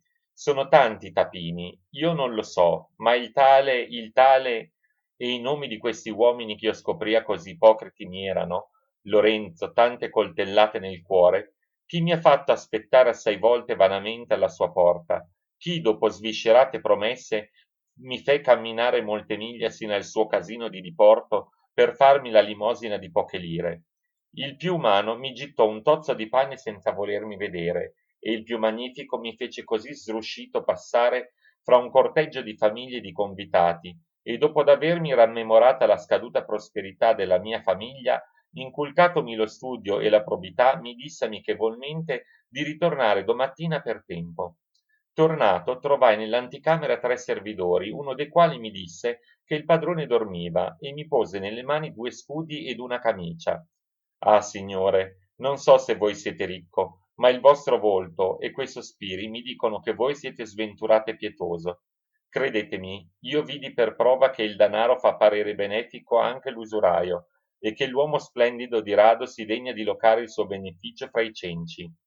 Io taceva, ed egli alzandosi per lasciarmi riprese. I libri mi insegnavano ad amare gli uomini e la virtù, ma i libri, gli uomini e la virtù mi hanno tradito. Ho dotta la testa, sdegnato il cuore, e la braccia inette ad ogni utile mestiere. Se mio padre udisse dalla terra ove sta seppellito, con che gemito grave io lo accuso di non aver fatti i suoi 5 figliuoli legnaiuoli o sartori. Per la misera vanità di serbare la nobiltà senza la fortuna, ha sprecato per noi tutto quel poco che egli avea, nelle università e nel bel mondo, e noi frattanto non ho mai saputo che si abbia fatto la fortuna degli altri miei fratelli. Scrissi molte lettere, ma non vidi risposta. O sono miseri o sono snaturati, ma per me ecco il frutto delle ambiziose speranze del padre mio. Quante volte io sono forzato, o dalla notte, o dal freddo, dalla fame, a ricovrarmi in un'osteria, ma entrandovi non so come pagherò la mattina imminente. Senza scarpe, senza vesti. Ah, copriti, gli diss'io rizzandomi, e lo coprii del mio tabarro. E Michele, che venuto già in camera per qualche faccenda vi s'era fermato poco discosto ascoltando, si avvicinò asciugandosi gli occhi col rovescio della mano, e gli s'aggiustava indosso quel tabarro, ma con un certo rispetto, come se ei temesse di insultare la bassa fortuna di quella persona così ben nata. O Michele, io mi ricordo che tu potevi vivere libero sino dal dì che tuo fratello maggiore, aprendo una botteghetta, ti chiamò seco, eppure scegliessi di rimanere con me benché servo. Io noto l'amoroso rispetto per cui tu dissimuli gli impeti miei fantastici e taci anche le tue ragioni nei momenti dell'ingiusta mia collera, e vedo con quanta ilarità te la passi fra le noie della mia solitudine, e vedo la fede con che sostieni i travagli di questo mio pellegrinaggio. Spesso col tuo gioviale sembiante mi rassereni, ma quando io taccio le intere giornate vinto dal mio nerissimo umore, tu reprimi la gioia del tuo cuore contento per non farmi accorgere del mio stato. Pure, questo atto gentile verso quel disgraziato ha colmata la mia riconoscenza per te. Tu sei il figliolo della mia nutrice, tu sei allevato nella mia casa, né io t'abbandonerò mai. Ma io t'amo ancor più poiché m'avvedo che il tuo stato servile avrebbe forse indurita la bella tua indole, se non ti fosse stata coltivata dalla mia tenera madre, da quella donna che con l'animo suo delicato e co soavi suoi modi fa cortese e amoroso tutto quello che vive con lei. Quando fui solo diedi a Michele quel più che ho potuto, ed egli, mentre io desinava, lo recò a quel derelitto. Appena mi sono risparmiato tanto da giungere a Nizza, dove negozierò le cambiali ch'io nei banchi di Genova mi feci spedire per Tolone e Marsiglia. Stamattina, quando egli prima di andarsene è venuto con la sua moglie e con la sua creatura per ringraziarmi, ed io vedeva con quanto giubilo mi replicava: senza di voi io sarei oggi andato cercando il primo ospitale. Io non ho avuto animo di rispondergli, ma il mio cuore gli diceva: ora tu hai come vivere per 4 mesi, per 6, e poi la bugiarda speranza ti guida intanto per mano, e la meno viale dove ti inoltri mette forse a un sentiero più disastroso. Tu cercavi il primo ospitale, e t'era forse poco discosto l'asilo della fossa. Ma questo mio poco soccorso, né la sorte mi concede di aiutarti davvero, ti ridarà più vigore onde sostenere di nuovo, e per più tempo, quei mali che già t'avevano quasi consunto e liberato per sempre. Goditi intanto del presente, ma quanti disastri hai pur dovuto supportare, perché questo tuo stato, che a molti pure sarebbe affannoso, a te paia sì lieto. Ah, se tu non fossi padre e marito, io ti darei forse un consiglio, e senza dirgli parola l'ho abbracciato, e mentre partivano io li guardava stretto da un crepacuore mortale. Iersera spogliandomi io pensava, perché mai quell'uomo emigrò dalla sua patria? Perché s'ammogliò? Perché lasciò un impiego sicuro? E tutta la storia di lui mi pareva il romanzo di un pazzo. Ed io sillogizzava cercando ciò che egli, per non trascinarsi dietro tutte quelle sventure, avrebbe potuto fare o non fare. Ma siccome ho più volte udito infruttuosamente ripetere siffatti perché, ed ho veduto che tutti fanno da medici nelle altrui malattie, io sono andata a dormire borbottando. O mortali, che giudicate inconsiderato tutto quello che non è prospero, mettetevi una mano sul petto e poi confessate, siete più savi o più fortunati? Or credi tu vero tutto ciò che narrava? Io? Credo che egli era mezzo nudo e io vestito. Ho veduto una moglie languente, ho udite le strida di una bambina. Mio Lorenzo, si vanno pure cercando con la lanterna ogni ora nuove ragioni contro il povero perché si sente nella coscienza il diritto che la natura gli ha dato sulle sostanze del ricco. Le sciagure non derivano per lo più che da vizi, e in costui forse derivarono da un delitto. Forse? Per me non lo so, né lo indago. Io giudice condannerei tutti i delinquenti, ma io uomo... Ah, pensa al ribrezzo che costa il solo pensiero del delitto, alla fame e alle passioni che strascinano a consumarlo, agli spasimi perpetui, al rimorso con cui si mangia il frutto insanguinato della colpa, alle carceri che il reo si mira sempre spalancate per seppellirlo. E se egli poi scampando dalla giustizia ne paga il fio col disonore e con l'indigenza, dovrò io abbandonarlo alla disperazione da nuovi delitti? Egli solo il colpevole? La calunnia, il tradimento del segreto, la seduzione, la malignità, la nera ingratitudine sono delitti più atroci, ma sono egli no, neppur minacciati? E chi dal delitto ha tratti campi ed onore? O legislatori, o giudici, punite, ma prima aggiratevi meco nei tuguri della plebe, nei sobborghi di tutte le capitali, e vedrete ogni giorno un quarto della popolazione che svegliandosi sulla paglia non sa come soddisfare alle supreme necessità della vita. Conosco che non si può cangiare la società e che l'inedia, le colpe e i supplizi sono anch'essi elementi dell'ordine e della prosperità universale, però si crede che il mondo non può sussistere senza legislatori e senza giudici, ed io lo credo, poiché tutti lo credono. Ma io non sarò né legislatore né giudice, mai. In questa gran valle dove l'umana specie nasce, vive, muore, si riproduce, s'affanna e poi torna a morire senza saper come né perché, io non distinguo che fortunati e sfortunati. E se incontro un infelice, compiango la nostra sorte, e verso quanto balsamo posso sulle piaghe dell'uomo, ma lasci i suoi meriti e le sue colpe sulla bilancia di Dio. Ventimiglia, 19-20 febbraio. Tu sei disperatamente infelice, tu vivi fra le agonie della morte e non hai la sua tranquillità, ma tu devi soffrirle per gli altri. Così la filosofia domanda agli uomini un eroismo da cui la natura rifugge. Chi odia la propria vita può amare il minimo bene che egli è incerto di recare alla società e sacrificare a questa lusinga molti anni di pianto? E come potrà sperare per gli altri colui che non ha desideri né speranze per sé e che abbandonato da tutto abbandona se stesso? Non sei misero tu solo, purtroppo, ma questa consolazione non è anzi argomento della invidia secreta che ogni uomo cova dell'altrui prosperità? La miseria degli altri non iscemia la mia.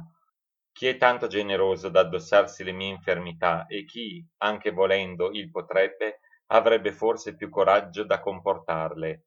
Ma cos'è il coraggio voto di forza? Non è vile quell'uomo che è travolto dal corso irresistibile di una fiumana, bensì chi ha le forze e non le adopra. Ora, dov'è il sapiente che possa costituirsi giudice delle nostre intime forze?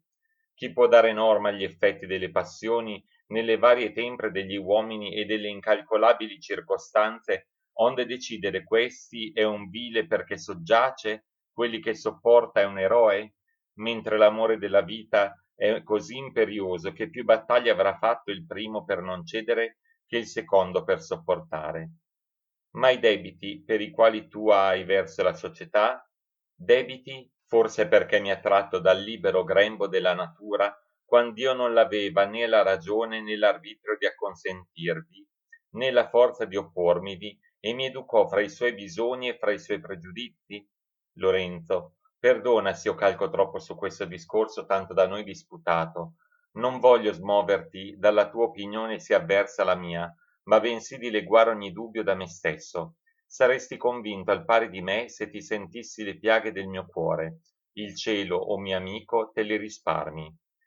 Ho io contratto questi debiti spontaneamente? La mia vita deve pagare, come uno schiavo, i mali che la società mi ha recato, solo perché gli intitola benefici? E sieno benefici, ne godo e li compenso fino che vivo. E se nel sepolcro non le sono io di vantaggio, qual bene ritraggo io da lei nel sepolcro? O mio amico, ciascun individuo è nemico nato della società, perché la società è necessaria nemica degli individui. Poni che tutti i mortali avessero bisogno di abbandonare la vita, credi tu che la sosterrebbero per me solo? E se io commetto un'azione dannosa ai più, io sono punito, mentre non mi verrà fatto mai di vendicarmi delle loro azioni, quantunque ridondino in sommo mio danno. Possono ben essi pretendere che io sia figliuolo della grande famiglia, ma io rinunziando ed ai beni ed ai doveri comuni posso dire, io sono un mondo in me stesso, ed intendo d'emanciparmi perché mi manca la felicità che mi avete promessa. Che s'io dividendomi non trovo la mia porzione di libertà, se gli uomini me l'hanno invasa perché sono più forti, se mi puniscono perché la ridò un mando, non gli sciolgo io dalle loro bugiarde promesse e dalle mie impotenti querele cercando scampo sotterra? Ah, quei filosofi che hanno evangelizzate le umane virtù, la probità naturale, la reciproca benevolenza, sono inavvedutamente apostoli degli astuti, ed adescano quelle poche anime ingenue e bollenti, le quali amando schiettamente gli uomini per l'ardore di essere riamate, saranno sempre vittime tardi pentite della loro reale credulità. Eppur quante volte tutti questi argomenti della ragione hanno trovata chiusa la porta del mio cuore, perch'io sperava ancora di consecrare i miei tormenti all'altrui felicità. Ma, per il nome di Dio ascolta e rispondimi, a che vivo? Di che proti son io fuggitivo fra queste cavernose montagne?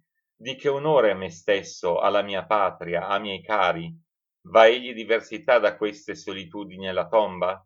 La mia morte sarebbe per me la meta dei guai, e per voi tutti la fine delle vostre ansietà sul mio stato. Invece di tante ambasce continue, io vi darei un solo dolore tremendo, ma ultimo, e sareste certi della eterna mia pace. I mali non ricomprano la vita. E penso ogni giorno al dispendio di cui da più mesi sono causa mia madre, né so come a ella possa far tanto. S'io tornassi troverei forse la nostra casa vedova del suo splendore, e incominciava già ad oscurarsi molto pria ch'io partissi per le pubbliche e private estorsioni, le quali non restano di percuoterci. Né però quella madre benefica cessa dalle sue cure. Trovai dell'altro denaro a Milano, ma queste affettuose liberalità le sceneranno certamente quegli agi fra quali nacque. Purtroppo fu moglie malavventurata, le sue sostanze sostengono la mia casa che rovinava per le prodigalità di mio padre, e l'età di lei mi fa ancora più amari questi pensieri. Se sapesse, tutto è vano per lo sfortunato suo figliuolo, e se ella vedesse qui dentro, se vedesse le tenebre e la consunzione dell'anima mia, beh, non gliene parlare, o Lorenzo. Ma vita è questa? Ah sì, io vivo ancora, e l'unico spirito dei miei giorni è una sorda speranza che li anima sempre, e che pure s'asconde talora me stesso. Il tuo giuramento, Teresa, proferirà ad un tempo la mia sentenza, ma finché tu sei libera e il nostro amore è ancora nell'arbitrio delle circostanze, dell'incerto avvenire e della morte, tu sarai sempre mia. Io ti parlo e ti guardo e ti abbraccio, e mi pare che così da lontano tu senta l'impressione dei miei baci e delle mie lagrime. Ma quando tu sarai offerta da tuo padre come olocausto di riconciliazione sull'altare di Dio, quando il tuo pianto avrà ridata la pace alla tua famiglia, allora io scenderò nel nulla. E come può spegnersi mentre vivo il mio amore e come non ti sedurranno sempre nel tuo segreto le sue dolci lusinghe. Ma allora più non saranno sante e innocenti. Io non amerò quando sarà d'altri la donna che fu mia. Amo immensamente Teresa, ma non la moglie d'Odoardo, oimè. Tu forse, mentre scrivo, sei fra le sue braccia. Lorenzo, ahi Lorenzo, eccolo quel demonio mio persecutore. Torna a incalzarmi, a premermi, ad investirmi, e m'acceca l'intelletto e mi ferma perfino la palpitazione del cuore, e mi fa tutto feroce e vorrebbe il mondo finito con me. Piangete tutti, e perché mi caccia nelle mani un pugnale e mi precede e si volge guardando se io lo seguo e mi addita dove io devo ferire, vieni tu dall'altissima vendetta del cielo? E così nel mio furore, nelle mie superstizioni, io mi prostendo sulla polvere a scongiurare orrendamente un Dio che non conosco, che io non offesi, di cui dubito sempre, e poi tremo e l'adoro. Dov'io cerco aiuto? Non in me, non negli uomini. La terra è insanguinata e il sole è negro. Alfine, eccomi in pace. Che pace? Stanchezza, sopore di sepoltura. Ho vagato per queste montagne. Non v'è albero, non tugurio, non erba, tutte bronchi, aspri e lividi macigni, e qua e là molte croci che segnano il sito dei viandanti assassinati. Giù il Roia, un torrente che quando si disfanno i ghiacci precipita dalle viscere delle Alpi e per gran tratta spaccato in due queste immense montagne. V'è un ponte presso alla marina che ricongiunge il sentiero. Mi sono fermato su quel ponte e ho spinto gli occhi sin dove può giungere la vista, e percorrendo due argini di altissime rupi e di burroni cavernosi, appena si vedono imposte sulle cervici dell'Alpi altre Alpi di neve, che si immergono nel cielo e tutto biancheggia e si confonde. Da quelle spalancate Alpi scende e passeggia ondeggiando la tramontana, e per quelle fauci invade il Mediterraneo. La natura siede qui solitaria e minacciosa, e caccia da questo suo regno tutti i viventi. I tuoi confini, o Italia, son questi, ma sono tutto dì sormontati d'ogni parte dalla pertinace avarizia delle nazioni. Ove sono dunque i tuoi figli? Nulla ti manca se non la forza della concordia. Allora io spenderei gloriosamente la mia vita infelice per te. Ma che può fare il solo mio braccio e la nuda mia voce? Ov'è l'antico terrore della tua gloria? Miseri, noi andiamo ognor memorando la libertà, e la gloria degli avi, le quali, quanto più splendono, tanto più scoprono la nostra abietta schiavitù. Mentre invochiamo quelle ombre magnanime, i nostri nemici calpestano i loro sepolcri, e verrà forse giorno che noi perdendo e le sostanze, e l'intelletto e la voce sarem fatti simili agli schiavi domestici degli antichi, o trafficati come miseri negri, e vedremo i nostri padroni schiudere le tombe e disseppellire, e disperdere al vento le ceneri di quei grandi per annientarne fino le ignude memorie. Poiché oggi i nostri fasti ci sono cagione di superbia, ma non eccitamento dall'antico letargo. Così io grido quando io mi sento insuperbire nel petto il nome italiano, e rivolgendomi intorno io cerco, né trovo più la mia patria, ma poscia io dico, pare che gli uomini siano i fabbri delle proprie sciagure, ma le sciagure derivano dall'ordine universale, e il genere umano serve orgogliosamente e ciecamente ai destini. Noi ragioniamo sugli eventi di pochi secoli. Che sono egli non nell'immensa spazio del tempo? Pari alle stagioni della nostra vita mortale paiono talvolta gravi di straordinarie vicende, le quali pur sono comuni e necessari effetti del tutto. L'universo si contrabbilancia, le nazioni si divorano perché una non potrebbe sussistere senza i cadaveri dell'altra. Io guardando da queste Alpi l'Italia piango e fremo, e invoco contro gli invasori vendetta, ma la mia voce si perde tra il fremito di tanti popoli trapassati, quando i romani rapivano il mondo e cercavano oltre i mari e i deserti nuovi imperi da devastare, ma non mettevano gli dì dei vinti, incatenavano principi e popoli liberissimi, finché non trovando più dove insanguinare i lor ferri, li ritorceano contro le proprie viscere. Così gli israeliti trucidavano i pacifici abitatori di Canaan, e i babilonesi poi strascinarono nella schiavitù i sacerdoti, le madri e i figlioli del popolo di Giuda. Così Alessandro rovesciò l'impero di Babilonia e dopo aver arsa passando tutta la terra, si cruciava che non vi fosse un altro universo. Così gli Spartani 3 volte smantellarono Messene e 3 volte cacciarono dalla Grecia i Messeni, che pur greci erano e della stessa religione i nipoti dei medesimi antenati. Così sbranavansi gli antichi italiani finché furono ingoiati dalla fortuna di Roma. Ma in pochissimi secoli la regina del mondo divenne presa dei Cesari, dei Neroni, dei Costantini, dei Vandali e dei Papi. Oh, quanto fumo di umani roghi ingombrò il cielo dell'America! Oh, quanto sangue di innumerabili popoli che né timore né invidia recavano agli europei fu dall'oceano portata a contaminare di infamia le nostre spiagge. Ma quel sangue sarà un dì vendicato e si rovescerà sui figli degli europei. Tutte le nazioni hanno le loro età. Oggi sono tiranne per maturare la propria schiavitù di domani, e quei che pagavano dianzi vilmente il tributo lo imporranno un giorno col ferro e col fuoco. Il mondo è una foresta di belve. La fame, i diluvii e la peste sono nella natura come la sterilità di un campo, che prepara per l'abbondanza per l'anno veniente. Così forse le sciagure di questo globo appressano la felicità di un altro. Frattanto noi chiamiamo pomposamente virtù tutte quelle azioni che giovano alla sicurezza di chi comanda e alla paura di chi serve. I governi impongono giustizia, ma potrebbero egli non imporla se per regnare non l'avessero prima violata? Chi ha derubato per ambizione le intere province, manda solennemente alle forche chi per fame invola del pane. Onde quando la forza ha rotti tutti gli altrui diritti, per serbarli poscia se stessa, inganni mortali con le apparenze del giusto, finché un'altra forza non la distrugga.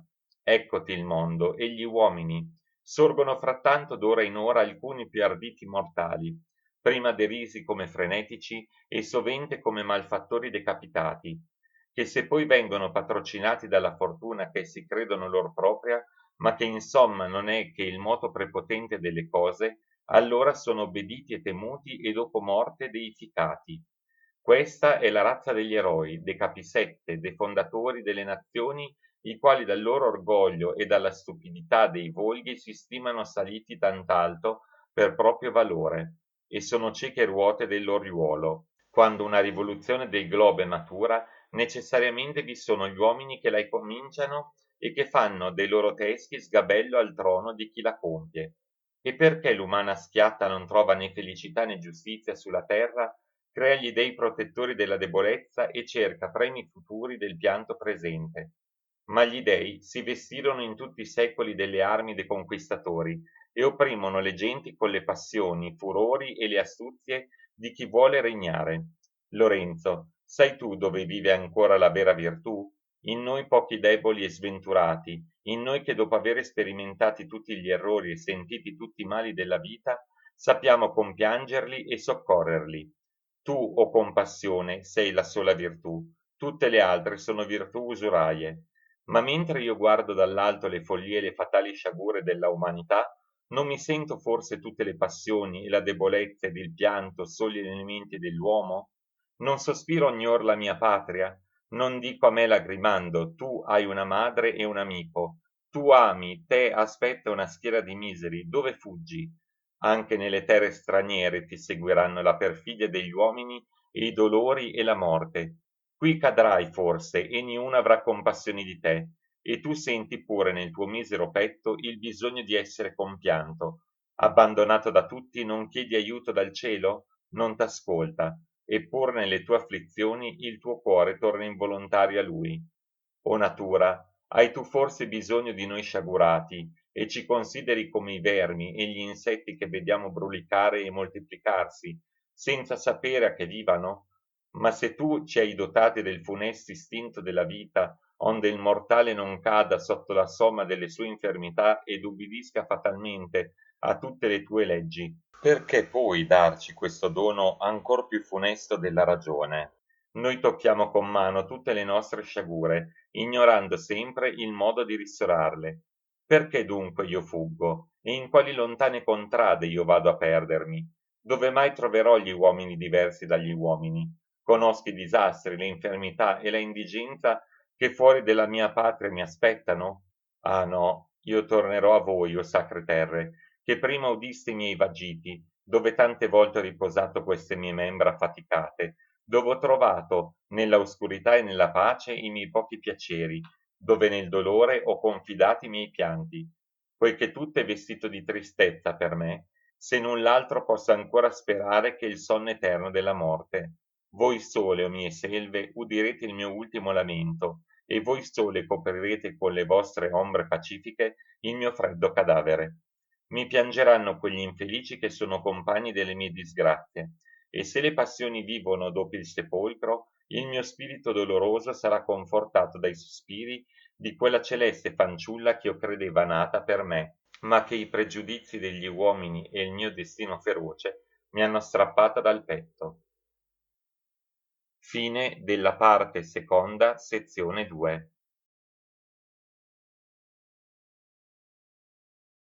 Parte seconda, sezione 3. Alessandria, 29 febbraio. Da Nizza, invece di inoltrarmi in Francia, ho preso la volta del Monferrato. Stasera dormirò a Piacenza, giovedì scriverò da Rimino. Ti dirò allora addio. Rimino, 5 marzo. Tutto mi si dilegua, io veniva a rivedere ansiosamente il Bertola. Da gran tempo io non aveva sue lettere. È morto. Ore 11 della sera. Lo seppi, Teresa è maritata. Tu taci per non darmi l'ultima ferita, ma l'inferno geme quando la morte il combatte, non quando lo ha vinto. Meglio così, da che tutto è deciso. Ed ora anch'io sono tranquillo, perfettamente tranquillo. Addio. Roma mi sta sempre sul cuore. Dal frammento seguente, che ha la data della sera stessa, apparisce che Jacopo decretò in quel dì di morire. Parecchi altri frammenti raccolti come questo dalle sue carte paiono gli ultimi pensieri che lo raffermarono nel suo proponimento, e però li andrò frammettendo secondo le loro date. Ecco la meta. Ho già tutto fermo da gran tempo nel cuore, il mondo, il luogo, né il giorno è lontano. Cos'è la vita per me? Il tempo mi divorò i momenti felici. Io non la conosco se non nel sentimento del dolore, ed ora anche l'illusione mi abbandona. Io medito sul passato, io m'affisso sui dì che verranno, e non veggo che pianto. Questi anni che appena giungono a segnare la mia giovinezza, come passarono lenti fra i timori, le speranze, i desideri, gli inganni, la noia, e s'io cerco la eredità che mi hanno lasciato, non mi trovo che la rimembranza di pochi piaceri che non sono più, e un mare di sciagure che atterrano il mio coraggio, perché me ne fanno paventar di peggiori. Che se nella vita il dolore, in che più sperare? Nell'ulla o in un'altra vita diversa, sempre da questa. Ho dunque deliberato, io non odio disperatamente me stesso, io non odio i viventi. Cerco da gran tempo la pace, e la ragione mi addita sempre la tomba. Quante volte immerso nella meditazione delle mie sventure, io cominciavo a disperare di me stesso. L'idea della morte dileguava la mia tristezza, ed io sorrideva per la speranza di non vivere più. Sono tranquillo, tranquillo imperturbabilmente. Le illusioni sono svanite, i desideri son morti, le speranze e i temori hanno già liberato il mio cuore. Non più mille fantasmi, ora giocondi, ora tristi, confondono e traviano la mia immaginazione. Non più vani argomenti adulano la mia ragione. Tutto è calma. Pentimenti sul passato, noia del presente e timore del futuro. Ecco la vita. La sola morte, a cui è commesso il sacro cangiamento delle cose, mi offre pace. Da Ravenna non mi scrisse, ma da quest'altro squarcio si vede che egli vi andò in quella settimana. Non temerariamente, ma con animo consigliato e sicuro, quante tempeste pria che la morte potesse parlare così pacatamente con me, ed io così pacato con lei. Sull'urna tua, padre Dante, abbracciandola mi sono prefisso ancor più nel mio consiglio. Mai tu veduto, mai tu forse, padre, ispirato tanta fortezza di senno e di cuore, mentr'io genuflesso, con la testa appoggiata a tuoi marmi meditava, e l'alto animo tuo, e il tuo amore, e l'ingrata tua patria, e l'esilio, e la povertà, e la tua mente divina? e mi sono scompagnato dall'ombra tua più deliberato e più lieto. Sull'albeggiare del 13 marzo smontò a Colli Euganei e spedì a Venezia Michele gittandosi, stivalato com'era, subitamente a dormire. Io mi stavo appunto con la madre di Jacopo, quand'ella, che prima di me si vede innanzi il ragazzo, chiese spaventata: «E mio figlio?» La lettera di Alessandria non era però ancora arrivata, e Jacopo prevenne anche quella di Rimino. Noi ci pensavamo che essi fosse già in Francia, perciò l'inaspettato ritorno del servo ci fu presentimento di fiere novelle. Ei narrava: «Il padrone è in campagna, non può scrivere perché abbiamo viaggiato tutta notte. Dormiva quand'io montavo a cavallo. Vengo per avvertirvi che noi ripartiremo, e credo che da quel che gli ho udito dire, per Roma. Sebbene mi ricordo per Roma, e poi per Ancona, dove ci imbarcheremo. Peraltro il padrone sta bene, ed è quasi una settimana che io lo vedo più sollevato. Mi disse che prima di partire verrà a salutarvi, e questa è la ragione per cui mi manda. Anzi, verrà qui domani l'altro, e forse domani». Il servo parea lieto, ma il suo dire confuso accrebbe i nostri sospetti. Né s'acquetarono se non il giorno dietro, quando Jacopo scrisse che ripartiva per l'isole già venete e che, temendo di non ritornare forse più, veniva a rivederci e a ricever la benedizione di sua madre. Questo biglietto andò smarrito. Frattanto, il giorno del suo arrivo, svegliatosi 4 ore prima di sera, scese a passeggiare sino presso alla chiesa. Tornò, si rivestì ed andò a casa T. Seppe da un familiare che da 6 giorni erano tutti venuti da Padova e che a momenti sarebbero tornati dal passeggio. Era quasi sera e partì. Dopo alcuni passi scorse da lontano Teresa, che veniva con l'Isabellina per mano. Dietro era il signore T con Odoardo. Jacopo fu preso da un tremito e s'accostava vacillando. Teresa, appena il conobbe, gridò: «Eterno Iddio!» e, dando indietro mezza tramortita, si sostenne sul braccio del padre. Com'ei fu presso e che venne ravvisato da tutti, ella non gli disse più parola. Appena il signore T gli stese la mano ed Odoardo lo salutò freddamente. Sola l'Isabellina gli corse addosso e mentre ei se la prendea sulle braccia, ella lo baciava e lo chiamava il suo Jacopo e si volgeva a Teresa ed egli accompagnandoli parlava sempre con la ragazza. Niuno aprì bocca. Odoardo soltanto gli chiese se andava a Venezia. Fra pochi giorni, rispose. Giunti alla porta, si accomiatò. Michele, che a nessun patto accettò di riposarsi in Venezia per non lasciare solo il padrone, ritornò a Colli 1 ora in circa dopo mezzanotte e lo trovò seduto allo scrittoio ripassando le sue carte. Moltissime ne bruciò, parecchie di minor conto le gettò stracciate sotto il tavolino. Il ragazzo si coricò, lasciando l'ortolano perché ci badasse, tanto più che Jacopo non avea in tutto quel dì desinato. Infatti, poco di poi gli fu recata parte del suo desinare, ed ei ne mangiò attendendo sempre alle carte. Non le rivide tutte, ma passeggiò per la stanza, poi prese a leggere. L'ortolano, che lo vedeva, mi disse che sul finir della notte aprì le finestre e vi si fermò un pezzo. Pare che subito dopo abbia scritto i 2 tratti che seguono.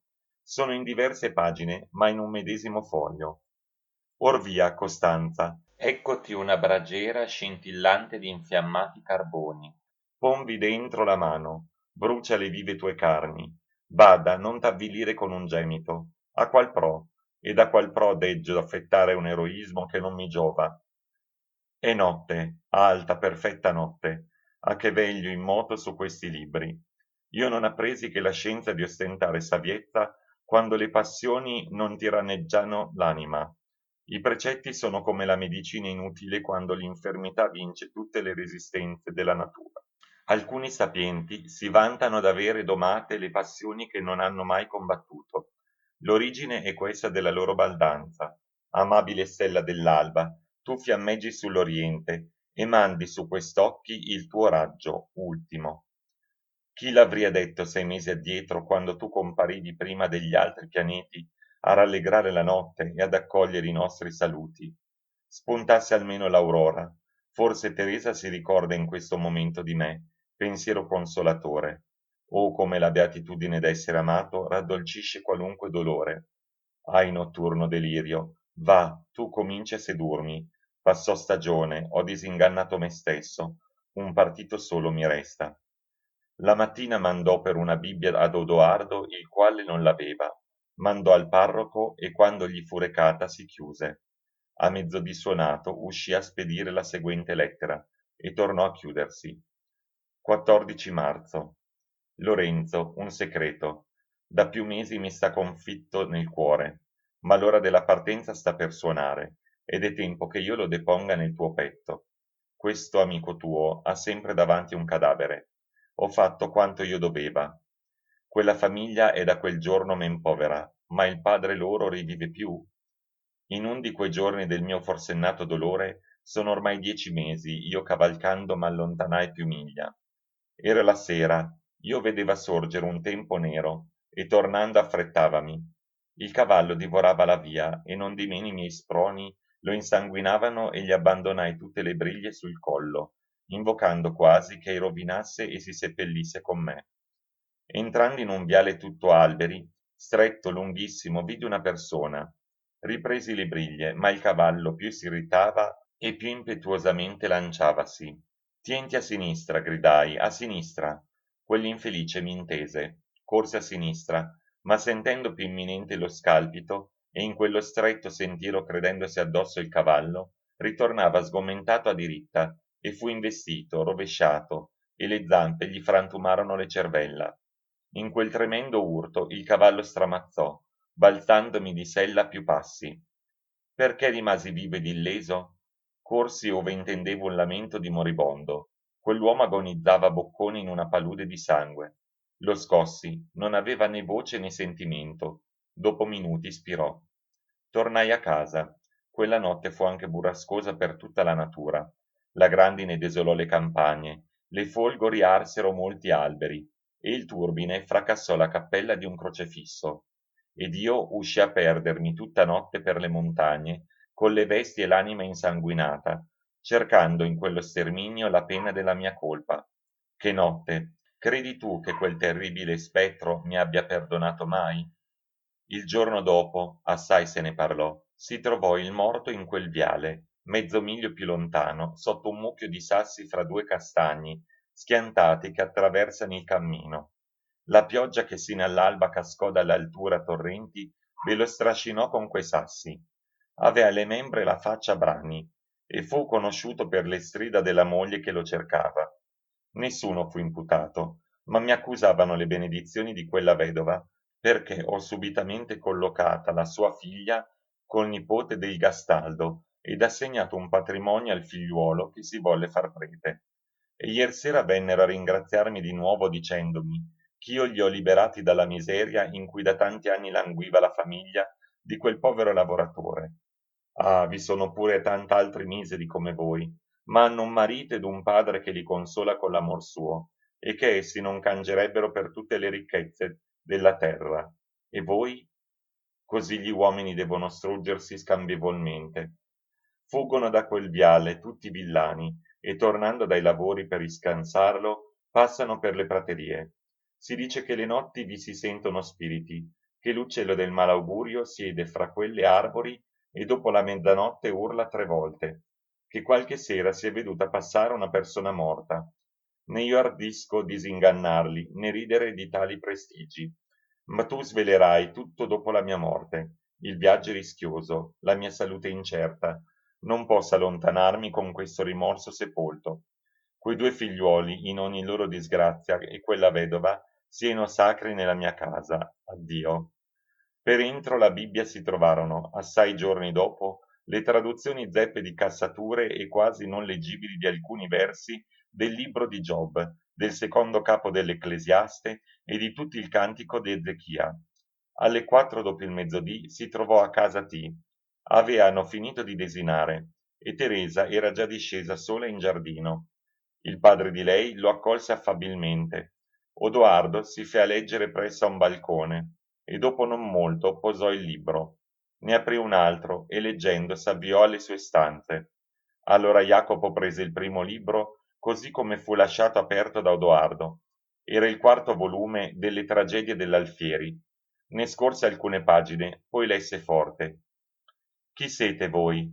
Chi d'aura aperta e pura, qui favellò, questa è caligindensa.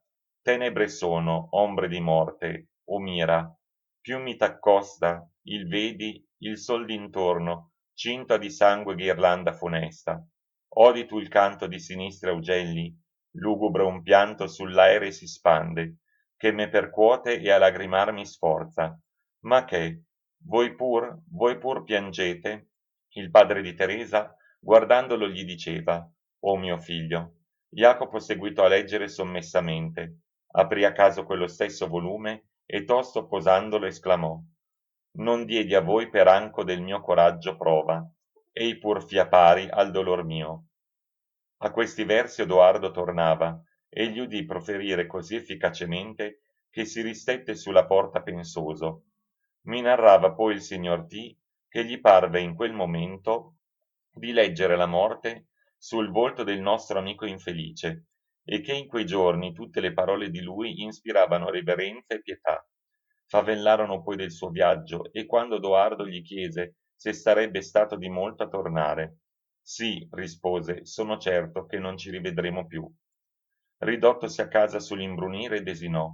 Ne comparve fuori di stanza che la mattina seguente assai tardi. Porrò qui alcuni frammenti ch'io credo di quella notte, quantunque io non sappia segnare veramente l'ora in cui furono scritti. Viltà?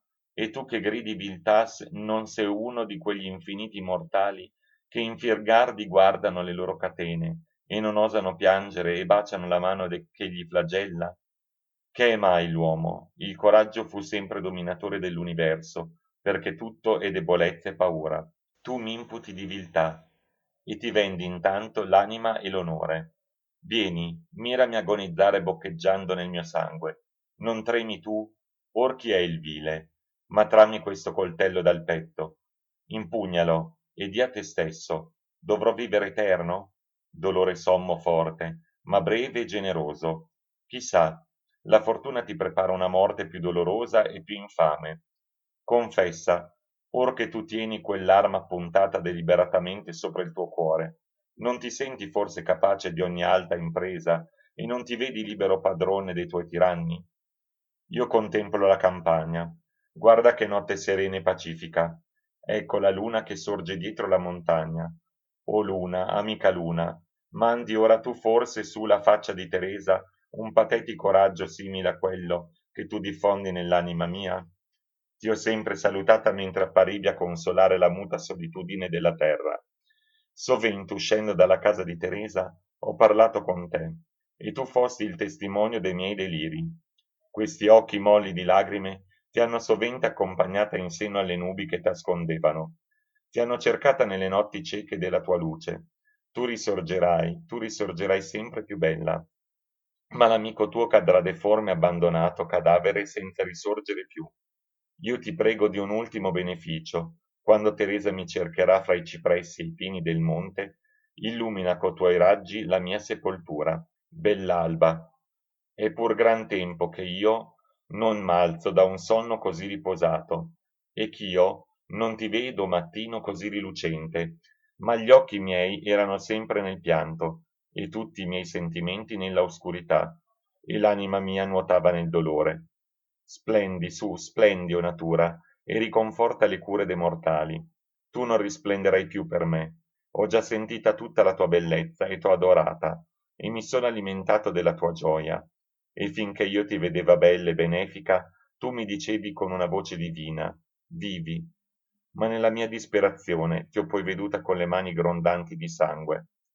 La fragranza dei tuoi fiori mi fu pregna di veleno, amari i tuoi frutti, e mi apparivi divoratrice dei tuoi figli, adescandoli con la tua bellezza e con i tuoi doni al dolore. Sarò io dunque ingrato con te? Protrarrò la vita per vederti sì terribile a bestemmiarti? No, no, trasformandoti e accecandomi alla tua luce non mi abbandoni tu stessa, e non mi comandi ad un tempo di abbandonarti. Ah, ora ti guardo e sospiro, ma io ti vagheggio ancor per la rimembranza delle passate dolcezze, per la certezza che io non dovrò più temerti, e perché sto per perderti. né io credo di ribellarmi da te fuggendo la vita. La vita e la morte sono del pari tue leggi, anzi una strada concedi al nascere, 1000 al morire. Se non ci imputi l'infermità che ne uccide, vorrei forse imputarne le passioni, che hanno gli stessi effetti e la stessa sorgente, perché derivano da te, né potrebbero opprimerci se da te non avessero ricevuta la forza? Né tu hai prefisso una età certa per tutti. Gli uomini dienno nascere, vivere, morire. Ecco le tue leggi. Che rileva il tempo e il mondo? Nunca io ti sottraggo di ciò che mi hai dato. Il mio corpo, questa infinitissima parte, ti sarà sempre congiunta sotto altre forme. Il mio spirito, se morrà con me, si modificherà con me nella massa immensa delle cose, e se egli è immortale, la sua essenza rimarrà illesa. Oa che più lusingo la mia ragione, nodono dal solenne voce della natura, io ti feci nascere perché anelando alla tua felicità cospirassi alla felicità universale, e quindi per istinto ti diedi l'amor della vita e l'orror della morte. Ma se la pena del dolore vince l'istinto, non devi forse giovarti delle vie che ti schiudo per fuggir da tuoi mali? Quale riconoscenza più t'obbliga meco se la vita che io ti diedi per beneficio ti si è convertita in un peso? Che arroganza! Credermi necessario. I miei anni sono nello incircoscritto spazio del tempo un attimo impercettibile. Ecco fiumi di sangue che portano tra i fumanti lor flutti recenti mucchi d'umani cadaveri, e sono questi milioni d'uomini sacrificati a 1000 pertiche di terreno e a mezzo secolo di fama che due conquistatori si contrastano con la vita dei popoli, e temerò di consecrare a me stesso quei dì pochi e dolenti che mi saranno forse rapiti dalle persecuzioni degli uomini o contaminati dalle colpe? Cercai quasi con religione tutti i vestigi dell'amico mio nelle sue ore supreme, e con pari religione io scrivo quelle cose che ho potuto sapere. Però non ti dico, lettore, se non ciò ch'io vidi o ciò che mi fu da chi il vide narrato. Per quanto io m'abbia indagato, non seppi che abbia egli fatto né di 16, 17 e 18 marzo. Fu più volte a casa T, ma non vi si fermò mai. Usciva tutti quei giorni quasi prima del sole e si ritirava assai tardi. Cenava senza dire parola, e Michele mi accerta che avea notte assai riposate. La lettera che segue non ha data, ma fu scritta il giorno 19. Parmi, o Teresa mi sfugge, ella stessa mi sfugge? Tutti, e le sta sempre al fianco, Doardo. Vorrei vederla solo una volta, e sappi ch'io sarei già partito, ma tu pure m'affretti ognor più. Ma sarei partito se avessi potuto lasciarle le ultime lagrime. Gran silenzio in tutta quella famiglia. Salendo le scale temo di incontrare Odoardo. Parlandomi non mi nomina mai Teresa, ed è pur poco discreto. Sempre, anche poc'anzi, mi interroga quando e come partire. Mi sono arretrato improvvisamente da lui, perché davvero mi parea che ei sogghignasse, e l'ho fuggito fremendo. Torna a spaventarmi quella terribile verità ch'io già svelava con raccapriccio, e che mi sono poscia assuefatto a meditare con rassegnazione. Tutti siamo nemici.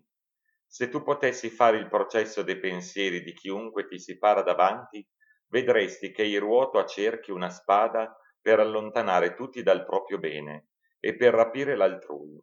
Mio Lorenzo, comincia a vacillar nuovamente, ma conviene disporsi e lasciarli in pace. PS. Torno da quella donna decrepita di cui parmi d'averti narrato una volta. La disgraziata vive ancora, sola, abbandonata, spesso gli interi giorni da tutti che si stancano di aiutarla, vive ancora, ma tutti i suoi sensi sono da più mesi nell'orrore e nella battaglia della morte. Questi due ultimi frammenti sembrano di quella notte. Strappiamo la maschera a questa larva che vuole atterrirci. Ho veduti i fanciulli raccapricciarsi e nascondersi all'aspetto travisato della loro nutrice. O morte, io ti guardo e ti interrogo. Non le cose, ma le loro apparenze ci turbano. Infiniti uomini che non osano chiamarti ti affrontano nondimeno intrepidamente. Tu pure sei necessario elemento della natura. Per me, già tutto l'orror tuo si dilegua, e mi rassembri simile al sonno della sera, quiete dell'opre. Ecco le spalle di quella sterile rupe che fraudano le sottoposte valli del raggio fecondatore dell'anno. A che mi sto? S'io devo cooperare all'altrui felicità, io invece la turbo. S'io devo consumare la parte di calamità assegnata ad ogni uomo, io già in 24 anni ho vuotato il calice che avria potuto bastarmi per una lunghissima vita. E la speranza che monta, conosco io forse l'avvenire per fidargli i miei giorni? Ahi, che appunto questa fatale ignoranza accarezza le nostre passioni ed alimenta l'umana infelicità. Il tempo vola e col tempo perduto nel dolore quella parte di vita che 2 mesi addietro lusingavasi di conforto. Questa piaga invecchiata è ormai divenuta natura. Io la sento nel mio cuore, nel mio cervello, in tutto me stesso. Gronda sangue e sospira come se fosse aperta di fresco. Or basta, Teresa, basta. Non ti par di vedere in me un infermo strascinato a lenti passi alla tomba fra la disperazione e i tormenti, e non sa prevenire con un sol colpo gli strazi del suo destino inevitabile? Tento la punta di questo pugnale, io lo stringo e sorrido, qui, in mezzo a questo cuor palpitante, e sarà tutto compiuto. Ma questo ferro mi sta sempre davanti. Chi osa amarti, o Teresa? Chi osò rapirti? Oh, mi vado stropicciando le mani per lavare la macchia dell'omicidio, le fiuto come se fumassero di delitto. Frattanto, eccole immacolate, e in tempo di togliermi in un tratto dal pericolo di vivere un giorno di più. Un giorno solo, un momento, sciagurato. Avresti vissuto troppo. 20 marzo, a sera. Io era forte, ma questo fu l'ultimo colpo che ha quasi prostrata la mia fermezza. Non di meno quello che è decretato. Ma tu, mio Dio, che miri nel profondo, tu vedi che questo è sacrificio di sangue. Ella era, o Lorenzo, con la sua sorellina, e parea che volesse sfuggirmi. Ma poi s'assise e l'Isabellina tutta compunta se le posò sulle ginocchia. Teresa, le dissi accostandomi e prendendole la mano. Ella mi guardò, quell'innocente gettando il suo braccio sul collo di Teresa e alzando il viso le parlava sottovoce. Jacopo non mi ama più, io li intesi. S'io t'amo? E abbassandomi abbracciandola, t'amo, io le diceva, t'amo teneramente, ma tu non mi vedrai più, o mio fratello. Teresa mi riguardò lagrimando e stringeva l'Isabellina e rivolgea gli occhi verso di me. Tu ci lascerai, mi disse, e questa fanciulletta sarà compagna dei miei giorni e sollievo dei miei dolori. Io le parlerò sempre del suo amico e le insegnerò a piangerti e a benedirti. E a queste ultime parole le lagrime le pioveano dagli occhi, ed io ti scrivo con le mani calde ancor del suo pianto. Addio, soggiunse, addio eternamente. Eccoti adempiuta la mia promessa, e si trasse dal seno il suo ritratto. Eccoti adempiuta la mia promessa. Addio per sempre. Va, fuggi, e porta con te la memoria di questa sfortunata. È bagnato dalle mie lagrime e dalle lagrime di mia madre. E con le sue mani lo appendeva al mio collo e lo nascondeva nel mio petto. Io stesi le braccia e me la strinsi sul cuore, e i suoi sospiri confortavano le arse mie labbra e già la mia bocca. Un pallore di morte si sparse sulla sua faccia, e mentre mi respingeva, io toccandole la mano la sentii fredda, tremante e con voce soffocata, e languente mi disse: Abbi pietà, addio, e si abbandonò sul sofà, stringendosi presso quanto potea l'Isabellina, che piangea con noi. Entrava suo padre, e il nostro misero stato avvelenò forse i suoi rimorsi. Ritornò quella sera tanto costernato che Michele stesso sospettò qualche fiero accidente. Ripigliò l'esame delle sue carte e le faceva ardere senza leggerle. Innanzi alla rivoluzione aveva scritto un commentario intorno al governo veneto in uno stile antiquato, assoluto, con quel motto di Lucano per epigrafe, iusque datum sederi.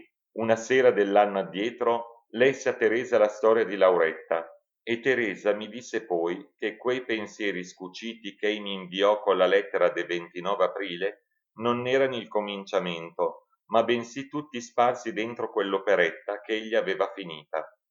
Non perdonò né a questi né aver un altro suo scritto. Leggeva pochissimi libri, pensava molto, dal bollente tumulto del mondo fuggiva un tratto nella solitudine e quindi aveva necessità di scrivere. Ma a me non resta se non un suo Plutarco zeppo di postille con vari quinterni frammessi ove sono alcuni discorsi ed uno assai lungo sulla morte di Nietzsche, ad un Tacito Bodoniano con molti squarci e fra gli altri l'intero libro secondo degli Annali e gran parte del secondo delle storie, da lui con sommo studio tradotti e con caratteri minutissimo pazientemente ricopiati nei margini. Quei frammenti qui inseriti li ho scelti dalla molte carte stracciate, che egli avea come di poco momento gittate sotto il suo tavolino. Alle ore 11 congedò l'ortolano e Michele. Pare che abbia vegliato tutta notte, poiché allora scrisse la lettera precedente, e sull'alba andò vestito a risvegliare il ragazzo, commettendogli di cercare un messo per Venezia. Poi si sdraiò sul letto, ma per poco. Dopo le 8 della mattina fu incontrato da un contadino sulla strada di Arquà. A me, udì, entrò Michele avvertendolo che il messo era pronto, e lo trovò seduto immobilmente e come sepolto in tristissime cure. Si fe presso al tavolino e scrisse in piedi sotto la stessa lettera: le mie labbra sono arse, il petto soffocato, un'amarezza, uno stringimento, potessi almen sospirare. Davvero, un gruppo dentro le fauci e una mano che mi preme e mi affanna il cuore. Lorenzo, ma che posso dirti? Sono uomo. Mio Dio, concedimi il refrigerio del pianto. Sigillò questo foglio e lo consegnò senza soprascritta. S'assise e incrociate le braccia sullo scrittoio vi posò la fronte. Più volte il servo gli chiese se abbisognava d'altro. Ei senza rivolgersi gli fe cenno con la testa che no. Quel giorno incominciò la seguente lettera per Teresa. Fine della parte 2, sezione 3. Parte seconda, sezione 4. Mercoledì, ore 5.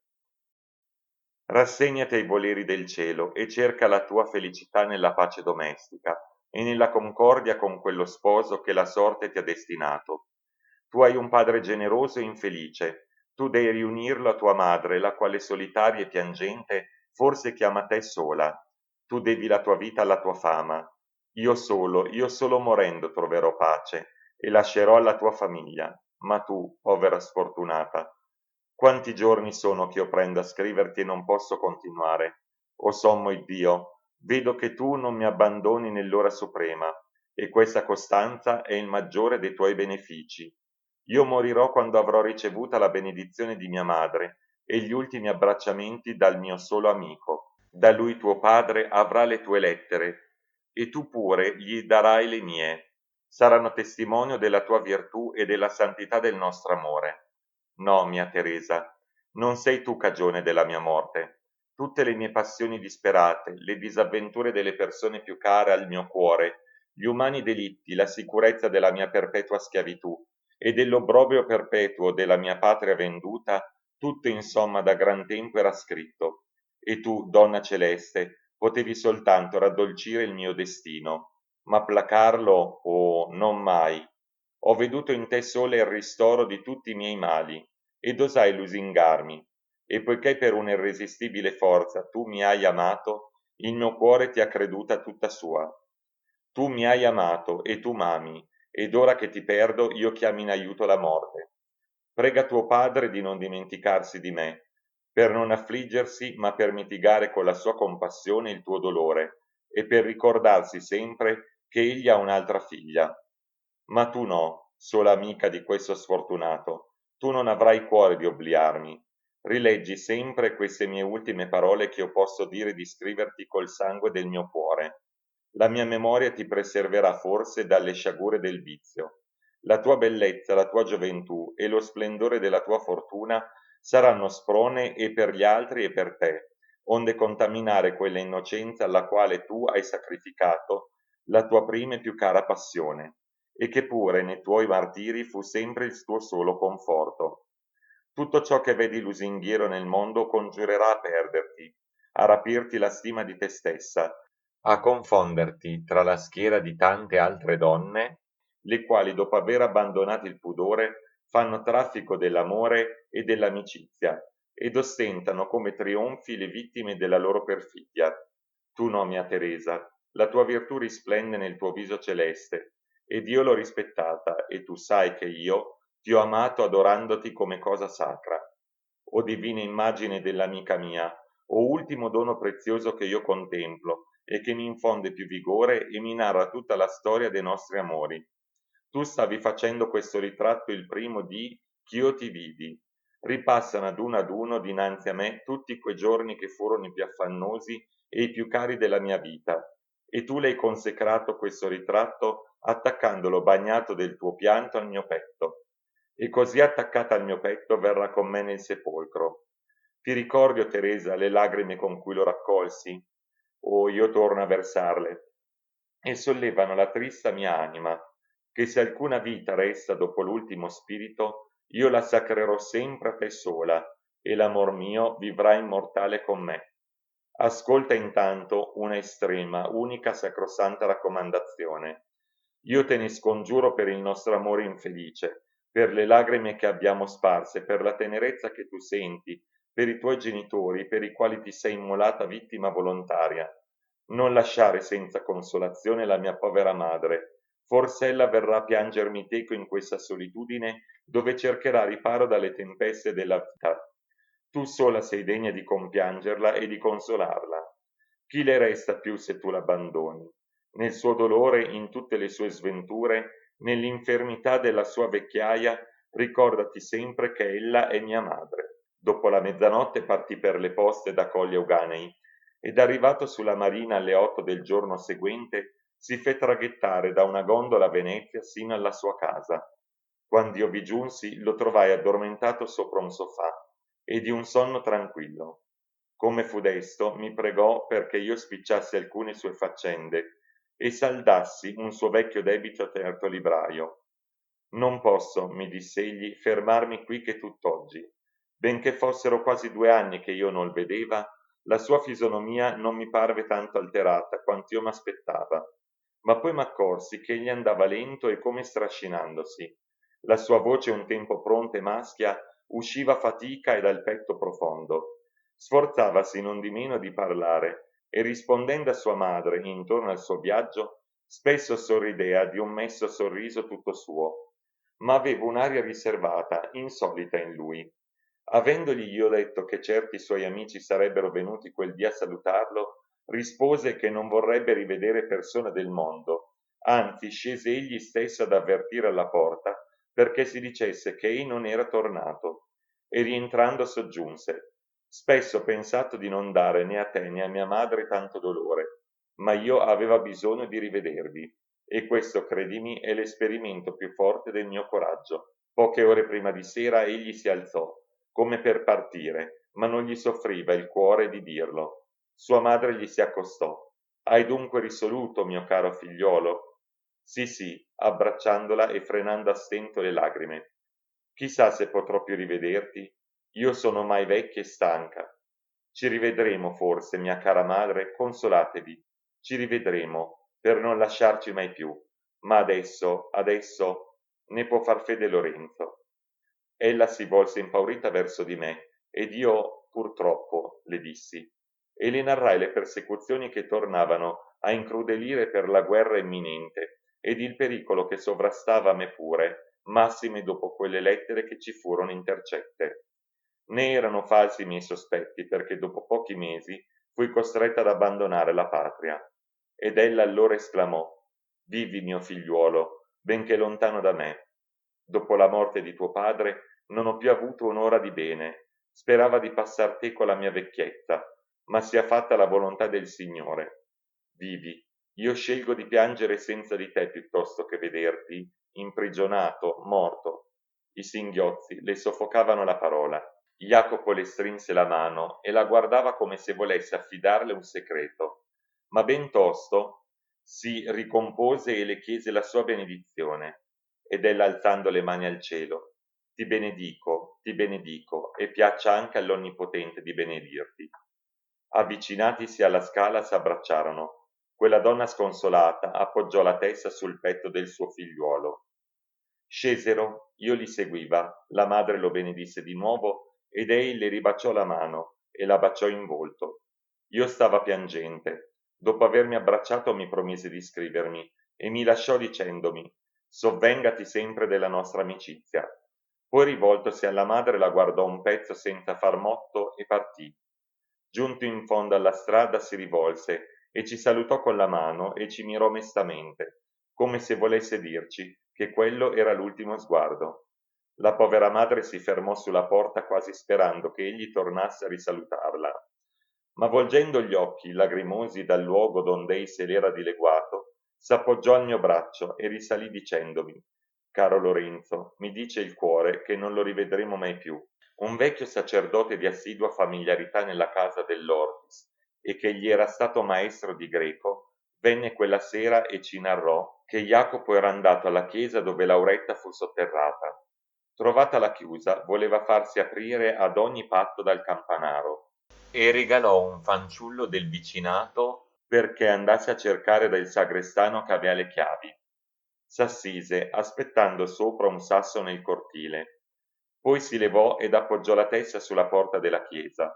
Era quasi sera, quando accorgendosi di gente nel cortile senza più attendere si dileguò. Il vecchio sacerdote aveva udite queste cose dal campanaro. Seppi alcuni giorni dopo che Jacopo sul far della notte era andata a trovare la madre di Lauretta.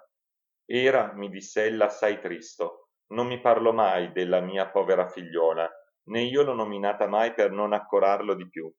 Scendendo le scale mi disse: andate quando potrete a consolare mia madre.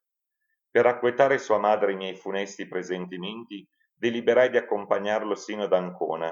Egli frattanto tornava a Padova e smontò in casa del professore C, dove riposò il resto della notte. La mattina, accomiatandosi, gli furono dal professore offerte lettere per certi gentiluomini delle isole giavenete, i quali nel tempo addietro gli erano stati discepoli.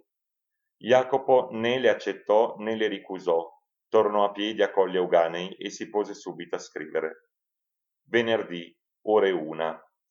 E tu, mio Lorenzo, mio leale ed unico amico, perdona. Non ti raccomando mia madre, io so che avrai in te un altro figliuolo, o madre mia, ma tu non avrai più il figlio sul seno di cui speravi di riposare il tuo capo canuto. Ne avrai potuto riscaldare queste labbra morenti coi tuoi baci, e forse tu mi seguirai.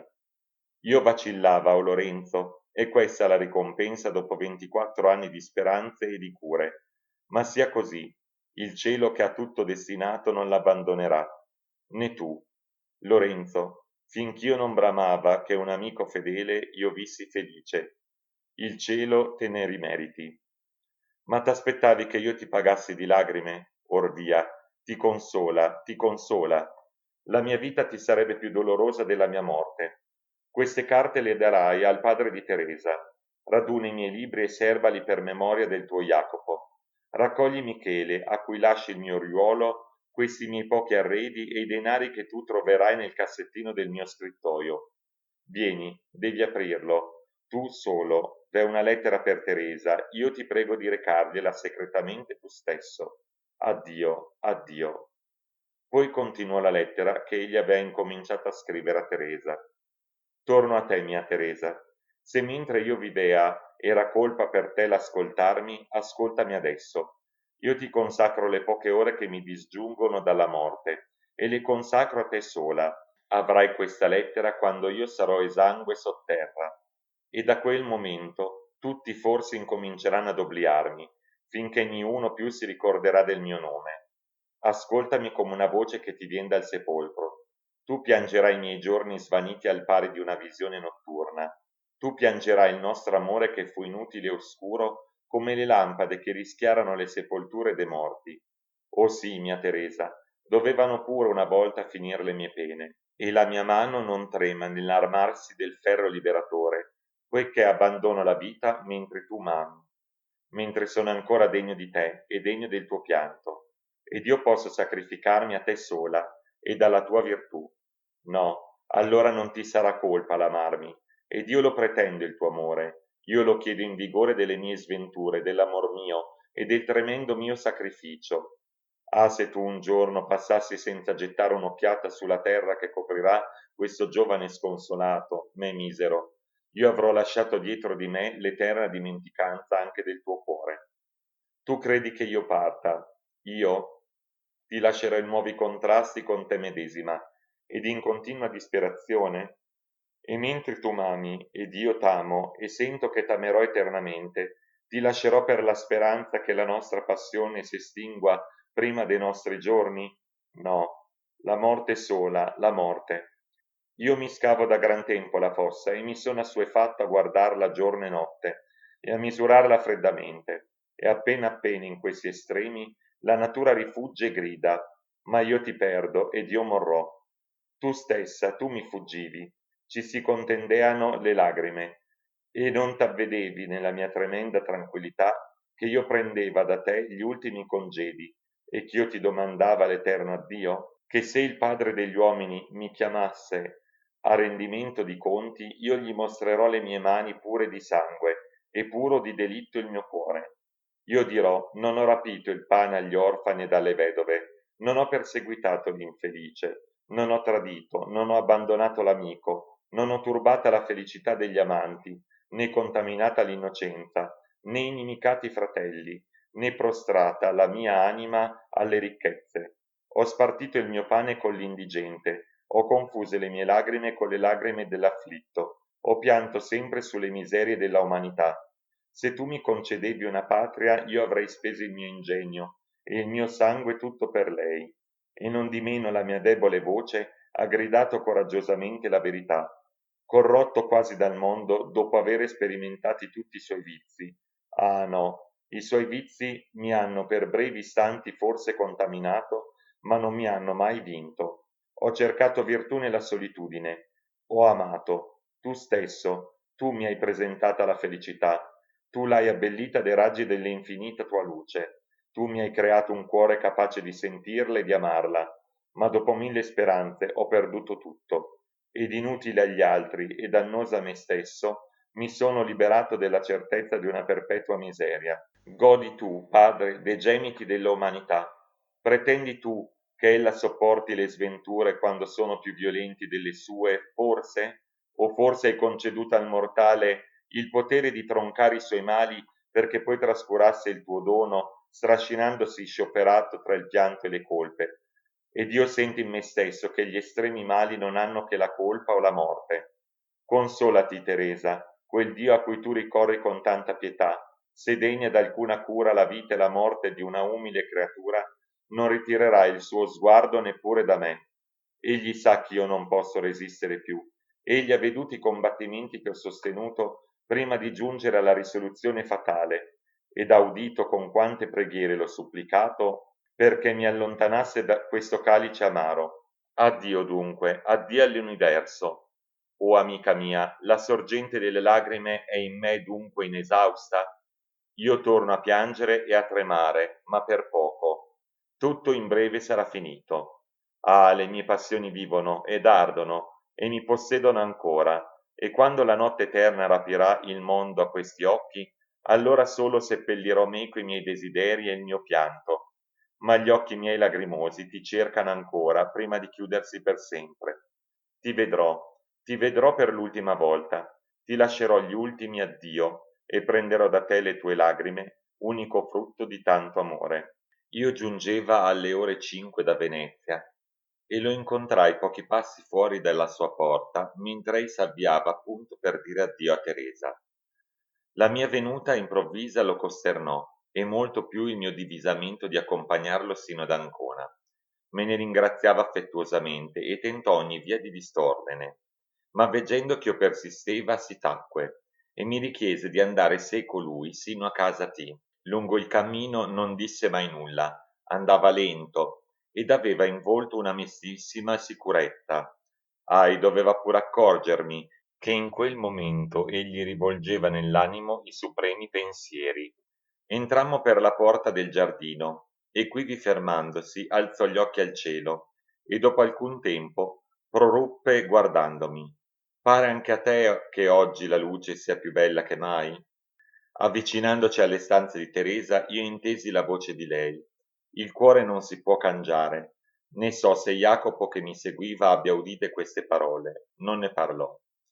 Noi vi trovammo il marito che passeggiava e il padre di Teresa seduto nel fondo della stanza presso ad un tavolino, con la fronte sulla palma della mano. Restammo gran tempo tutti muti. Jacopo finalmente: Domattina, disse, non sarò più con voi. Ed alzandosi si accostò a Teresa e le baciò la mano, ed io vidi le lagrime sugli occhi di lei. E Jacopo, tenendola ancora per mano, la pregava perché facesse chiamare la Isabellina. Le stride ed il pianto di quella fanciulletta furono così improvvise e inconsolabili che niuno di noi poté frenare le lagrime. Appena ella udì che ei partiva, gli si attaccò al collo e singhiozzando gli ripeteva: O mio Jacopo, perché mi lasci? O mio Jacopo, torna presto. Ne potendo egli resistere a tanta pietà, posò l'Isabellina fra le braccia di Teresa e addio, disse, addio, ed uscì. Il signore T lo accompagnò sino al limitare della casa e lo abbracciò più volte lagrimando, lasciandoci senza poter proferire parola. Odoardo, che gli era dietro, ne strinse la mano, augurandoci il buon viaggio. Era già notte. Non si tosto fummo a casa, egli ordinò a Michele di allestire il forziere e mi pregò instantemente perché io tornassi a Padova per prendere le lettere offertegli dal professore C. Io partii sul fatto. Allora, sotto la lettera che la mattina avea scritta, per me aggiunse questo poscritto: Poiché non ho potuto risparmiarti il cordoglio di prestarmi gli uffici supremi, e già m'era prima che tu venissi, risolto di scriverne al parroco, aggiunge anche questa ultima pietà ai tanti tuoi benefici. Fa ch'io sia sepolto, così come sarò trovato in un sito abbandonato di notte, senza esequie, senza lapide, sotto i pini del colle che guarda la chiesa. Il ritratto di Teresa sia sotterrato col mio cadavere. 23 marzo 1799. L'amico tuo Jacopo Ortis. Uscì nuovamente. Alle ore 11, a piedi un monte 2 miglia discosto dalla sua casa, bussò alla porta di un contadino e lo destò domandandogli dell'acqua e ne beve molta. Ritornato a casa dopo la mezzanotte, uscì tosto di stanza e porse al ragazzo una lettera sigillata per me, raccomandandogli di consegnarla a me solo e stringendogli la mano: Addio Michele, amami. E lo mirava affettuosamente. Poi lasciandola un tratto rientrò, serrandosi dietro la porta. Continuò la lettera per Teresa. Ore 1. Ho visitato le mie montagne, ho visitato il lago dei Cinque Fonti, ho salutato per sempre le selve, i campi, il cielo. O mie solitudini, o rivo, che mi hai la prima volta insegnato la casa di quella donna celeste. Quante volte ho sparpagliati fiori sulle tue acque che passavano sotto le tue finestre. Quante volte ho passeggiato con Teresa per le tue sponde, mentre io, inebriandomi della voluttà di adorarla, votava a gran sorsi il calice della morte. Sacro Gelso, ti ho pure adorato, ti ho pure lasciati gli ultimi gemiti e gli ultimi ringraziamenti. Mi sono prostrato, o mia Teresa, presso a quel tronco. Quell'erba ha bevute le mie lagrime. Mi pareva ancora calda dell'orma del tuo corpo divino. Mi pareva ancora odorosa. Beata sera, come tu sei stampata nel mio petto. Io stava seduta al tuo fianco, Teresa, e il raggio della luna penetrando fra i rami illuminava il tuo angelico viso. Io vidi scorrere le tue guance una lagrima e l'ho succhiata, e le nostre labbra e i nostri respiri si sono confusi, e l'anima mia si trafondea nel tuo petto. Era la sera del 13 maggio, era giorno di giovedì. Da indi in qua non è passato momento che io non mi sia confortato con la memoria di quella sera. Mi sono reputato persona sacra e non ho degnata più alcuna donna di un guardo, credendola immeritevole di me. di me che ho sentita tutta la beatitudine di un tuo bacio. T'amai, dunque t'amai, e ti ama ancora di un amore che non si può concepire che da me solo. È poco prezzo, o mio angelo, la morte perché ha potuto udir che tu l'ami, e sentirsi scorrere in tutta l'anima la voluttà del tuo bacio, e piangere teco. Io sto col piede nella fossa, eppure tu, anche in questo momento, torni, come solevi, davanti a questi occhi, che morendo si fissano in te che sacra risplendi di tutta la tua bellezza. E fra poco tutto è preparato, la notte è già troppo avanzata. Addio. Fra poco saremo disgiunti dal nulla o dalla incomprensibile eternità. Nel nulla? Sì, sì. Poiché sarò senza di te, io prego il sommo Iddio, se non ci riserva alcun luogo ov'io possa riunirmi teco per sempre. Lo prego dalle viscere dell'anima mia e in questa tremenda ora della morte, perché egli m'abbandoni soltanto nel nulla. Ma io moro incontaminato e padrone di me stesso e pieno di te e certo del tuo pianto. Perdonami, Teresa, se mai consolati e vivi per la felicità dei nostri miseri genitori. La tua morte farebbe maledire le mie ceneri. Che se taluno ardisse incolparti del mio infelice destino, confondilo con questo mio giuramento solenne, ch'io pronunzio gittandomi nella notte della morte. Teresa è innocente. Addio, addio, accogli l'anima mia. Il ragazzo che dormiva nella camera contigua all'appartamento di Jacopo fu scosso come da un lungo gemito. Tese l'orecchio per intendere se ei lo chiamava. Aprì la finestra, sospettando ch'io avessi gridato all'uscio, poiché stava avvertito ch'io sarei tornato sul fare del dì. Ma chiaritosi che tutto era quiete e la notte ancora fitta, tornò a coricarsi e si addormentò. Mi disse poi che quel gemito gli aveva fatto paura, ma che non vi pose mente perché il suo padrone soleva sempre agitarsi fra il sonno. La mattina Michele, dopo aver bussato e chiamato invano alla porta, sforzò il chiavistello e non sentendosi rispondere nella prima stanza, si inoltrò palpitando e dal lume della candela che ancora ardea gli si affacciò Jacopo immerso nel proprio sangue. Spalancò le finestre chiamando gente e poiché niuno accorreva, volò cercando il chirurgo, ma non lo trovò perché assisteva a un moribondo. Volò al parroco e anch'egli era fuori per lo stesso motivo. Entrò ansante in casa T piangendo e raccontando a Teresa, la quale fu prima ad abbattersi in lui, che il suo padrone si era ferito, ma che gli parea che non fosse ancora morto. Teresa dopo 2 passi tramortì e restò per lunga ora senza sensi fra le braccia di Odoardo. Il signore T accorse sperando di salvare la vita del nostro misero amico. Lo trovarono steso sopra un sofà con tutta quasi la faccia nascosta fra i cuscini, immobile se non che ad ora anelava.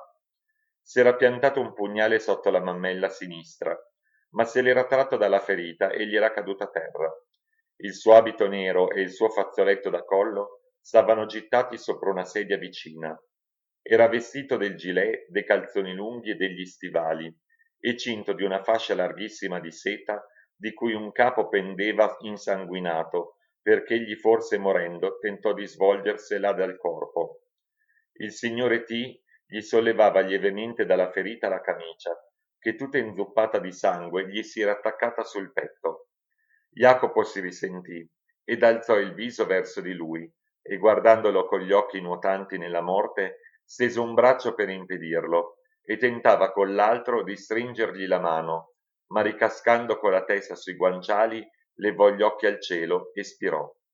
La ferita era assai larga e profonda, e sebbene non avesse colpito nel cuore, egli si affrettò alla morte perdendo il sangue che scorreva a rivi per la stanza. Gli pendeva dal collo il ritratto di Teresa tutto nero di sangue rappreso, se non che era alquanto pulito nel mezzo. E le labbra insanguinate di Jacopo fanno congetturare che egli nell'agonia baciasse la immagine della sua amica. Stava sullo scrittoio la Bibbia chiusa e sovressa l'oriuolo, e presso vari fogli bianchi, in uno dei quali era scritto «Mia cara madre», e da poche linee cassate appena si potea rilevare «Espiazione», e più sotto «Di pianto eterno». In un altro foglio si leggeva soltanto l'indirizzo a sua madre, come se egli, pentitosi della prima lettera, ne avesse incominciata un'altra, che non gli bastò il cuore di terminare. Appena io giunsi da Padova, ove fui costretto ad indulgiare più ch'io non voleva, rimasi spaventato dalla calca dei contadini che piangevano sotto i portici del cortile, ed altri mi guardavano attoniti, e taluno mi pregava di non salire. Balzai tremando nella stanza e mi si appresentò il padre di Teresa gettato disperatamente sopra il cadavere, e Michele ginocchione con la faccia per terra. Io non so come ebbi tanta forza d'avvicinarmi e di porgli una mano sul cuore presso la ferita. Era morto, freddo. Mi mancava il pianto e la voce. Io stava guardando stupidamente quel sangue.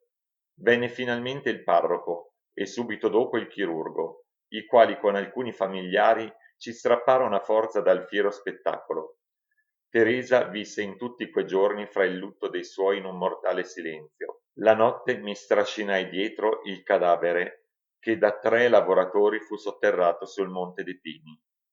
La interpunzione, sebbene or nuova ed or varia, si è serbata come sta negli originali. Fine della parte seconda, sezione 4 e fine dell'opera Le ultime lettere di Jacopo Ortis di Ugo Foscolo. Grazie per aver ascoltato con noi. Se l'audiolibro ti è piaciuto, lascia un mi piace, un commento e, se vuoi, iscriviti e attiva la campanella per rimanere aggiornato sui prossimi contenuti. A presto e buona continuazione!